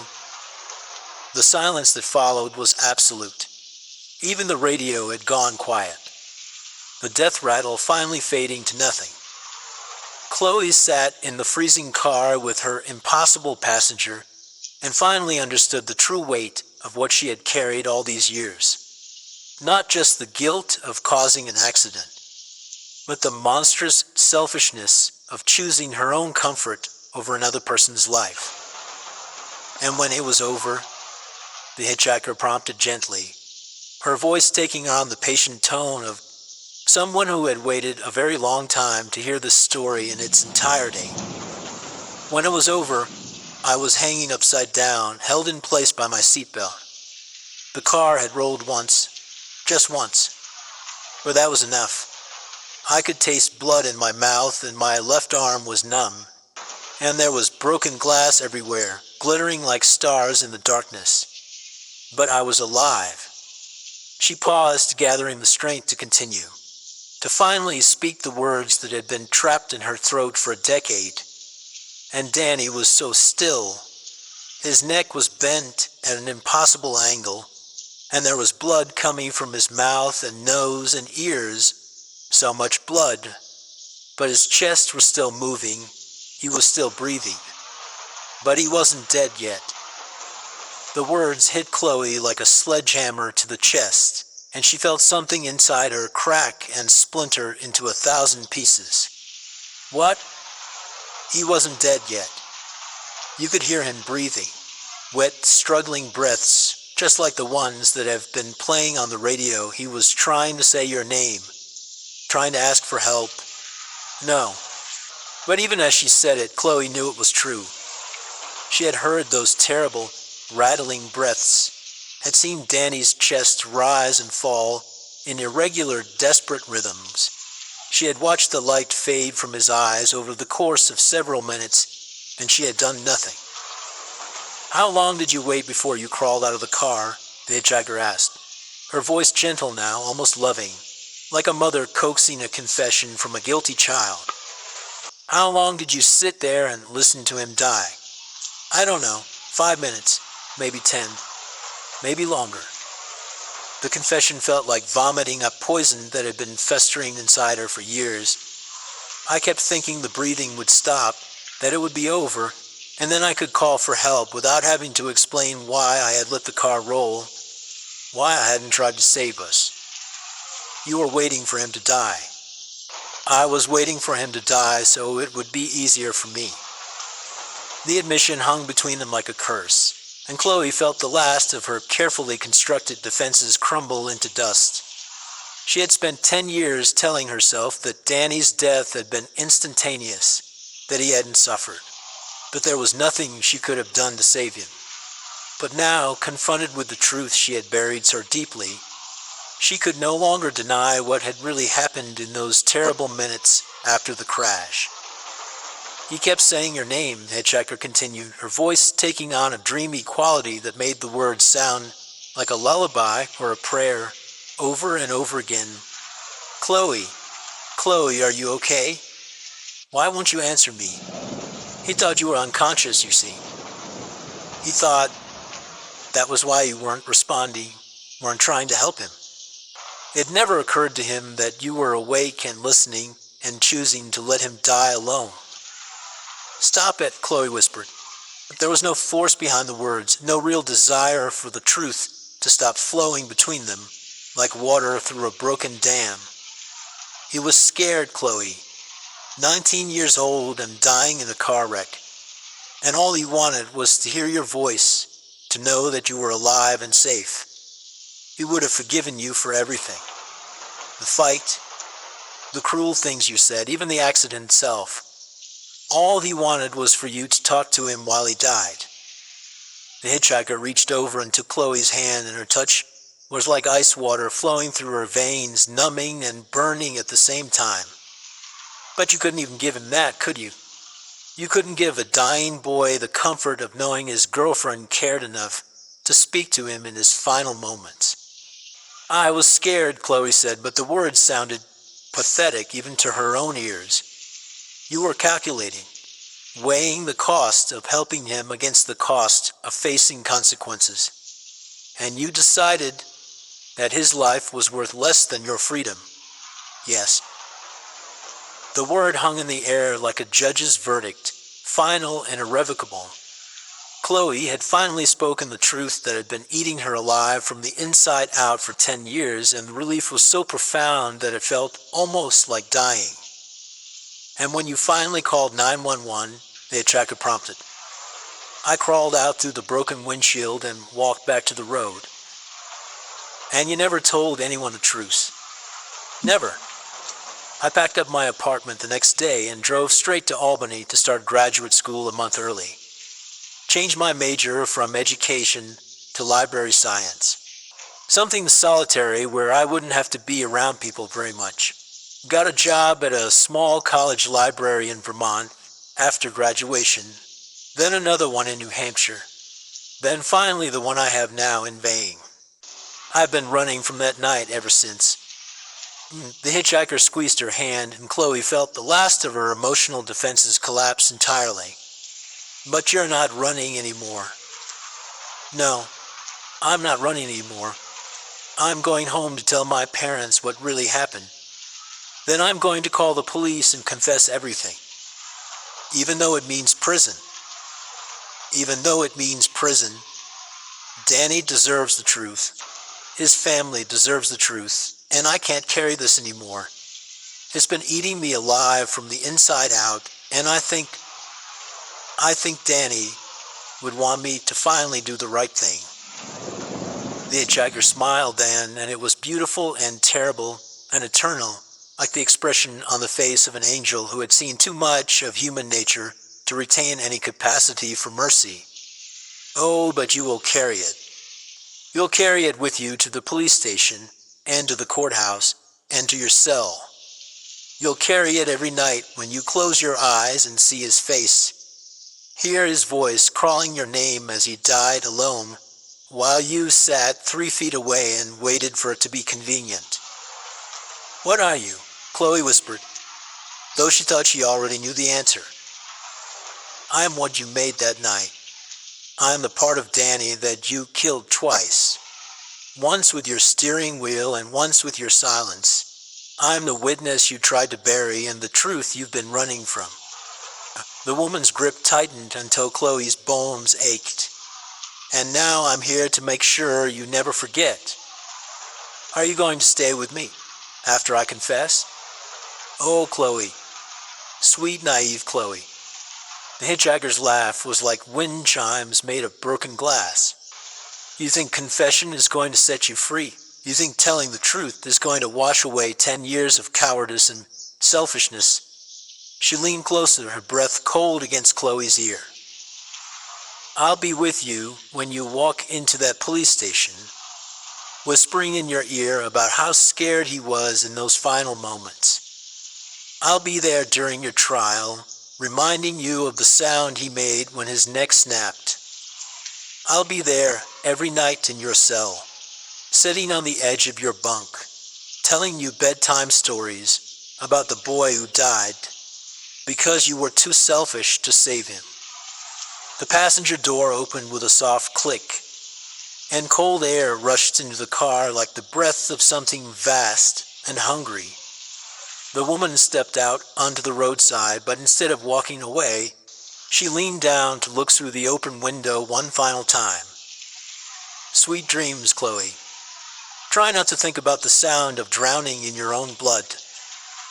Then she was gone, melting into the shadows beyond the guardrail like mist or memory, but the cold remained and the silence, and the terrible weight of understanding. Chloe sat alone in her car and realized that confession would not bring absolution. It would only ensure that her punishment was official as well as eternal. The radio crackled back to life and Danny's voice filled the car one last time. Chloe? Chloe, are you okay? Why won't you answer me? Please, I'm scared. I don't want to die alone. She started the engine with numb fingers and pulled back onto Route 9, driving toward Fairfield with the sound of Danny's dying voice following her through the darkness. The town appeared ahead of her like a constellation of guilty memories, each streetlight marking another moment of the life she had built on the foundation of his death. Her parents' house sat at the end of Maple Street, porch light burning like a beacon in the darkness.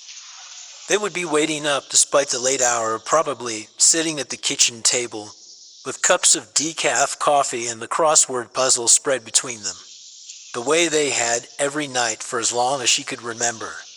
She would tell them first before dawn if necessary. Then she would call Detective Fletcher, whose name she had found in the old newspaper coverage of the accident, and arrange to turn herself in. There would be lawyers and hearings and presence of time, but there would also be truth. And truth was something she had been without for so long that she had forgotten what it felt like to breathe freely, or so she had thought. Now she understood that some truths were heavier than the lies they replaced, and some confessions only served to make the guilt more precise, more inescapable. As she pulled into the driveway, Chloe caught a glimpse of movement in her rearview mirror. A familiar figure stood beneath the streetlight, watching her with patient, predatory eyes. The hitchhiker had not left after all. She had simply moved to a better vantage point. Somewhere she could observe as Chloe began the long process of paying for what she had done. The confession was still hours away, but Chloe could already feel its weight settling over her like a shroud. She had thought that telling the truth would set her free, but now she understood that some truths were prisons in themselves, and some passengers never reached their final destination. Behind her, barely audible through the closed windows of the car, came the sound of labored breathing, steady and inexorable as a heartbeat, counting out the seconds of a life sentence that had already begun.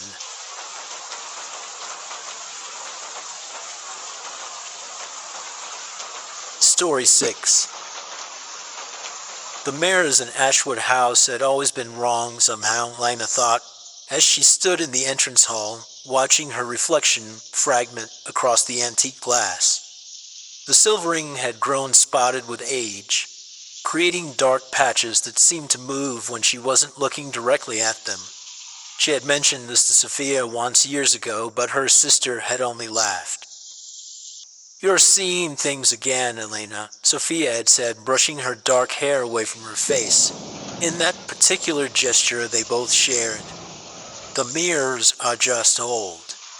Now, 3 weeks after the funeral, Elena found herself studying every reflective surface in the house with the desperate attention of someone seeking absolution in silver and glass.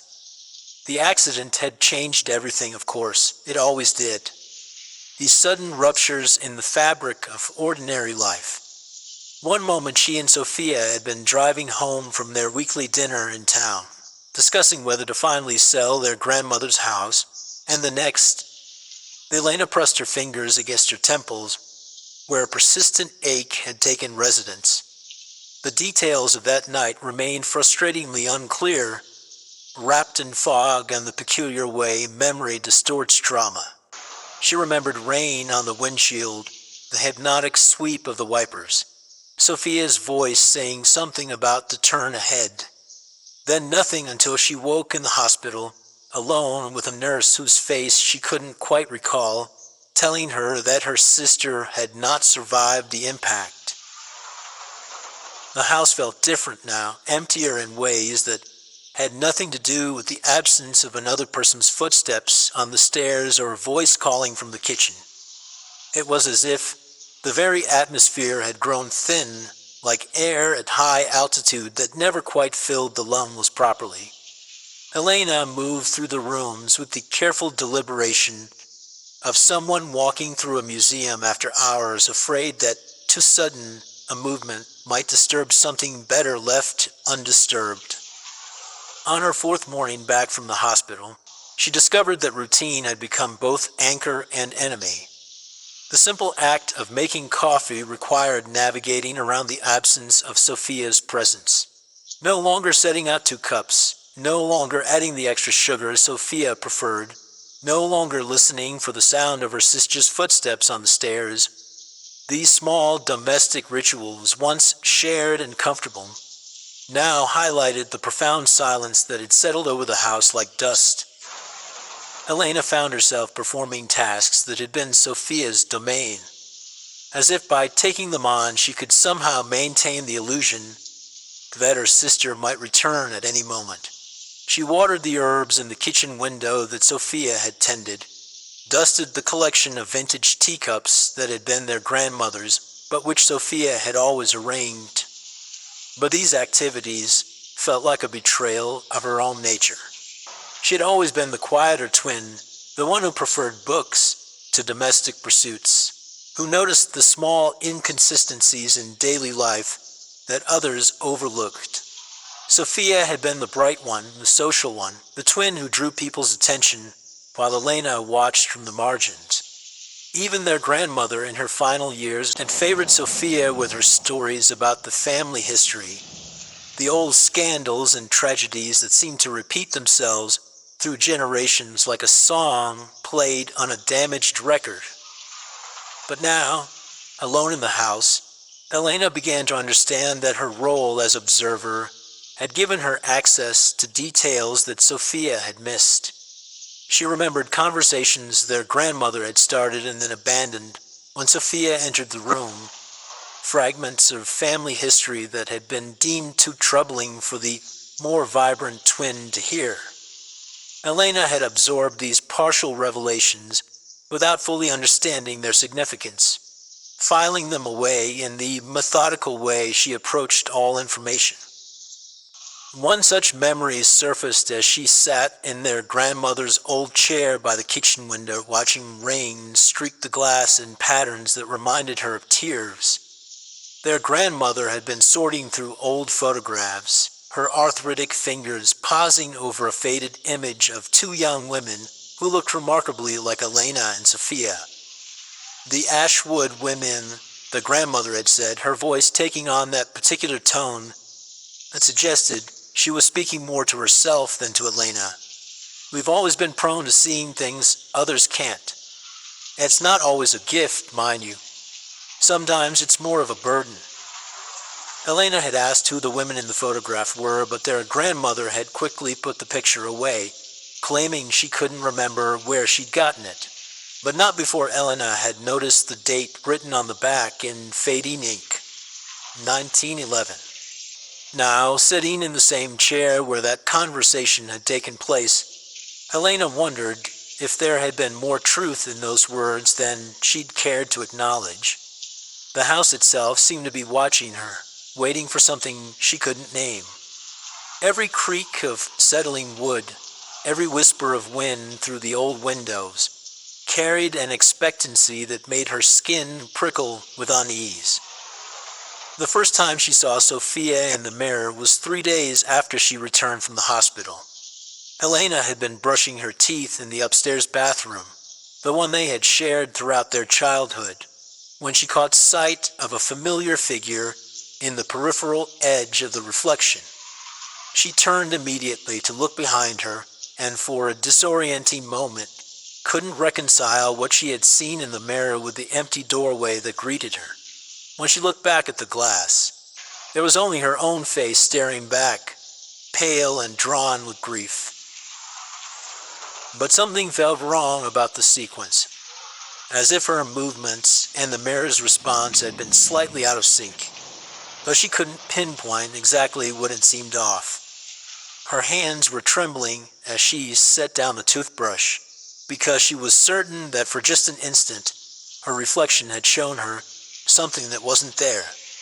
She told herself it was a natural thing, the seeing of the recently dead in reflective surfaces. Grief played tricks on the mind, created phantoms from memory and longing. The brain, struggling to process loss, manufactured images of the beloved's presence as a form of comfort. She had read about such phenomena in her psychology courses at college, before she had dropped out to care for their grandmother in her final illness. But the rational explanation felt hollow when she tried to apply it to what she had actually experienced. The delayed response of her reflection suggested something far more disturbing than simple grief hallucinations. It implied that the image in the mirror was operating by rules that had nothing to do with the normal relationship between object and reflection, person and shadow. Elena began to pay closer attention to mirrors, studying them with the same intensity she had once brought to her academic work. She noticed that the spotting on the antique surfaces seemed to shift when she wasn't looking directly at them, that shadows moved through the silver depths in ways that didn't correspond to any movement in the room itself. Most unsettling of all, she began to suspect that her reflection was not always perfectly synchronized with her actions, as if there were a fractional delay between her movements and their appearance in the glass. But the sightings continued, and they began to follow a pattern that troubled Elena's rational mind. Sophia appeared only in mirrors, never in windows or other reflective surfaces. She was always dressed in the blue sweater she had worn on the night of the accident, the one Elena remembered because it had been a gift from their last Christmas together. And most disturbing of all, the reflections seemed to operate independently.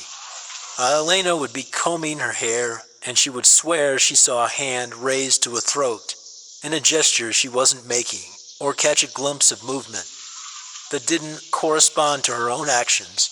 Sometimes she would blink and feel as though the reflection had remained open-eyed for just a fraction too long. Though whenever she tried to focus on these discrepancies, they dissolved under direct observation. These violations of natural law left Elena feeling deeply unsettled, not just by their supernatural implications, but by what they suggested about the fundamental reliability of her own perceptions. If mirrors could show her things that weren't there, if reflections could act independently of their sources, then what other aspects of reality might be equally unreliable? She began to test the mirrors systematically, standing before them at different times of day, under different lighting conditions, trying to determine if there were specific circumstances that triggered the anomalous reflections. The results were inconsistent in a way that frustrated her methodical nature. Sometimes she would see Sophia clearly, sometimes just a suggestion of movement, sometimes nothing at all except her own increasingly haggard face staring back. The unpredictability was almost worse than the apparitions themselves. Elena found herself caught between hope and dread each time she approached a mirror. Hope that she might see her sister again, dread at what such a sighting might mean about her own mental state. The liminal space between wanting to see Sophia and fearing what it meant to see her became a kind of psychological torture that followed Elena through her days. After a week of these encounters, Elena began to avoid mirrors altogether. She covered the one in her bedroom with a sheet, used the downstairs powder room only when absolutely necessary, and took to brushing her teeth while looking at the wall rather than her reflection. But the house seemed to conspire against these efforts. Mirrors lurked everywhere, in the hallways, embedded in antique wardrobes, set into the doors of china cabinets. Even when she thought she had identified them all, she would round a corner and find herself face to face with another silvered surface, unprepared for whatever it might reveal. The avoidance strategy brought its own problems. Without the daily ritual of checking her appearance, Helena began to feel disconnected from her own physical presence. She would catch glimpses of herself in darkened windows and be startled by the woman she saw there, thinner than she remembered, with shadows under her eyes that spoke of disrupted sleep and poor nutrition. The person in those accidental reflections looked like someone she might pass on the street without recognizing. It was Mrs. Pemberton from the village who first hinted at something in the family history that their grandmother had been reluctant to discuss. Mrs. Pemberton had come to pay her respects, bringing a casserole, and the kind of determined sympathy that small communities excel at providing in times of crisis. The older woman's presence filled the kitchen with a warmth Elena hadn't realized she'd been missing. Mrs. Pemberton bustled about, heating the casserole, making tea, treating the space as if it belonged to the living rather than the grieving. Her matter-of-fact kindness was both comforting and painful, a reminder of normal human interaction in a world that had become increasingly isolated and strange. Such a tragedy, she said, settling her considerable bulk into one of the kitchen chairs. And with your family's history with twins, too, your grandmother must have been beside herself with worry, God rest her soul. Elena, who had been only half listening to the older woman's condolences, found her attention suddenly sharpen. The casual way Mrs. Pemberton had mentioned family history suggested knowledge that had never been shared with Elena and Sophia themselves. Our family's history with twins. Mrs. Pemberton's eyes widened with the realization that she had stumbled into territory perhaps better left unexplored. Her teacup paused halfway to her lips, and Elena could see the older woman calculating how much truth would be kind and how much might be damaging. Oh, my dear, I assumed you knew. There were, there were others. In your great-grandmother's time, twins seemed to run in the Ashwood line, and they... She trailed off, shaking her head. Perhaps I shouldn't say more. Your grandmother always preferred to let the past stay buried. The phrase, let the past stay buried, hung in the air between them like a challenge. Elena felt something stir in her chest that she hadn't experienced since the accident. Curiosity, the old academic hunger for information that had once driven her research. Mrs. Pemberton's reluctance to continue only made the partial revelation more compelling. Please, Elena said, leaning forward in her chair, I need to understand what you mean. If there's something about our family that might help me make sense of what I'm going through. Mrs. Pemberton studied Elena's face for a long moment, clearly weighing the wisdom of disclosure against the apparent need she saw there. Finally, she sighed and set down her teacup with the decisiveness of someone who had made up her mind.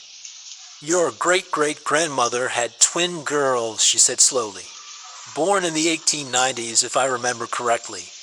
Beautiful girls, according to my own grandmother, who knew them when they were young. But there was something unsettling about them.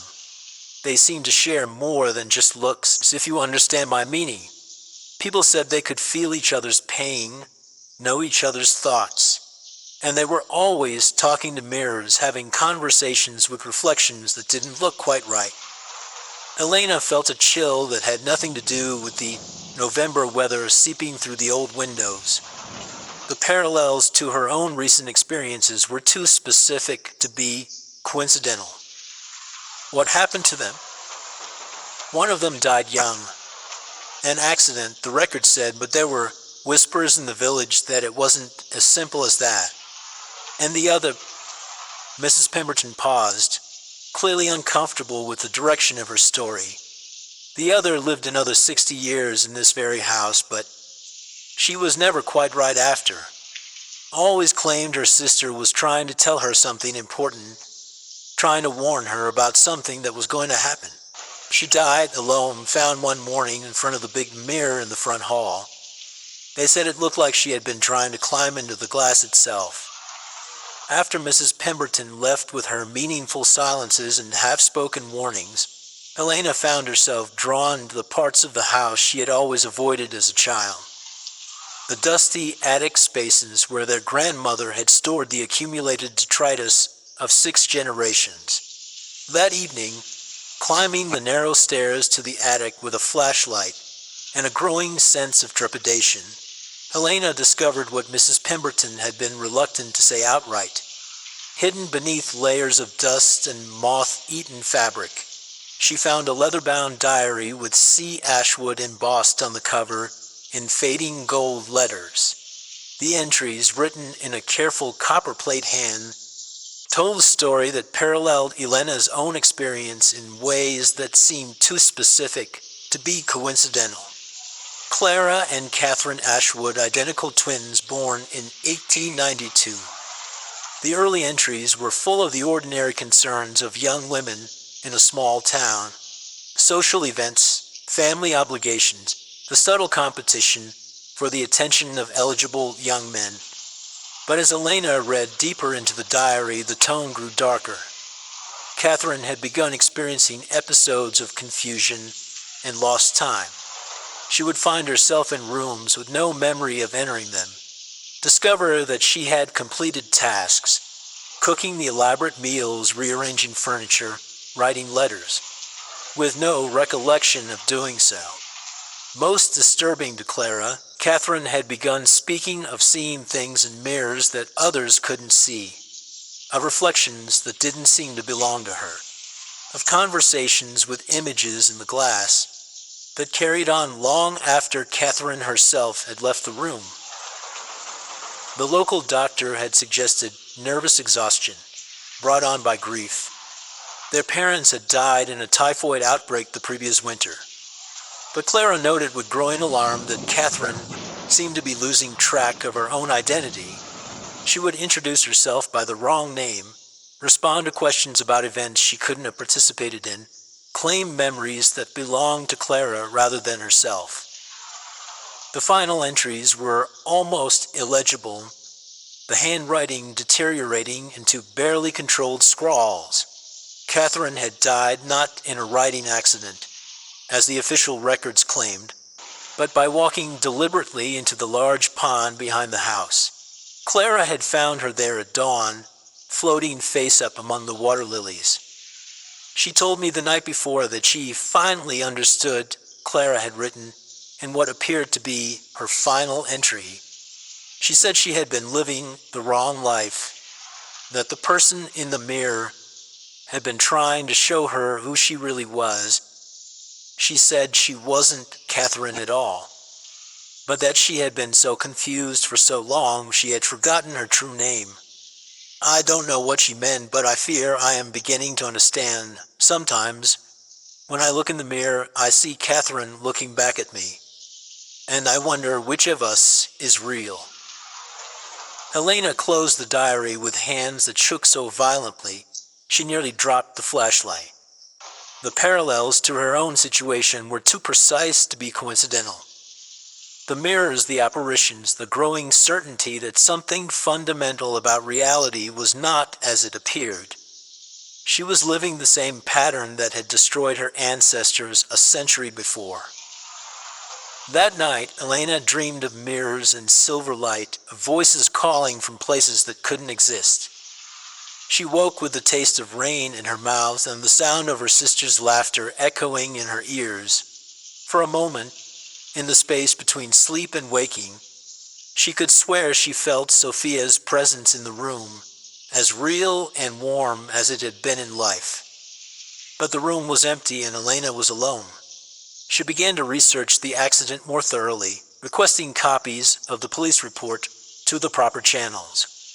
When the documents arrived by mail 3 days later, Helena spread them across the kitchen table with the methodical care of someone examining archaeological evidence. The details, laid out in the dispassionate language of official reports, were both more and less illuminating than she had hoped. The car had left the road on a curve, impacting a large oak tree that had stood at that spot for over a century.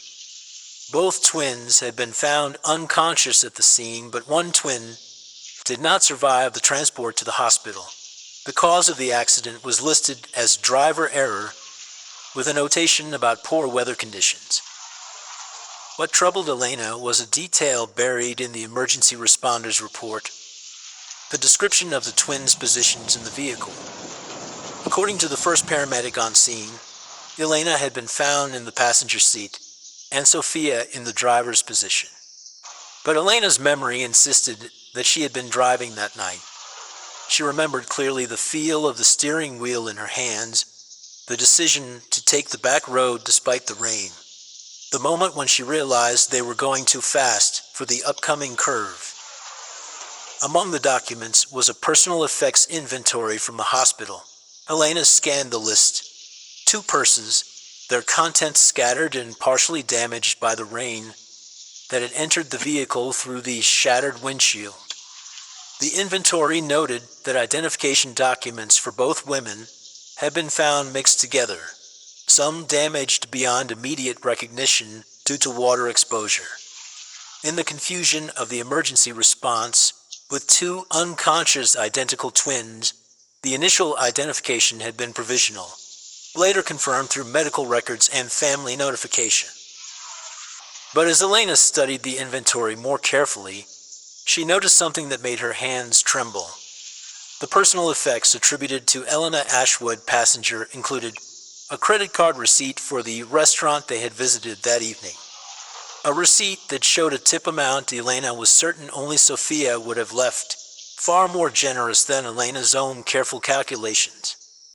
She also found, tucked into a manila envelope labeled additional documentation, the copies of medical records that had been requested to confirm the twins' identities during their hospital stays. Elena's own discharge papers were there, along with what appeared to be copies of records for the deceased twin, stamped requested by family and dated several weeks after the accident.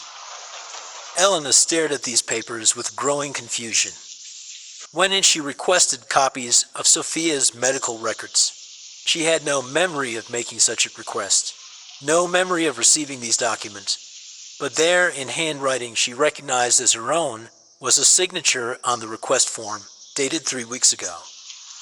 That evening she made herself a simple dinner and ate it in the kitchen, trying to focus on normal activities, ordinary concerns. The house felt particularly empty that night, filled with the kind of silence that seems to press against the eardrums. She washed her dishes carefully, methodically, then dried them and put them away in their designated places. These small rituals of daily life had become important to her since the accident, anchors to normalcy in a world that seemed increasingly unstable. She was turning to leave the kitchen when she caught sight of her reflection in the darkened window above the sink. For a moment she saw only herself, a woman of 32 who looked older than her years, dark hair that needed cutting, eyes that seemed to have acquired permanent shadows beneath them. Then slowly, another figure materialized beside her in the glass. Sophia stood in the reflection as clearly as if she were physically present in the room.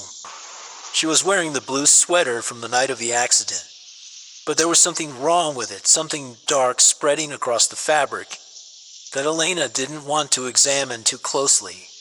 Sophia's mouth was moving, forming words with desperate urgency, and this time Elena could almost make out what she was trying to say. Elena, the reflection seemed to whisper, though no sound reached her ears. Elena, you have to remember. Elena spun around, expecting to find nothing but empty air behind her, and her expectation was confirmed. The kitchen was empty, lit only by the overhead fixtures she had turned on earlier.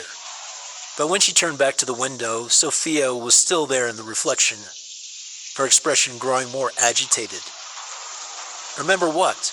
Elena asked aloud, feeling foolish for speaking to a reflection that couldn't possibly be real. But Sophia's image was already fading, dissolving back into the darkness beyond the glass, leaving Elena alone with her racing heartbeat and the growing certainty that she was losing her mind. Sleep became elusive after that night. Elena would lie in bed, staring at the ceiling, aware of every creak and settling sound the old house made around her. Sometimes she heard footsteps in the hallway outside her room, the particular rhythm of Sophia's gait that she would have recognized anywhere. When she worked up the courage to investigate, she never found anything, but she began to notice that certain objects in the house seemed to move from where she remembered placing them. A book would appear on a table where she was certain she hadn't left it. A cup would be sitting on the kitchen counter clean and dry, though she had no memory of washing it. Most unsettling of all, she would sometimes find items of Sophia's clothing laid out on the bed in the spare room, as if someone were preparing to get dressed. Elena tried to rationalize these occurrences. Grief, she told herself, could manifest in many ways. Perhaps she was moving these objects herself in some dissociative state brought on by trauma. Perhaps her sleep was more fitful than she realized, and she was sleepwalking through these small domestic arrangements as a way of keeping Sophia's presence alive at the house. But the mirrors told a different story. Sophia appeared in them with increasing frequency, always trying to communicate something that Elena couldn't quite understand. Sometimes she seemed angry, her reflection gesturing urgently toward some part of the room Elena couldn't identify. Other times she appeared sad, her image weeping tears that left no moisture on the actual surface of the glass. And occasionally, most disturbing of all, she seemed to be pointing at Elena herself, her expression a mixture of pity and something that looked almost like accusation. Elena began keeping a journal, documenting each appearance, noting the time and circumstances and her best guess at what Sophia was trying to communicate. Reading back through these entries, She noticed patterns that troubled her rational mind.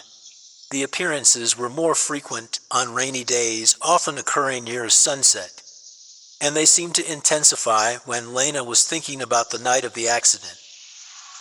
2 months after the funeral, Elena made a decision that surprised her with its clarity.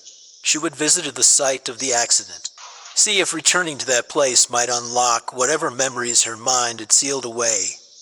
Perhaps confronting the physical location where Sophia had died would finally allow Elena to understand what her sister was trying to tell her. The drive to the accident site took her through the center of town, past the restaurant where she and Sophia had shared their last dinner together.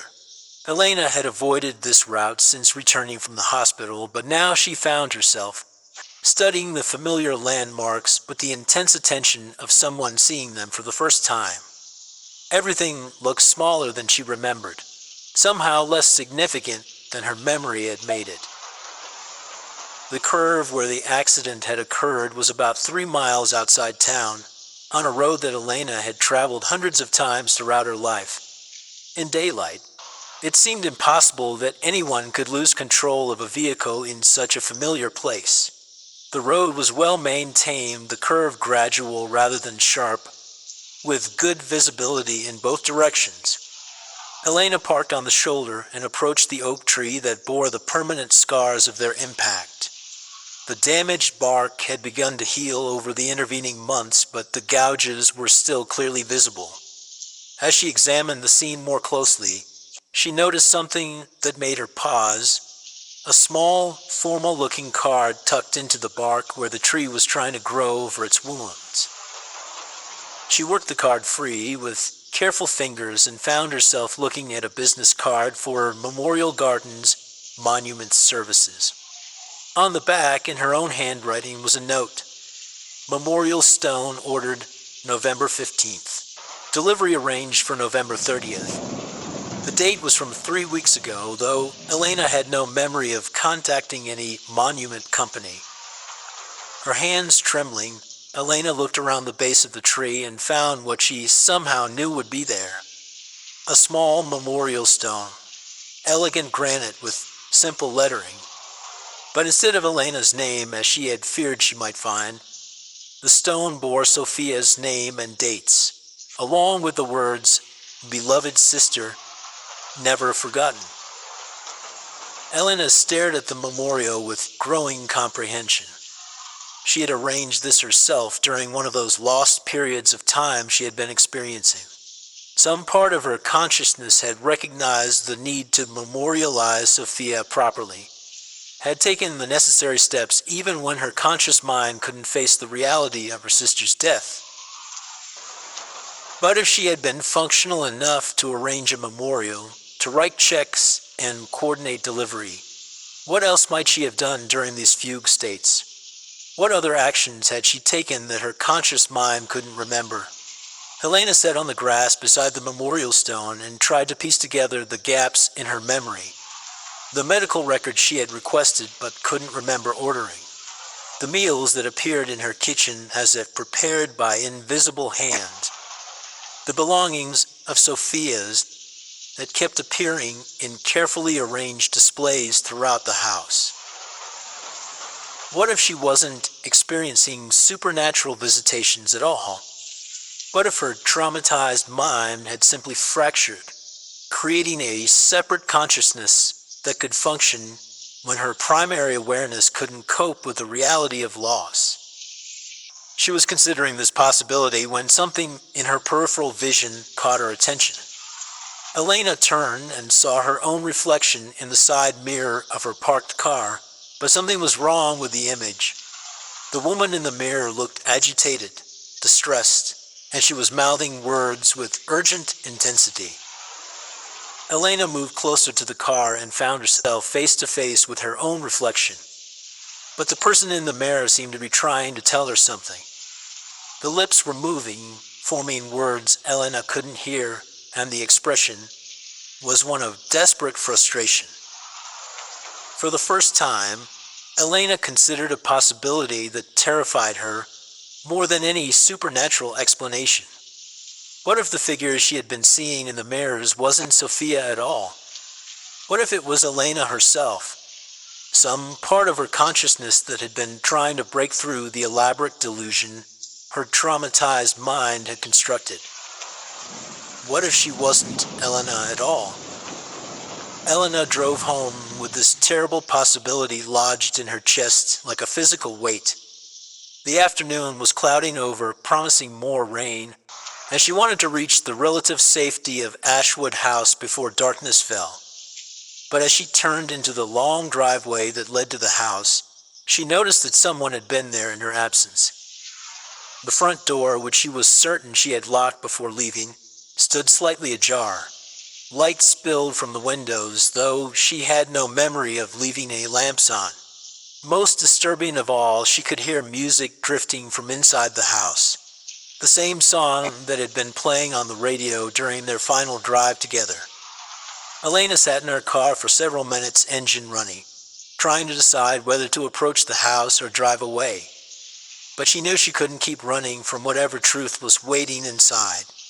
If she was experiencing some kind of dissociative disorder, if she was performing actions she couldn't remember, then she needed to confront that reality rather than continuing to live in the comfortable delusion that supernatural forces were responsible.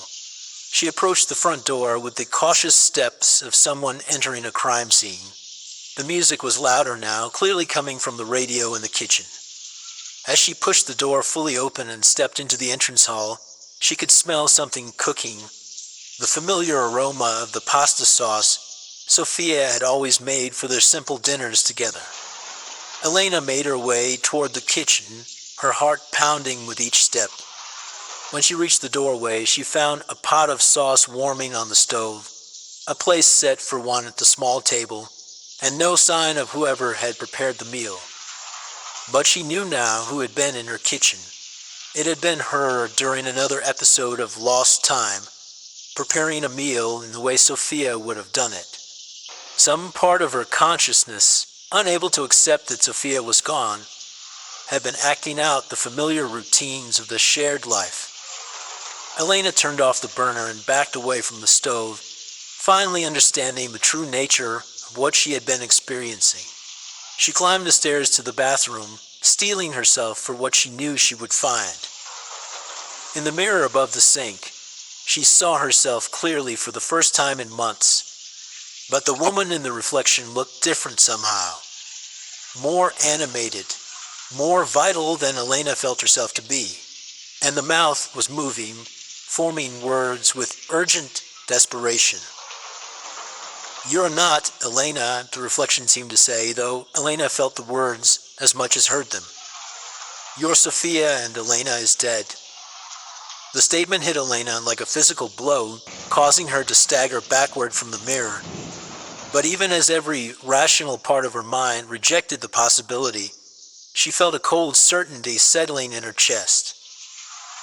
The confusion about who had been driving, the gaps in her memory, the way she seemed to know things about the accident that she couldn't possibly remember if she had been unconscious. The meals that appeared in her kitchen, prepared in Sophia's style rather than her own careful, methodical approach to cooking. Elena, if that was indeed who she was, spent the rest of the night moving from mirror to mirror throughout the house, finally ready to hear what the reflection had been trying to tell her for months. In each surface, the same figure appeared, no longer seeming like a separate entity but recognizable now as a part of herself, the part that had been trying to break through the elaborate delusion her trauma had created. The story that emerged from these confrontations with her own reflection was more disturbing than any supernatural haunting could have been. According to the consciousness that lived in the mirrors, the part of herself that had refused to participate in the delusion, Elena had been driving on the night of the accident. Elena had been the one thrown from the car, the one who died instantly upon impact with the oak tree. Sophia had survived, but the trauma of losing her twin and the guilt of having caused the accident, through her decision to take the dangerous back road in poor weather, had fractured her mind completely. The Sophia who had survived the accident had experienced a complete psychotic break. Unable to face the reality that she had killed her beloved sister through reckless driving, her mind had constructed an elaborate delusion in which their identities were reversed.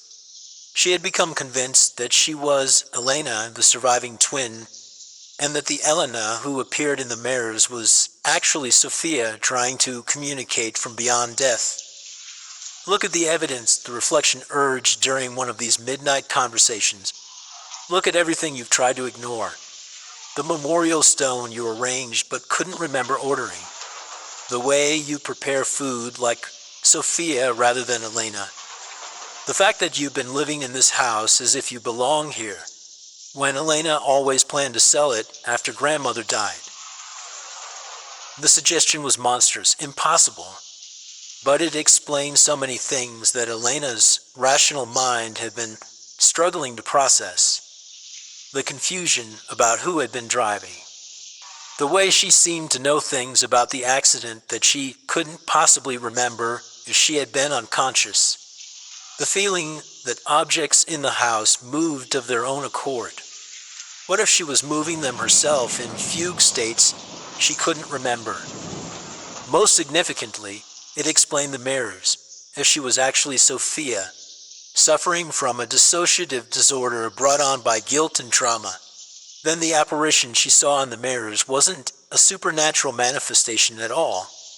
It was her own mind's attempt to preserve Elena's identity to keep her dead sister's memory alive by creating a phantom presence that could deliver the truth Sophia's conscious mind couldn't accept. Elena, or Sophia, began to examine her life since the accident with this new possibility in mind. The gaps in her memory which she had attributed to head trauma could just as easily be explained by dissociative episodes. The way she sometimes found herself in rooms with no memory of how she'd gotten there, the objects that seemed to move around the house, the meals that appeared to prepare themselves, all of these could be the products of a fractured psyche acting without the awareness of the conscious mind. But if this was true, then everything she had believed about herself for the past 3 months was a lie. She was not Elena, the quiet twin who had survived a tragic accident. She was Sophia, the social twin who had killed his sister through careless driving, and then retreated so completely from reality that she had assumed her victim's identity. The thought was so unbearable that Elena found herself fighting against it, with every rational argument she could muster. The hospital records could be wrong. Bureaucratic errors occurred all the time, especially in the chaos of emergency response. Her memories of being Elena, of living Elena's quieter, more bookish life, felt genuine. The physical sensation of inhabiting her own body hadn't changed since the accident. But late at night, alone in the house that had sheltered 6 generations of troubled Ashwood twins, Elena had to admit that the alternative explanation felt more truthful than anything she had been telling herself for months. She began to test this theory in small ways. She would deliberately place an object in one location, then see if it appeared somewhere else without her conscious knowledge of moving it. She started keeping a more detailed journal, not just of the mirror apparitions, but of her entire daily routine, looking for gaps and inconsistencies that might indicate episodes of dissociative behavior. The results were disturbing. There were hours she couldn't account for, periods when she seemed to lose track of time completely. Items did move around the house, always to places where Elena would have preferred them, but Sophia might not. And most tellingly, she discovered evidence of activities she couldn't remember.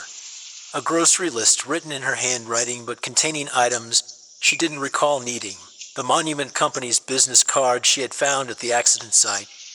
Library books checked out in her name but with due dates that suggested she had borrowed them during one of her unaccounted-for time periods. 3 weeks after the revelation at the accident site, Elena made an appointment with Dr. Bennett, a psychiatrist in the neighboring town who specialized in trauma-related disorders. This time, she was determined to be honest about the full scope of what she was experiencing: the mirrors, the lost time, the growing certainty that her memories of her own identity might be completely false. Dr. Bennett listened to Elena's account with the patient attention of someone who had spent decades working with trauma survivors. She took careful notes, asked clarifying questions, and never once suggested that Elena's experiences were beyond the realm of psychological possibility. Dissociative identity disorder can manifest in many different ways, Dr. Bennett explained after Elena had finished her account. In severe cases, particularly those involving survivor guilt and the loss of a twin, the mind can create elaborate alternate identities as a form of psychological protection. What you're describing, the memory gaps, the sense of living someone else's life, the feeling that your reflection is trying to communicate with you, these are not uncommon symptoms of severe dissociative episodes. She recommended a careful course of treatment that would help Elena integrate whatever fractured aspects of her identity had been created by the trauma. She prescribed medication that might help stabilize the dissociative episodes and suggested that Elena might benefit from inpatient observation during the initial stages of treatment, where her responses to therapy could be carefully monitored. But Elena knew she couldn't leave Ashwood House, not yet. The mirrors there were the only place where she could access whatever truth lay buried beneath the confusion of her traumatized psyche. If she was indeed Sophia, living in a delusion constructed to avoid the unbearable reality of having killed her twin, then the apparitions in the mirrors were her only connection to her authentic self.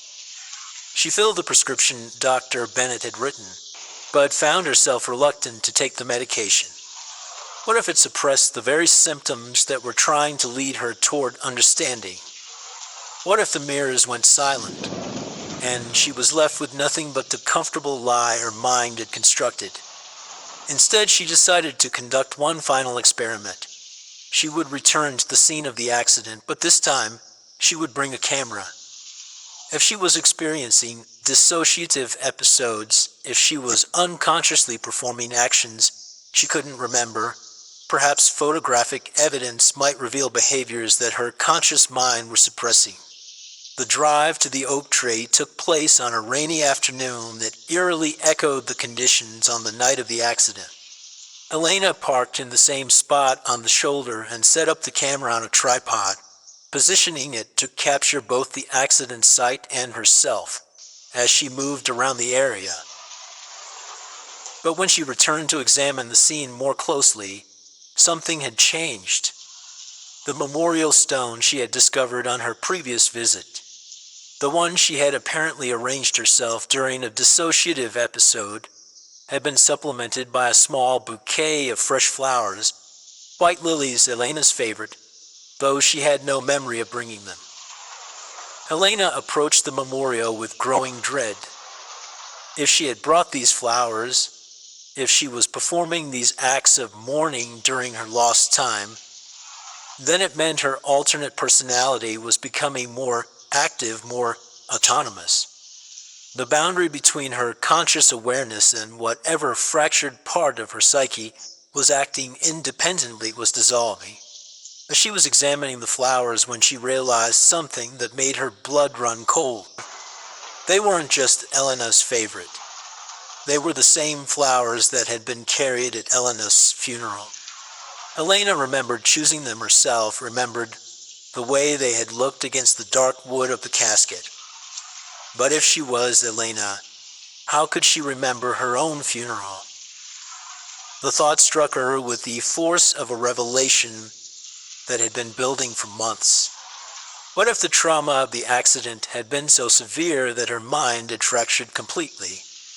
What if the person she believed herself to be, Elena, the surviving twin, was nothing more than a psychological construct, a way for Sophia's consciousness to continue existing without having to face the reality of what she had done. And Elena turned to look at the camera still running on its tripod and walked over to review the footage she had just recorded. On the small screen, she watched herself move around the accident site, watched herself discover the flowers, watched herself confront the terrible possibility that had been lurking at the edges of her consciousness for months. But the person in the footage looked wrong somehow. Her movements were agitated, erratic. She was speaking aloud to herself, gesturing at empty air, responding to conversations with people who weren't there. And most disturbing of all, she was calling herself by the wrong name. Over and over, the figure on the camera said, I'm Elena, but the voice was unmistakably Sophia's. She was not Elena. She was Sophia. She had always been Sophia and Elena. Her beloved twin, her other half, was dead, had been dead for months. Buried in the cemetery while Sophia lived in an elaborate delusion that allowed her to avoid the unbearable truth of what she had done. When Sophia returned to Ashwood House, she moved through the familiar rooms like someone returning from a long journey to a place that was both home and foreign territory.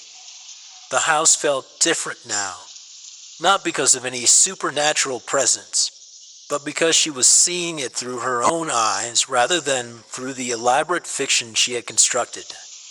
She climbed the stairs to the bathroom and stood before the mirror that had been the site of so many impossible conversations. But this time, when she looked into the glass, she saw only herself. Sophia Ashwood, the surviving twin who carried the weight of responsibility for Elena's death. The work ahead would be difficult. She would need to call Dr. Bennett again, but not to discuss the phantom symptoms she had described during her previous visit. She would need to be honest about who she really was, about the dissociative episodes that had allowed her to escape into Elena's identity when her own became too painful to bear. She would need to learn to live with the knowledge that she had killed her sister, that no amount of psychological escape could change that fundamental reality. In the weeks that followed, Sophia began the slow work of reclaiming her own life. The mirrors in the house showed only her own reflection now. No apparitions, no impossible physics, no delayed responses. The supernatural elements had been products of her fractured psyche, her unconscious mind's attempt to break through the elaborate delusion her trauma had created. Now that the truth was acknowledged, the mirrors were simply mirrors again, antique and spotted with age, but no longer windows into an impossible world. Sometimes, looking at her reflection, Sophia could see Elena in her own features, the way she always had when they were children, the shared genetics that had made them almost indistinguishable to strangers. But she was no longer trying to become her sister. She was learning to be herself. Sophia Ashwood, the surviving twin who carried the weight of responsibility for Elena's death, who would spend the rest of her life finding ways to honor her sister's memory while building a future she could live with. The house settled around her into a different kind of silence, not the oppressive quiet of denial and delusion, but the ordinary silence of a place where someone was finally ready to begin the long work of healing. In the entrance hall, the antique mirror reflected only what was really there. A woman learning to live with an unbearable truth, taking the first tentative steps toward a life she would have to build from the wreckage of a single, terrible night.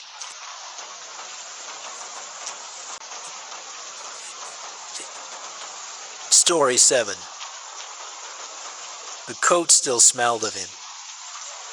Iris Whitfield pressed her face into the wool collar of Jeffrey's overcoat, breathing in the faint traces of his aftershave, the pipe tobacco he'd favored, and something else, something damp and green like pond water. She pulled back, unsettled. Jeffrey had never liked water, had barely tolerated the weekly bath. She'd been hearing the dripping for weeks now, a persistent maddening sound that seemed to follow her through the house. Faint tapping from the kitchen ceiling, soft pattering near the bathroom door, the steady drip, drip, drip that woke her at 3 in the morning. The plumber had found nothing. Old houses settle, he'd said. But his eyes had been troubled when he left. She had been avoiding this task for 3 months since the funeral, but the October cold had finally driven her to the wardrobe. Her own coats seemed insufficient against the creeping chill that had settled into the house on Harrington Street. Strange how death made everything colder and damper. There was a patch of discoloration on the study ceiling that hadn't been there in July, a water stain that seemed to grow larger each week despite the roofer's assurances that everything was sound. Iris had been putting off so many things since Jeffrey died. The practical matters, sorting clothes, canceling subscriptions, dealing with the endless paperwork that death required, felt like acts of betrayal. Each decision was another small severance, another acknowledgement that Jeffrey would not be coming back to reclaim his possessions, his routines, his place in their shared life. The wardrobe still held his presence like a shrine. His clothes hung in the same order he had maintained for 30 years. Work shirts on the left, weekend casual in the middle, formal wear on the right. She had touched nothing, changed nothing. Even his reading glasses remained on the dresser where he had placed them that final night, folded carefully beside his watch and the small pile of coins from his pockets. But the cold was becoming unbearable, and Jeffrey would not have wanted her to freeze out of misplaced sentimentality. He had always been practical about such things. The living must live, Iris, he had said when his own mother passed. The dead have no use for our martyrdom. Her fingers found the library card in the inside pocket, wedged between his wallet and a packet of mints. The wallet felt heavy with the weight of a life interrupted. Credit cards that would never be used, a driver's license that had expired into meaninglessness, photographs of their honeymoon that now seemed like artifacts from another century. She recognized the library card immediately. The familiar blue and white of the Whitfield Public Library, where Jeffrey had spent countless afternoons among the history shelves. He'd been a creature of habit, her husband. Tuesday and Friday afternoons, regular as clockwork, returning with biographies of forgotten generals and dusty accounts of medieval battles. The librarians knew him by name, save new acquisitions they thought might interest him. In 32 years of marriage, Iris could count on one hand the number of times Jeffrey had deviated from his established patterns. He was a man who found comfort in routine, who believed that order and predictability were the foundations of a good life.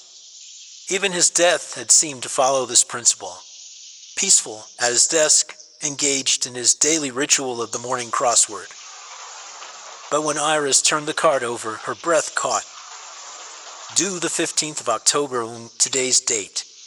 Tides and currents, understanding drowning, death by water, maritime disasters of the Atlantic, the physics of submersion. The books were listed in Jeffrey's precise handwriting, the same careful script he'd used for his lesson plans during 30 years of teaching. She knew that handwriting as intimately as her own, had seen it on grocery lists, birthday cards, the margins of newspapers where he made his thoughtful annotations. Jeffrey's writing was as distinctive as his fingerprint. Those careful loops and measured spaces impossible to mistake or forge. But Jeffrey had died on the 12th July.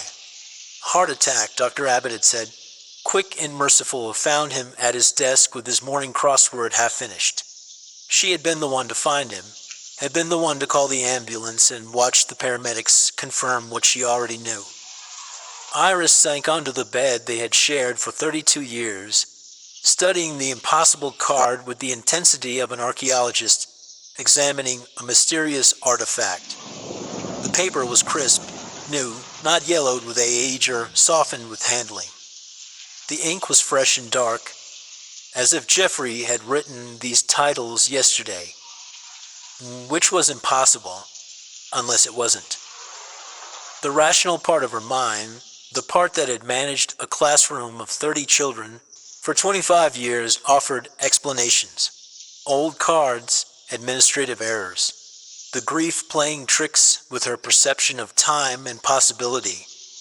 But even as she tried to construct these reasonable explanations, another part of her, a part that had been growing stronger in the months since Jeffrey's death, recognized something that defied reason entirely. Jeffrey had always been meticulous about returning library books. In 30 years, he had never once incurred an overdue fine. The idea that he would check out books and fail to return them was as unlikely as finding him dancing naked in the street. And the subjects.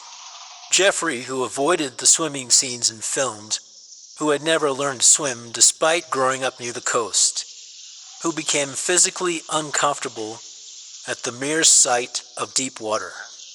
Why would Jeffrey research drowning? Iris rose unsteadily and walked to the window. The October afternoon was gray and bitter, the kind of day that seemed to leach color from the world. Across the street, old Mrs. Henley was pulling washing from her line, the sheets snapping like flags of surrender in the wind. Normal life, ordinary afternoon tasks. And nothing felt ordinary anymore. She looked down at the card again, hoping the words might have changed, might reveal themselves as a trick of tired eyes and grieving mind. But there they were, stark and impossible. Tides and currents. Understanding drowning. The library would be closing soon, as she was going to resolve this, and she had to resolve it, had to find some rational explanation that would let her sleep without seeing Jeffrey's careful handwriting listing books about death by water. She needed to go now. The walk to Whitfield Public Library took 12 minutes. Iris had timed it once, years ago when she'd been teaching, and needed to know how long her lunchtime errands would take. 12 minutes of brisk walking through the residential streets that had been her world for 3 decades. But today, the familiar journey felt like a pilgrimage through a landscape that had subtly shifted. The abbot's house, with its always perfect garden, looked exactly the same, yet somehow different, as if she were seeing it through water, or as if the very quality of light had changed. Mr. Patel at the corner shop waved from behind his window, but his smile seemed to falter when he saw her expression.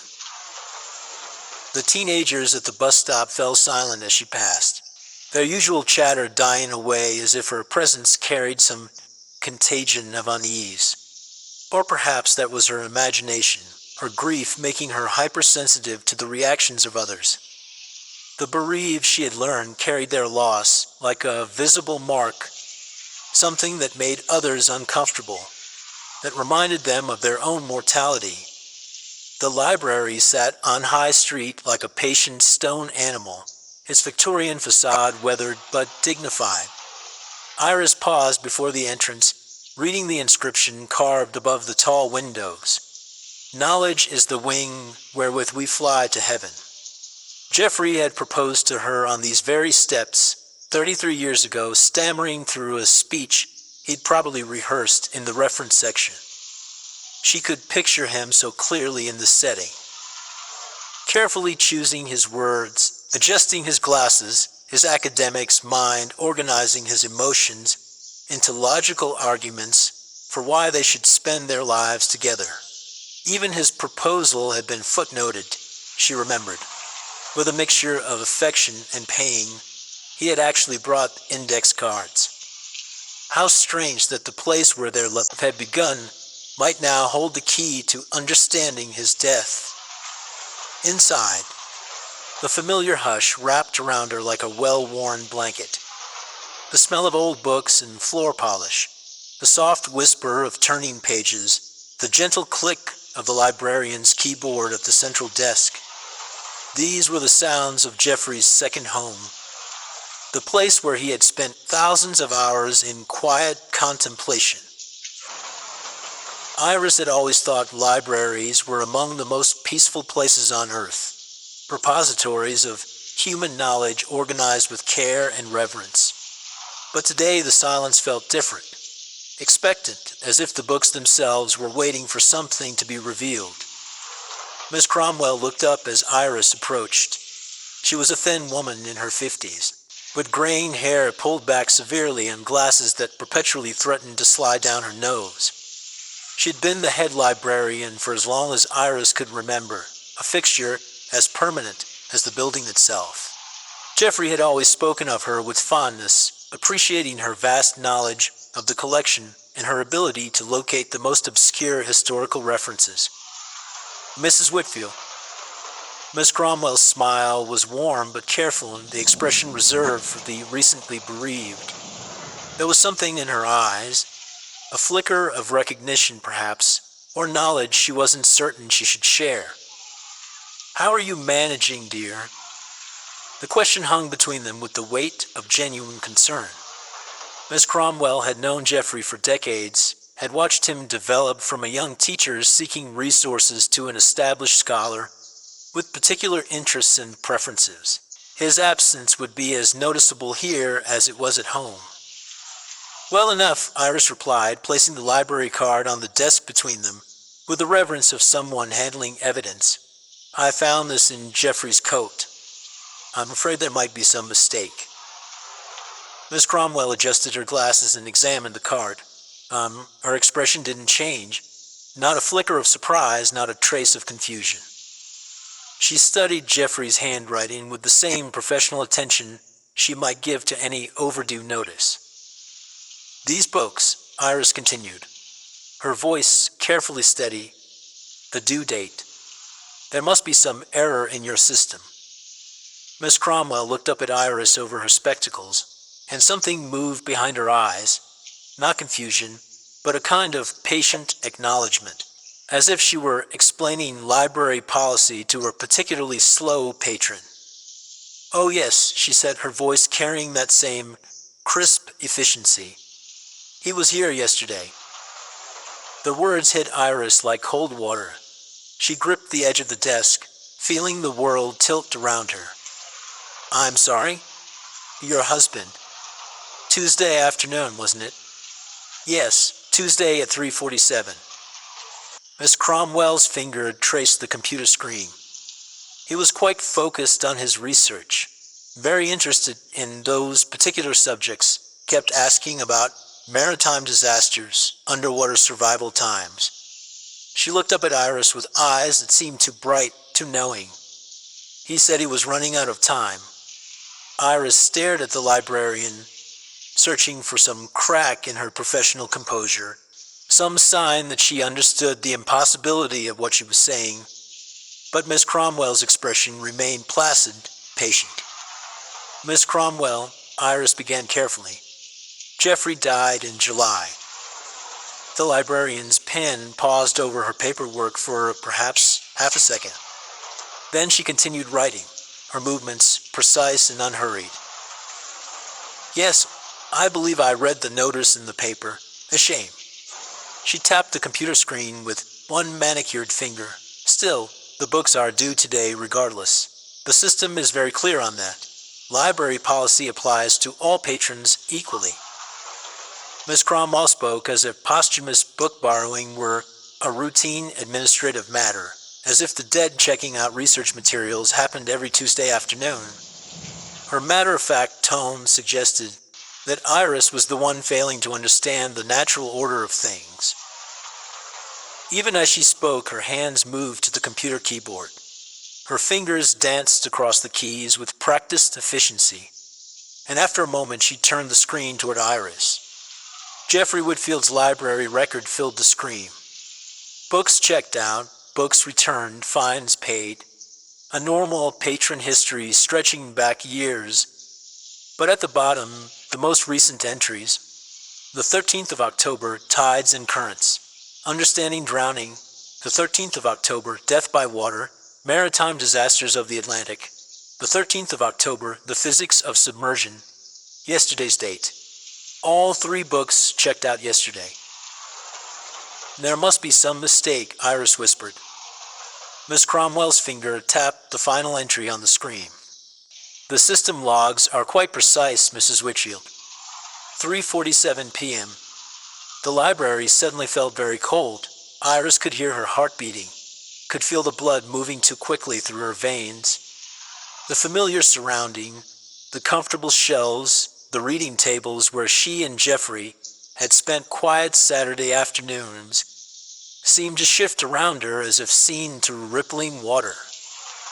"Where are the books now?" she managed to ask. "He hasn't returned them yet. Due today, of course." Miss Cromwell glanced at the clock on the wall. "He's cutting it rather close. We close in an hour." Iris felt reality sliding away from her like sand through fingers. Jeffrey had been dead for 3 months. She had been the one to make the identification, had been the one to sign the papers and make the arrangements. She had watched them lower his coffin into the ground at St. Michael's churchyard on a gray July morning when the earth itself seemed to weep.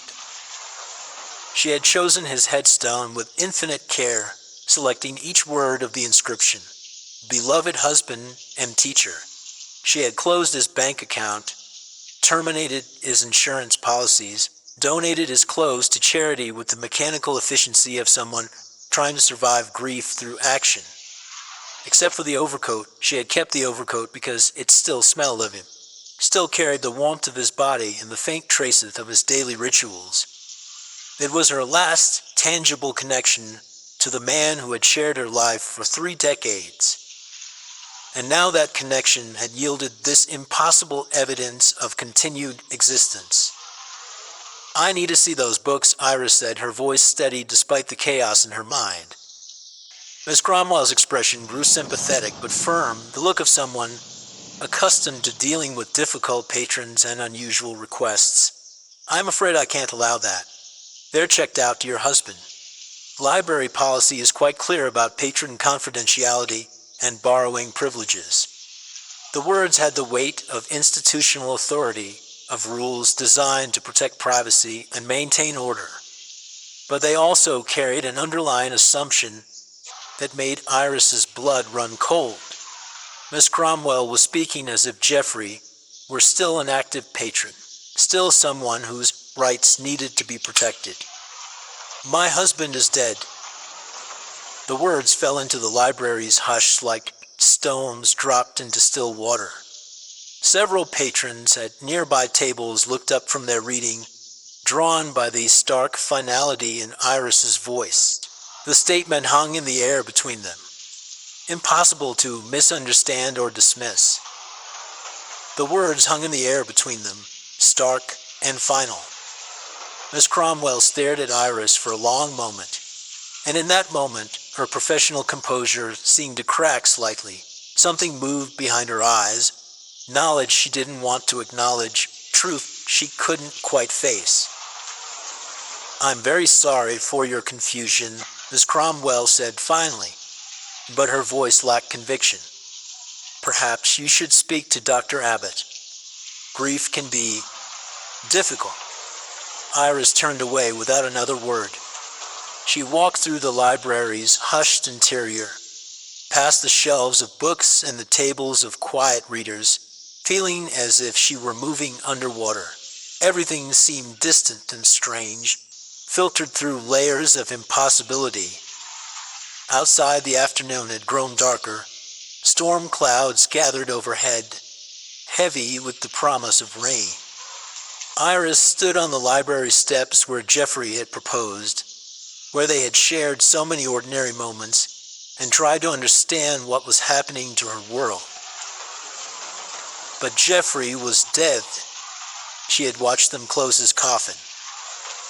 The thought that had been growing like a tumor in her mind now demanded attention. What if Miss Cromwell was right?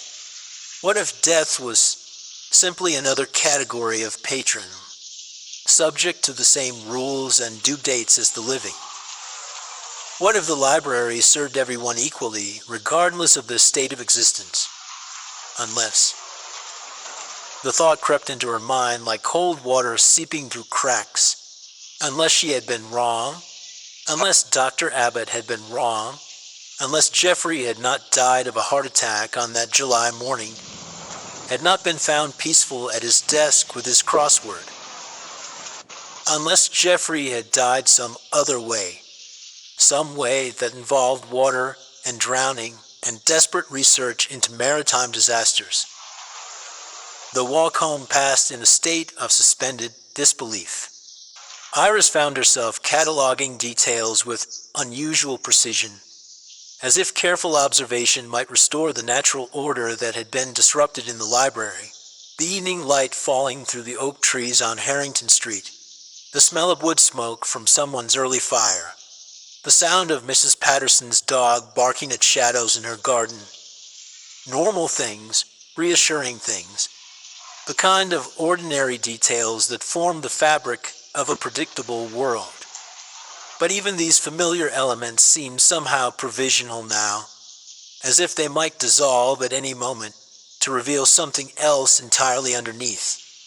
The very concept of normal had been compromised by Miss Cromwell's calm acceptance of the impossible. By the time Iris reached her front door, the first drops of rain were beginning to fall. She fumbled with her keys, her hands unsteady, not from cold, but from the growing certainty that she was about to cross a threshold into knowledge she wasn't prepared to possess. Inside, the house felt different. Not just changed, but actively responsive to her presence. The familiar room seemed to be waiting, as if the walls themselves had been listening to her conversation with Miss Cromwell and were now prepared to offer their own revelations. The dripping was immediate and unmistakable now. What had been a barely audible whisper for weeks had become a steady, purposeful rhythm. Drip, drip, drip. The sound seemed to follow her from room to room, growing more insistent as she moved through the house. In the kitchen, she paused to make tea, a reflexive gesture toward normalcy. But her hands shook as she filled the kettle, and the simple task felt fraught with significance. Jeffrey had always been the one to make their evening tea. He had his particular method, his preferred timing, his small rituals around the mundane act of boiling water and steeping leaves. As now performing this domestic ceremony alone, Iris felt the full weight of his absence. Not just the grief she had been living with for 3 months, but something deeper. A growing sense that his absence might not be complete, that some part of him remained present in ways she was only beginning to understand. The kettle's whistle made her jump. As she poured the water, steam rose in patterns that seemed almost deliberate, forming shapes that reminded her of Jeffrey's careful handwriting before dissolving into ordinary vapor. She was losing her mind. That was the rational explanation. Grief isolation. And the shock of finding that impossible library card had finally pushed her beyond the boundaries of sanity. People broke down after loss. It was common, understandable, treatable. But as she climbed the stairs to their bedroom, Jeffrey's library card still clutched in her hand, the rational explanation felt increasingly inadequate. The dripping sound was growing louder, more urgent, and the pond water smell was stronger here, emanating from the very air itself. Iris stood in the hallway, Jeffrey's library card still clutched in her hand, and tried to think. There had to be an explanation. People didn't check out library books after death. Librarians didn't speak of the dead as if they were alive. Reality had rules, had order, had sense. But reality had also contained Jeffrey's handwriting on an impossible due date. She climbed the stairs to their bedroom, each step feeling like a tremendous effort. The house seemed to press around her, full of shadows and whispers and the sound of rain beginning to drum against the windows. But it was more than atmospheric pressure from the storm. It was the weight of accumulated avoidance, of truths deferred, and questions unasked. In the bedroom, Jeffrey's overcoat still lay across the bed where she had left it. Looking at it now, Iris realized how carefully she had been avoiding certain memories, certain observations from that terrible July morning. The human mind, she understood, was remarkably skilled at protecting itself from unbearable knowledge. But protection came at a cost, and that cost was truth. She picked up the coat and held it close, breathing in its complex scent. The aftershave and tobacco were still there, comforting and familiar, but underneath was something else, something damp and organic and wrong. The smell of water that had been still too long, of things that grew in darkness and silence. Sitting in the chair beside the window, Iris forced herself to remember that July morning with the precision of someone determined to recover suppressed evidence. She had woken early, unusual for a Saturday, with a feeling of unease she couldn't identify. The house had been too quiet, she remembered that now.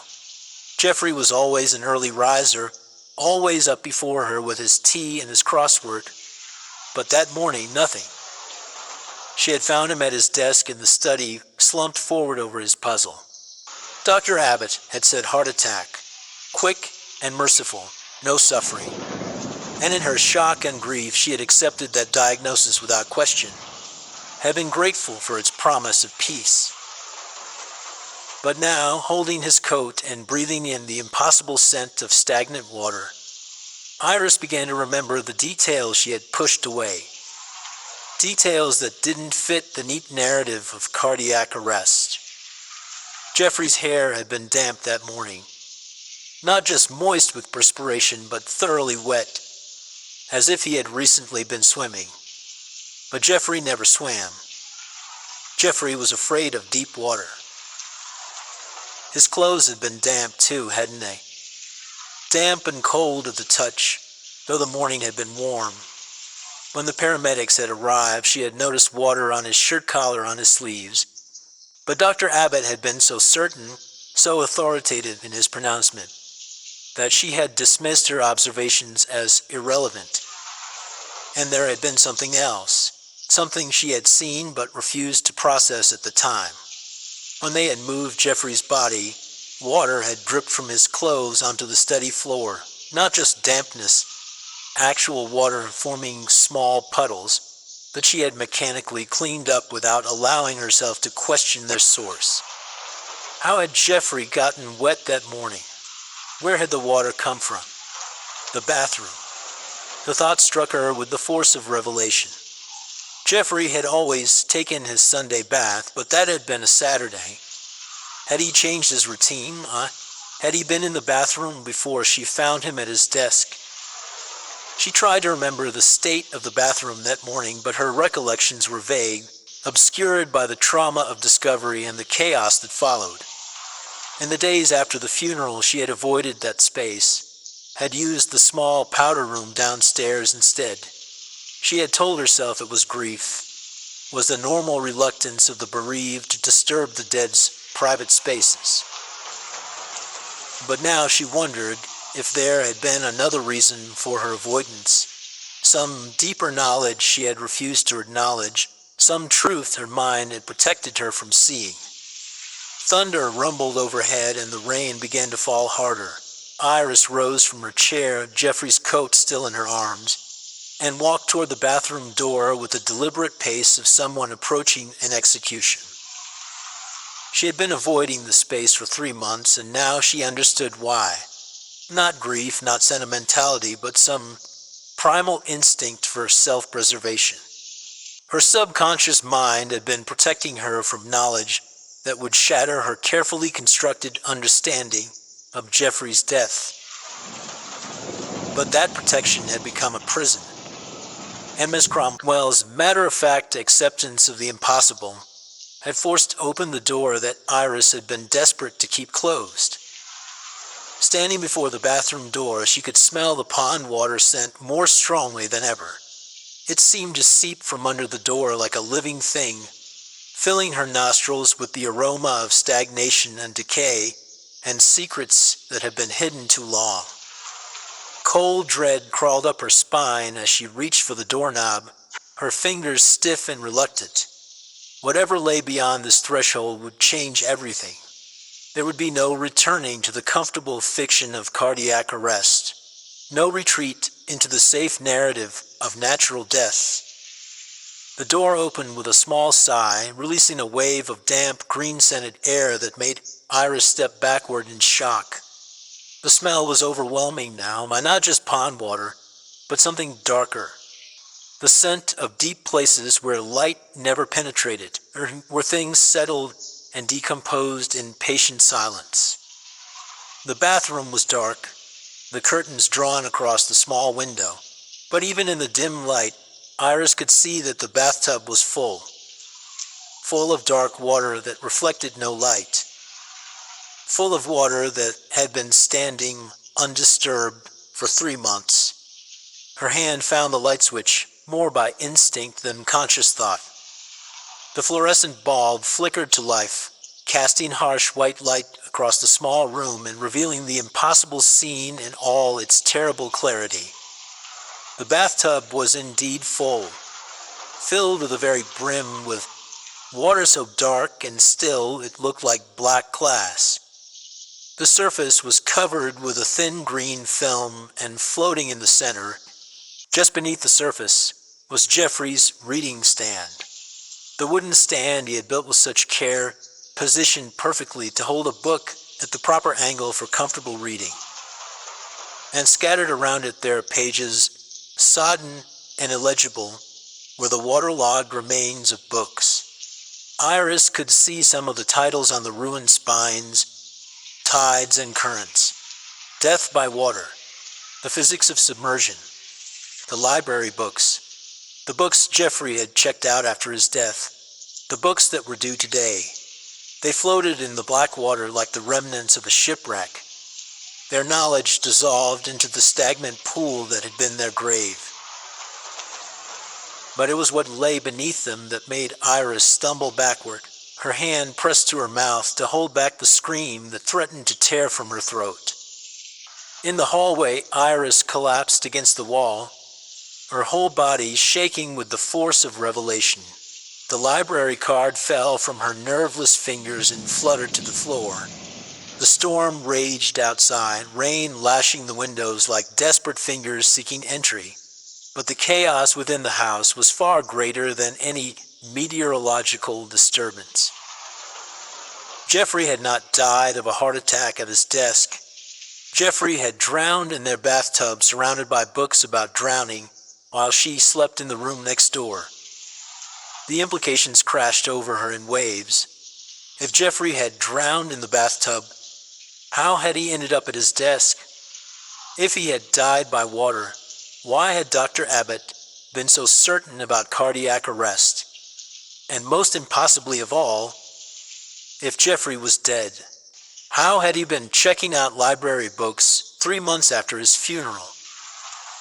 The questions multiplied with terrifying logic, each one leading to others that were even more disturbing. Had she somehow overlooked a body in the bathtub for 3 months? Had she been living with evidence of death while convincing herself that Jeffrey had died peacefully in his study? But the practical considerations were almost less frightening than the supernatural implications. The library visits, the books about drowning, the careful handwriting, listing impossible titles. Jeffrey had been researching his own death, had been trying to understand what had happened to him. And when the library's resources proved insufficient, he had returned home to show her the truth. Iris tried to construct some rational framework for what she had witnessed, but rationality had abandoned her in that terrible bathroom. The laws of physics, the boundaries between life and death, the very nature of reality itself, all had been suspended in favor of something far stranger and more terrible. She thought of that final evening, the night before she had found Jeffrey at his desk. They had argued, not violently, but with the kind of quiet intensity that can sometimes be more damaging when shouting. It had been about money, about their financial future, about Jeffrey's reluctance to discuss their modest savings and uncertain retirement prospects. "We need to face facts, Jeffrey," she had said, her voice sharp with the frustration she had been suppressing for months. "We can't keep pretending everything will work itself out." He had looked at her with an expression she couldn't quite read. Something between sadness and resignation and a kind of terrible understanding. "Some facts are easier to face than others, Iris," he had replied, and then retreated to his study with wounded dignity. She had thought he was talking about money, about the harsh realities of aging on a teacher's pension. But now, remembering his tone and the strange sadness in his eyes, she wondered if there had been more to his words. What facts had Jeffrey been facing that night? What knowledge had driven him to fill the bathtub and slip beneath the water while she slept? And why had he come back? The house creaked around her, settling into the storm. From somewhere below, Iris could hear a new sound, the steady drip of water like a leaky faucet or a loose pipe. The sound she had been hearing for weeks, the sound she had attributed to the aging house. The sound that might be Jeffrey, still trying to communicate. Iris pulled herself upright and walked slowly down the stairs. The dripping grew louder as she descended, more insistent. It seemed to be coming from the basement, the damp, cluttered space beneath the house where Jeffrey had kept his tools and old books, and the accumulated debris of 30 years of marriage. The basement door stood slightly ajar, though Iris could not remember leaving it that way. The dripping sound was definitely coming from below, accompanied now by something else. A soft splashing, as if someone were moving carefully through standing water. With trembling hands, Iris turned on the basement light and began to descend the narrow wooden steps. The basement was flooded. 6 inches of dark water covered the concrete floor now, and as Iris watched in horrified fascination, she could see the water level rising with each drip from the ceiling. It lapped against the bottom step like a hungry tide, and in the center of the space, Jeffrey's old wooden desk sat like an island in a black sea. Something moved in the water near the desk, not a shape exactly, but a disturbance, a thickening of the darkness, a place where the shadows seemed to gather and condense into almost form. As Iris stared, the disturbance began to settle into a chair behind the desk, growing more solid with each passing second. The sound that came from it was not quite a voice. It was the sound of water finding its way through small spaces, the whisper of liquid moving through reeds and debris. But within that rushing, gurgling noise, Iris began to hear fragments. Bills. The word bubbled up from the darkness, distorted and strange. Jewelry box. Another fragment, clearer now but still half drowned. "Sorry. So sorry." The shape behind the desk was becoming more defined, taking on the familiar outline of Jeffrey's shoulders, his careful posture. But the edges wavered like heat shimmer, like something was seen through deep water, and when it turned toward her, the movement sent ripples across the flooded basement. Iris gripped the railing as the water level continued to rise. It was at the 3rd step now, climbing steadily toward her. The dripping from above had become a steady stream, and she realized with mounting terror that her acceptance or denial of what she was seeing somehow controlled the flood. When she tried to convince herself this was a hallucination, the water surged higher. When she forced herself to acknowledge the impossible truth, it receded slightly. She was trapped in a dialogue with the supernatural, her belief system controlling the very physics of the haunting. "Jeffrey," she whispered. The shape at the desk stopped moving. The water voice grew stronger, more coherent, though it still carried the terrible sound of drowning. "Found papers, your jewelry box." Each word came up from depths distorted by whatever medium carried it. Iris had to lean forward, straining to understand speech that seemed to travel through water and time. I'm sorry. I should have told you. The shape solidified slightly, taking on more of Jeffrey's familiar form, but his edges still rippled like a reflection disturbed by wind, and when he spoke, his voice carried echoes of drowning. Iris, found you, needed to, explain. She nodded, not trusting herself to speak. I was trying to understand, Jeffrey continued, trying to learn why it happened, how it happened. The library has such good resources for research. A slight smile crossed his waterlogged features. Even Miss Cromwell was helpful, though she seemed confused about my circumstances. Jeffrey, Iris forced the word past her constricted throat. What happened that night? Why did you, how did you... Jeffrey looked down at the ledger in his hands. I found some papers, Iris. Hidden in your jewelry box, bills I didn't know about. Debts that would take everything we had saved. He looked up at her again, and his eyes were full of terrible understanding. I realized you had been protecting me from the truth. Our retirement, our plans, our future. It was all gone. Iris felt the blood drain from her face. The credit card bills, the loan documents, the financial statements she had hidden away. Jeffrey had found them that night, had learned that his careful savings were worthless against her accumulated mistakes. I couldn't face it, Jeffrey said simply. Couldn't face what it meant. What you had been going through alone. I went to the bathroom to think, to try to understand what we could do, and I just slipped under the water. It seemed easier than climbing back out. The words hit Iris like physical blows.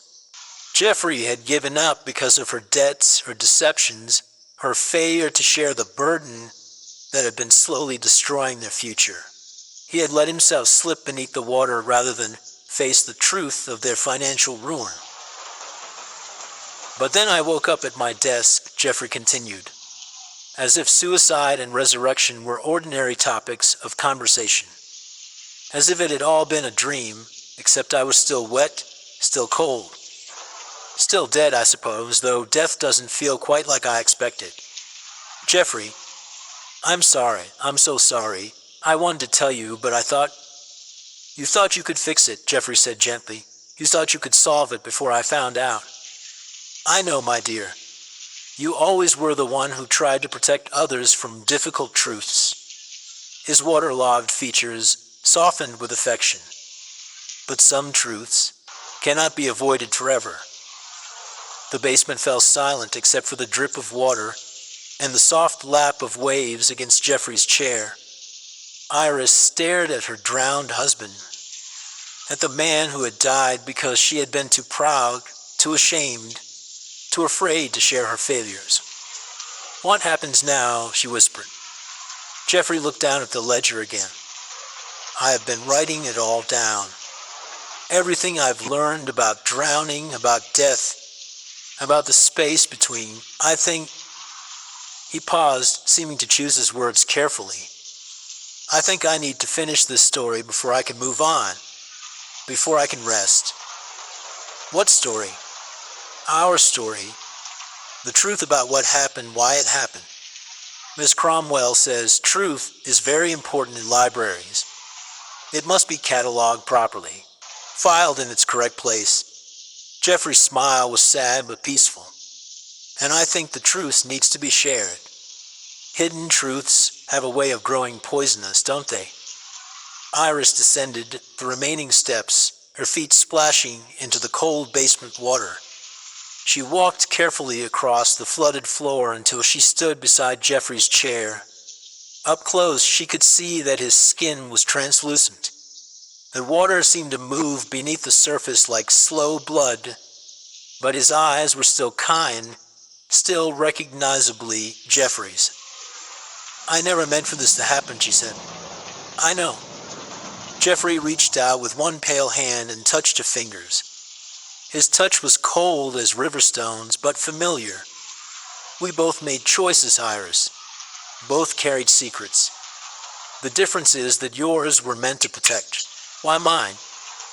He gestured at the flooded basement, at his own drowned form. Mine were meant to escape. Iris knelt beside his chair, her own clothes soaking in the dark water. She could smell the pond scent of him, could see her reflection wavering in his waterlogged eyes. "Can you forgive me?" she asked. Jeffrey lifted his other hand to her face, his cold fingers gentle against her cheek. "Can you forgive me for leaving you to face the consequences alone?" They stayed like that for a long moment, the living and the dead touching in the flooded basement, while the storm raged overhead. Finally, Jeffrey withdrew his hand and returned to his writing. "I need to finish this," he said. "The library books are due, and I've never liked to be late with returns." Iris watched him write, his careful script recording truths they had both avoided in life. Outside, the rain continued to fall, and the old house creaked and settled around them. She thought of the bathtub upstairs, still full of black water and ruined books. She thought of Miss Cromwell at the library, speaking of Jeffrey as if he were alive. She thought of all the impossible things that had become possible since she found that library card. When Jeffrey finished writing, he closed the ledger and looked at Iris with eyes that seemed to see through layers of time and regret. "It's time, I think," he said. "The water is calling me back. Where will you go?" "I don't know. Somewhere beyond the stacks, perhaps. Somewhere the books are never overdue." Jeffrey stood, water streaming from his clothes. "Will you be all right, Iris, with the debts, with everything?" Iris thought of the practical matters waiting for her. The bills to face, the consequences to accept, the truth to be lived rather than hidden. It would be difficult, perhaps impossible, but it would be honest. "I'll manage," she said. "I should have managed it honestly from the beginning." Jeffrey nodded, satisfied. He walked toward the basement stairs, his footsteps splashing in the dark water. At the bottom of the steps, he paused and looked back. "The books need to be returned to the library," he said. "Miss Cromwell will be expecting them." "Jeffrey, the books are ruined. They've been underwater for months." "Are they?" Jeffrey smiled, and for a moment, he looked almost alive again. "Perhaps you should check." He began to climb the stairs, leaving a trail of water behind him. Iris followed, her heart pounding with an emotion she couldn't name. Hope, perhaps, or terror, or the strained relief that comes with finally facing long-avoided truth. In the bathroom, the tub was empty. The dark water had vanished, leaving only the white porcelain and Jeffrey's wooden reading stand, dry and clean on the bathroom floor. Beside it sat 3 library books, their covers pristine and unmarked. Tides and Currents, Understanding Drowning, Death by Water, Maritime Disasters of the Atlantic, The Physics of Submersion. Iris picked up the books with trembling hands. They were dry, their pages crisp and unharmed. Jeffrey's library card lay beside them, the due date clear and unmistakable. The 15th of October. Today. She looked around for Jeffrey, but he was gone. The house felt different now, lighter somehow, as if a weight had been lifted. The oppressive atmosphere that had pressed down on her for 3 months was absent, replaced by something that felt almost like peace. Iris gathered the books and Jeffrey's library card and walked downstairs. In the basement, the water had receded, leaving only damp concrete and the lingering scent of pond water. Jeffrey's desk remained, along with the ledger he had been writing in. She opened the book to the last page Jeffrey had worked on. In his careful handwriting, he had recorded their story. The debts, the deception, the suicide, the truth they had both avoided. But at the bottom of the page, he had written something more. Some drownings are accidents. Some are choices. Some are the inevitable result of carrying too much weight for too long. But all drownings end the same way, with the truth rising to the surface, demanding to be seen. I forgive us both for the weights we carried and for the ways we tried to carry them alone.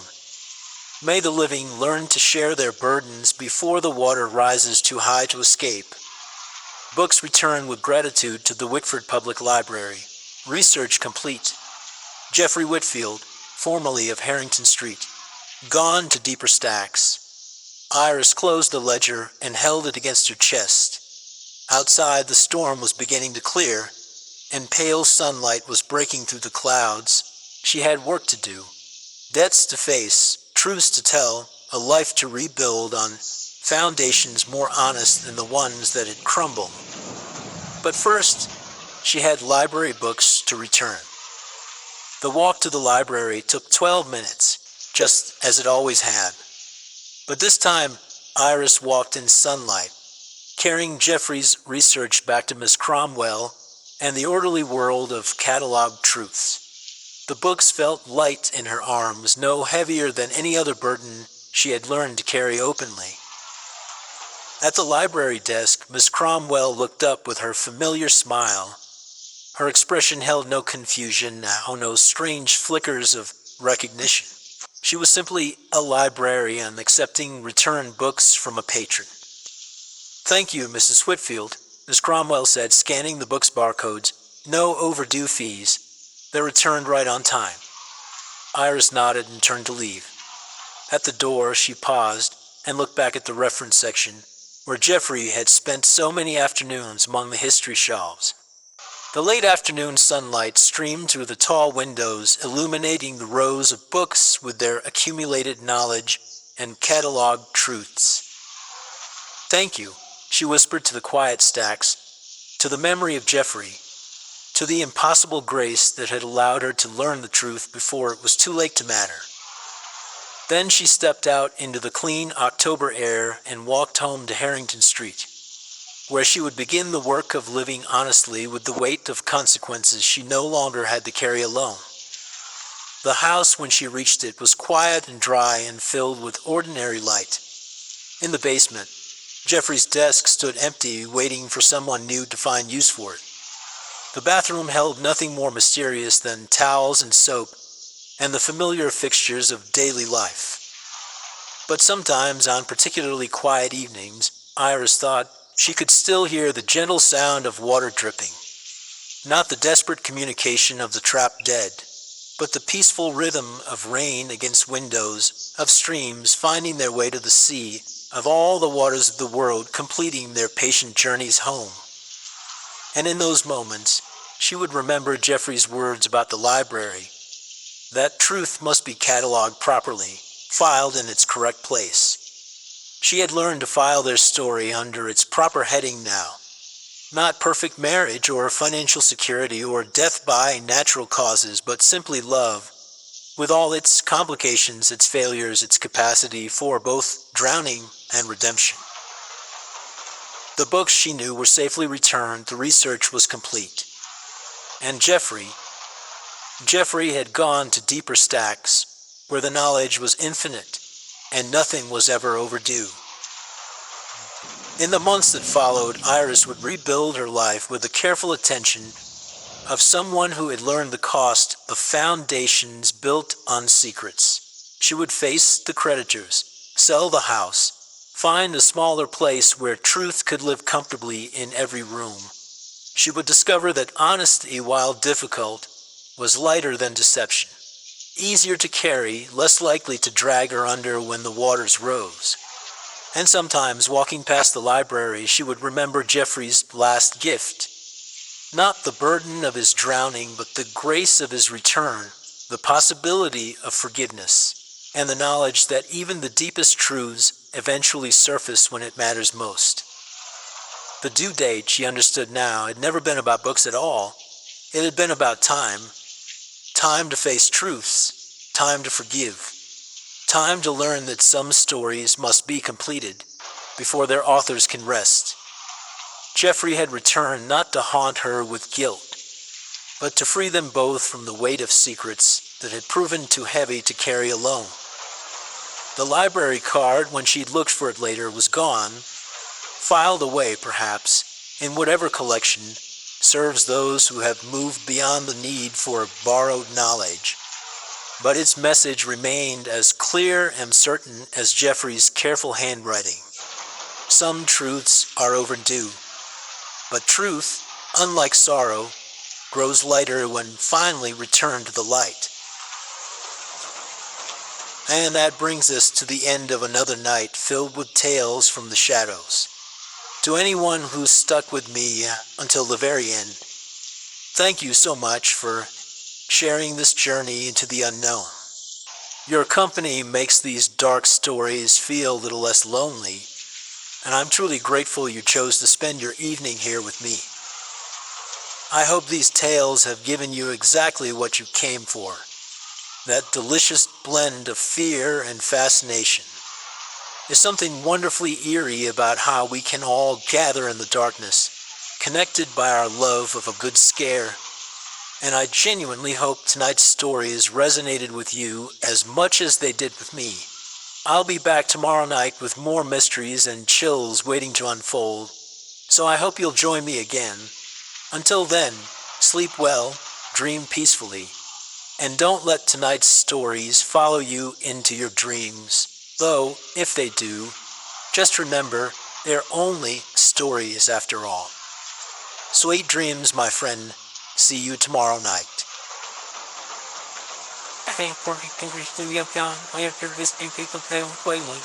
I go down to play music. Then you always have a feeling. Can hear feeling. And hear something in that be feeling. And I want how I'm just definitely taking the cooking food. Not moving. Doing a voice one. And way I'm pushing the fire on the damn food. And so I'm for like. So I'll spend most of this food. The place I am something. And I'm going like. So I think you've got a little purple for going out outside to the sleep. Here from just one view. Say up there right Larry. I got temple. After it's all that people can do cheap on for a school. I thought they don't really think it, but they don't have toilet. They ain't such a rock, but they don't don't feel. I thought it was go out off the toilet. I got only toilet to work and we are to sell it. Down the corner. Think I'm still crying. The show. That's the touch. There are people like a play to get the point. That's your right now to get out the top of the set. Take it, take it, get off where it's safe and like, do what you look. So bored, we look. I got to get the back look. Keep up and look. Apple out to look. I think, look. Tip up and look. Only if you were around off the bar, something look. Again, look. Tip off like this, just look. I've already looked. Don't look there, look. Look. Think to look. If I down halfway to look. Don't give me look. What I think there, what I do, please me, breaking, title, down, rough, I did how to, carry you, but we are going, I will sit down on the bottom, take all we guess how it's going, and what I will provide for each hand, without that, not the whole feeling, dog and people, giving them, but so you was, drop long, and if you don't hate the people, else get one case strap on the top, other poor idea, not. You don't help it, but I'll make better. Things, but freaking